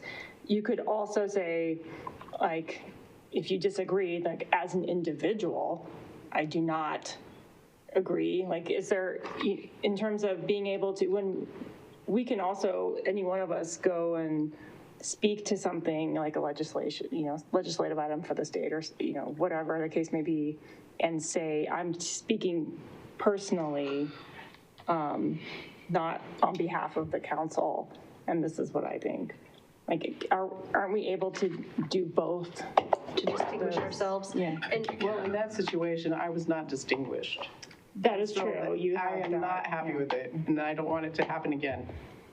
I agree, and I just want to honor and hear you before we move on, and I think that that's, you deserve that, and I think that that was, to call it a mistake is a minor misunderstanding. It was an enormous mistake, and just know that I did everything I can behind the scenes. I've held several meetings to address it, and I am very sorry that that happened to you and that it was misrepresented. I'm just saying, all these emotional topics, so people are emotional on both sides in this country. It's not safe for us to keep bringing them up and not doing the things we should be voting on. And I'm tired of it. Thank you. We saw the turnout tonight. There's a lot of people that are upset, and their voices were not heard, only by one person. And then I just wanted to finish my thought to your point, Mayor Pro Tem. When addressing a body, it is important, especially if it's at a community update or a town hall, et cetera, that we say, this is the stance of the council, right? That's what we say. If I wanted to differentiate myself, I have used, and we can use, the majority voted to make this decision. I wish, that we had gone a different route, but this is what was done. And then you move on, right? And that you are able to distinguish yourselves in those ways. There's no law prohibiting that. It's just saying that we have to represent the facts of the matter, which is that council went in a direction. And I've had to do that many times myself. So, did you have something to add? No, Okay. It's for your consideration. I thought it might be worth discussing, that's all. Councilor Barajas. Thank you, Madam Mayor. And I appreciate this kind of being outlined for this. The only spot that I kind of had information or insight on this before was, on our CML policy, legislative policy calls, we're reminded around the protocol that, even if I disagree with something, I'm obligated to vote for what the council has voted for within the legislative agenda, and if we take an official stance on a certain topic. And so, and I know that it's possible that if I feel conflicted in personally voting for it, I can offer that seat to someone else for that vote or for the rest of the kind of term of that space. And so, and like Mayor Pro Tem said, like in Dr. Cog or AdCog or the CML, like we're given free reign to speak. And so as long as we're not betraying the majority vote of the council, we can say whatever we need to say, and I think that that's appropriate. To Councilor Ireland's point, and it's not reflected in here, but I'd like to, at least since we're on the topic, mention it. Having some sort of final draft before something is published is of top of mind for me. So that way, if there is like, hey, my name is on here, or if we can like have the conversation, if we're seeing a final draft of any sort of statement, I think that would be appropriate and an appropriate time to have that conversation. I certainly think, it's appropriate, either just have, whether it's on a memo or whether it's, we can have the conversation of what's the best,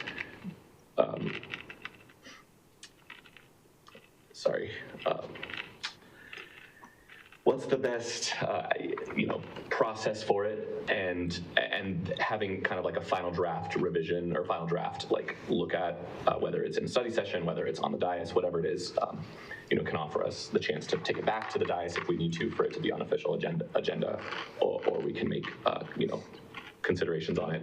And so I think that would attend a little bit to that as well. And just saying, like tonight there were a variety of different things on the agenda, and I just want to echo, like, I appreciate the diversity of topics, and we attended to everything that was on the agenda tonight, and we stayed late to do it. And we're having these really important conversations because as a city, we are part of this nation, and I am in full support of diving into city policies and city topics, and we do that time and time again. And so I'm excited to continue to do that. So, like, while we talk about Westminster City Council Code of Conduct, it's a city policy, city topic. So anyway, if there's a chance to kind of continue adding to this, it doesn't need to be like in this moment, but if the attorney's office would like to consider some way to have a finalized version of proofreading for statements and stuff like that. I think that would be appropriate to put in the codes of conduct. I'm going to move us ahead. Thank you. Is there a way to ensure that we all get a draft? Can we add that? I don't know if that would be a rule for council necessarily. It sounds like more of a staff item. Well, I'm just looking through the protocols, and Protocol 9 is on speaking for the city, which touches on some of maybe the issues identified here.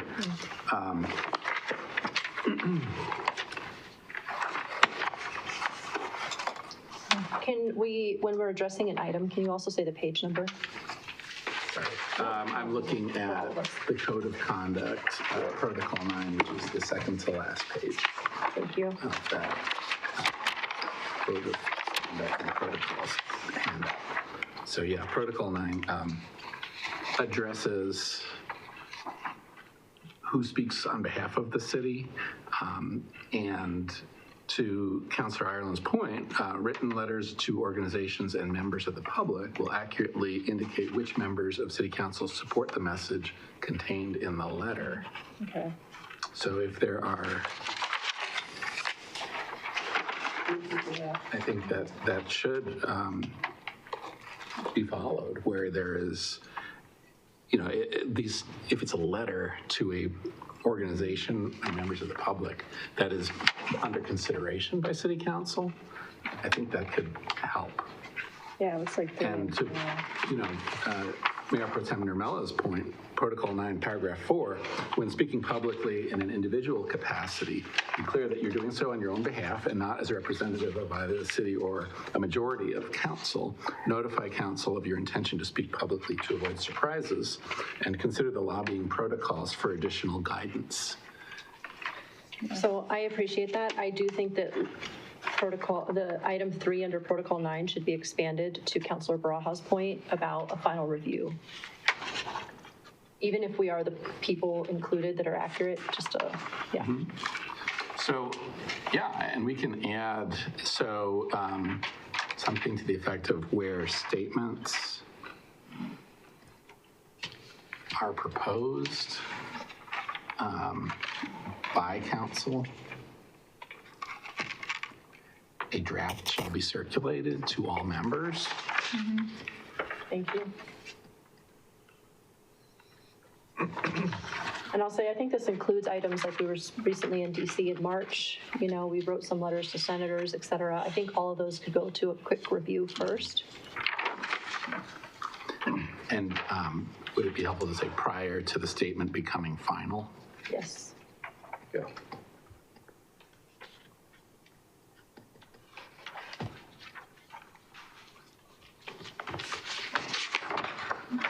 Okay, other thoughts?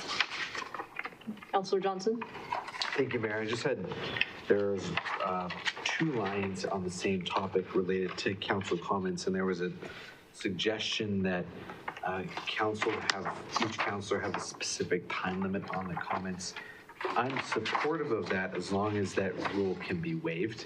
So the idea is that if the majority of council would like to permit a councilor to speak longer, they can, but that we can set a definitive time limit. I'm looking at protocol 4, sorry. Is that 4-5? Yeah, it's crossed out 6. It's 4-5. And then that's reinstated in the rules as agenda procedures 2.2B. It's the same question. I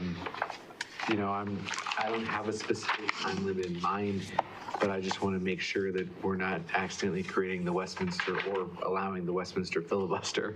And so I think I love to hear everyone's voice. I would see myself always voting to give people more time. Not that we've ever run into a time limit, but at the same time, I do want to make sure that a single councilor can't hold an agenda, especially with changes about time limits, hostage by speaking for an unlimited amount of time. And what is your suggested time?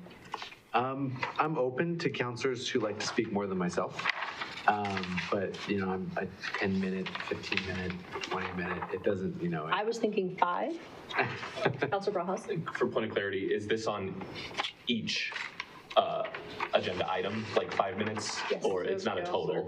It's our counselor comments. But so it's just for counselor comments, but it's not like, but for counselor comments, like on. Oh, good question. Like, you know, like, oh, any, you know, we have a second, there's a motion, and it's like any comments. Is it a cumulative or is it a reset 5 every time? I just want to be clear. I mean, I'm fine with. Let's let the city attorney clarify. I read it as the counselor comments portion of the agenda, and I'll look to Clerk Fitch. I believe that's what it's intended to. That is what it's intended to do. This is part of the agenda section, just counselor comments. In that case, if it's counselor comments, are we comfortable with 10-minute? Yeah. Yep. Excellent. 10 minute, and I do want to make clear, 10 minutes with the ability to extend it if the majority allows, with a majority vote. Yeah, I just don't want to just limit it to 10 minutes. I think someone could make a great speech that we may love to hear. Okay. Any other items? Yeah, that's all I had. Thank you, Mayor. Yes. Can you hear me? Yes. Counselor? I just wanted to remind everyone, the new counselors and existing, that these are internal norms. You know, it's like etiquette guidelines. They're not binding. They're not legally binding laws. They're not enforceable rules. It doesn't limit your independent authority or judgment, right? So I share Councilor Ireland's concerns, but in general, I think we're actually taking way too much time on this. It's not that important. Honestly, it's important in terms of, you know, moving things forward and being productive, but we're over-engineering the House rules, for example. I think there's a lot of edits in the House rules that over-engineer something that's optional. So I don't want us to spend too much more time on this, is my only thought. Thank you, Counselor. So if I could, yes. Councilors, I agree. The Council Code of Conduct and Protocols is certainly an internal norms document for City Council. I would, however, say that the council rules and regulations are enforceable and are intended to guide how the meetings are held. And so it's the council rules and regulations that impose, for example, rules of decorum. So if there is a disruption in the meeting, it provides a mechanism through which the chair can enforce the rules of decorum and bring the meeting to order. So they're definitely, they're enforceable to that extent. And they also set rules like the amount of time for public comment, which we apply to all public speakers when they're coming for. Yeah, sorry. So what I was referring to is the Code of Conduct and Protocols. I apologize. I might have missed it. Is there, I believe that we asked for, maybe already approved, moving council reports to the dais only to prevent that pre-meeting session, and then we also just moved the time. So I just want to get some clarity on what our beginning of our meetings look like. I have notes that 6:30 was the agreed upon time for starting regular council meetings. And if it's council's intent that there not be pre-meetings, I think that's how it can be. Mr. Andrews, do you have a preference? The way that I understood that would be we start the night together on city council nights at the dais at 6:30. Right? Yeah. And that's when, and your city council comments, you don't do twice. You don't do in here at pre-meeting and then up, and then divide some to have up there and repeat some. It all happens at the dais, and that all starts at 6:30. So pretty much the flow as it is now, but without the pre-meeting, goes straight into the public meeting at 6. That's the way I heard you. Yep. As a body. You only have 10 minutes to your whatever you did for the week and your comments. Right. Correct. Yeah. You'll have to be succinct. Right. The only thing I have a problem with still is the public comment, because I start teaching before I see them. And then I'm here and I never see the public comment. I'll be honest. Oh, emails, you mean? No. Or voicemails? No voicemails. Yeah, that's what, I'm sorry. And I know you guys shot it down to have them played, but I don't see them. Because when I get here, I'm teaching the whole time, then I leave. I never have a chance to look at them. And now we're going to start at 6:30. So she showed me where they were finally. I didn't even know where to find them, honestly. So Any thoughts on having the voicemails read out loud? I think another option could be printing the packet of emails and having a hard copy for every member of council. Because I understand council hasn't had a chance to see the email, and knowing that those emails are part of the record and they are in the packet once they are received, I think having a paper copy might be helpful so that you would see the content. Have to be in by noon? Yes, and the voicemails do as well. But then we don't get them transcribed till like 3 or after, so that's different than an email. I see those up to noon. But I don't believe that all the emails go directly to council. Okay. Some of them come just to a public comment box. Okay. So they are sort of in the same category. I like the. Councilor Bronx, yeah. Sorry, thank you. I like the idea of the printed, it kind of on with our agenda. Yeah, that's what I would like. Yeah. I like that. Overall agreement. Thank you. Done. Thank you, City Attorney. Any other thoughts? I'm good with the changes. Can I request to not receive the printed, to save some paper? I don't need the printed.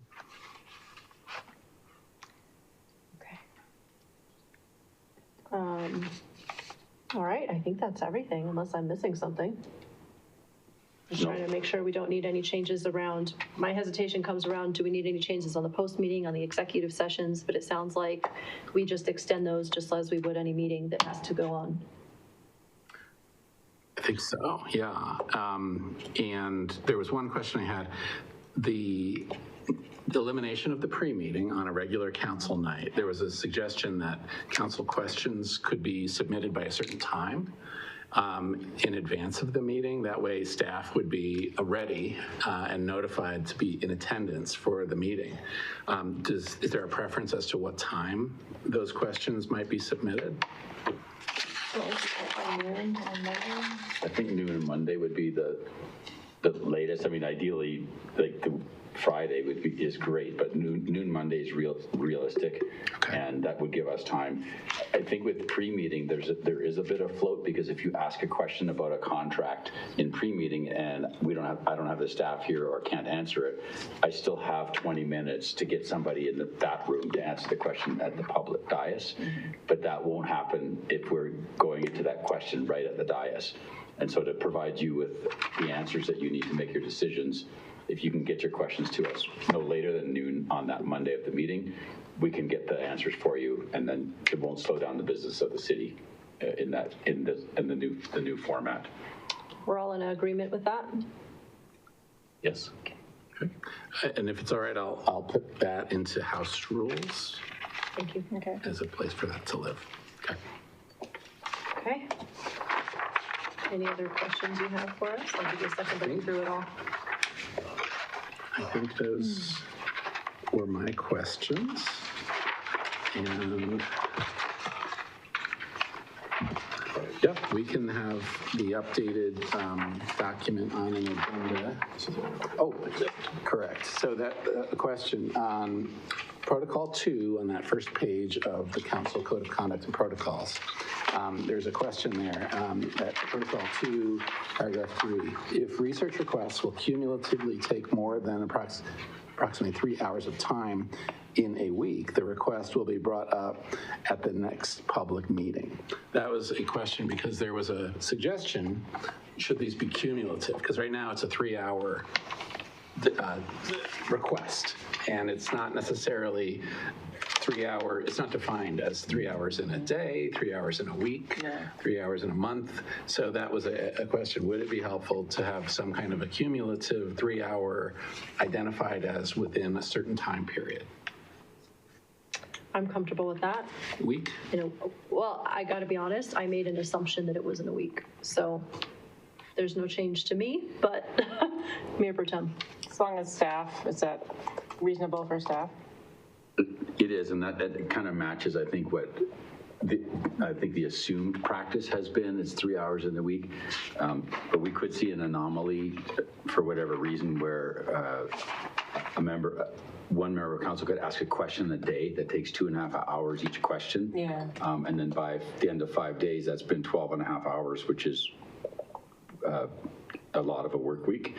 And, you know, without you all weighing in on, and it could be related questions. It could all be related to, you know, the city fleet. One could be about tires, one could be about engines.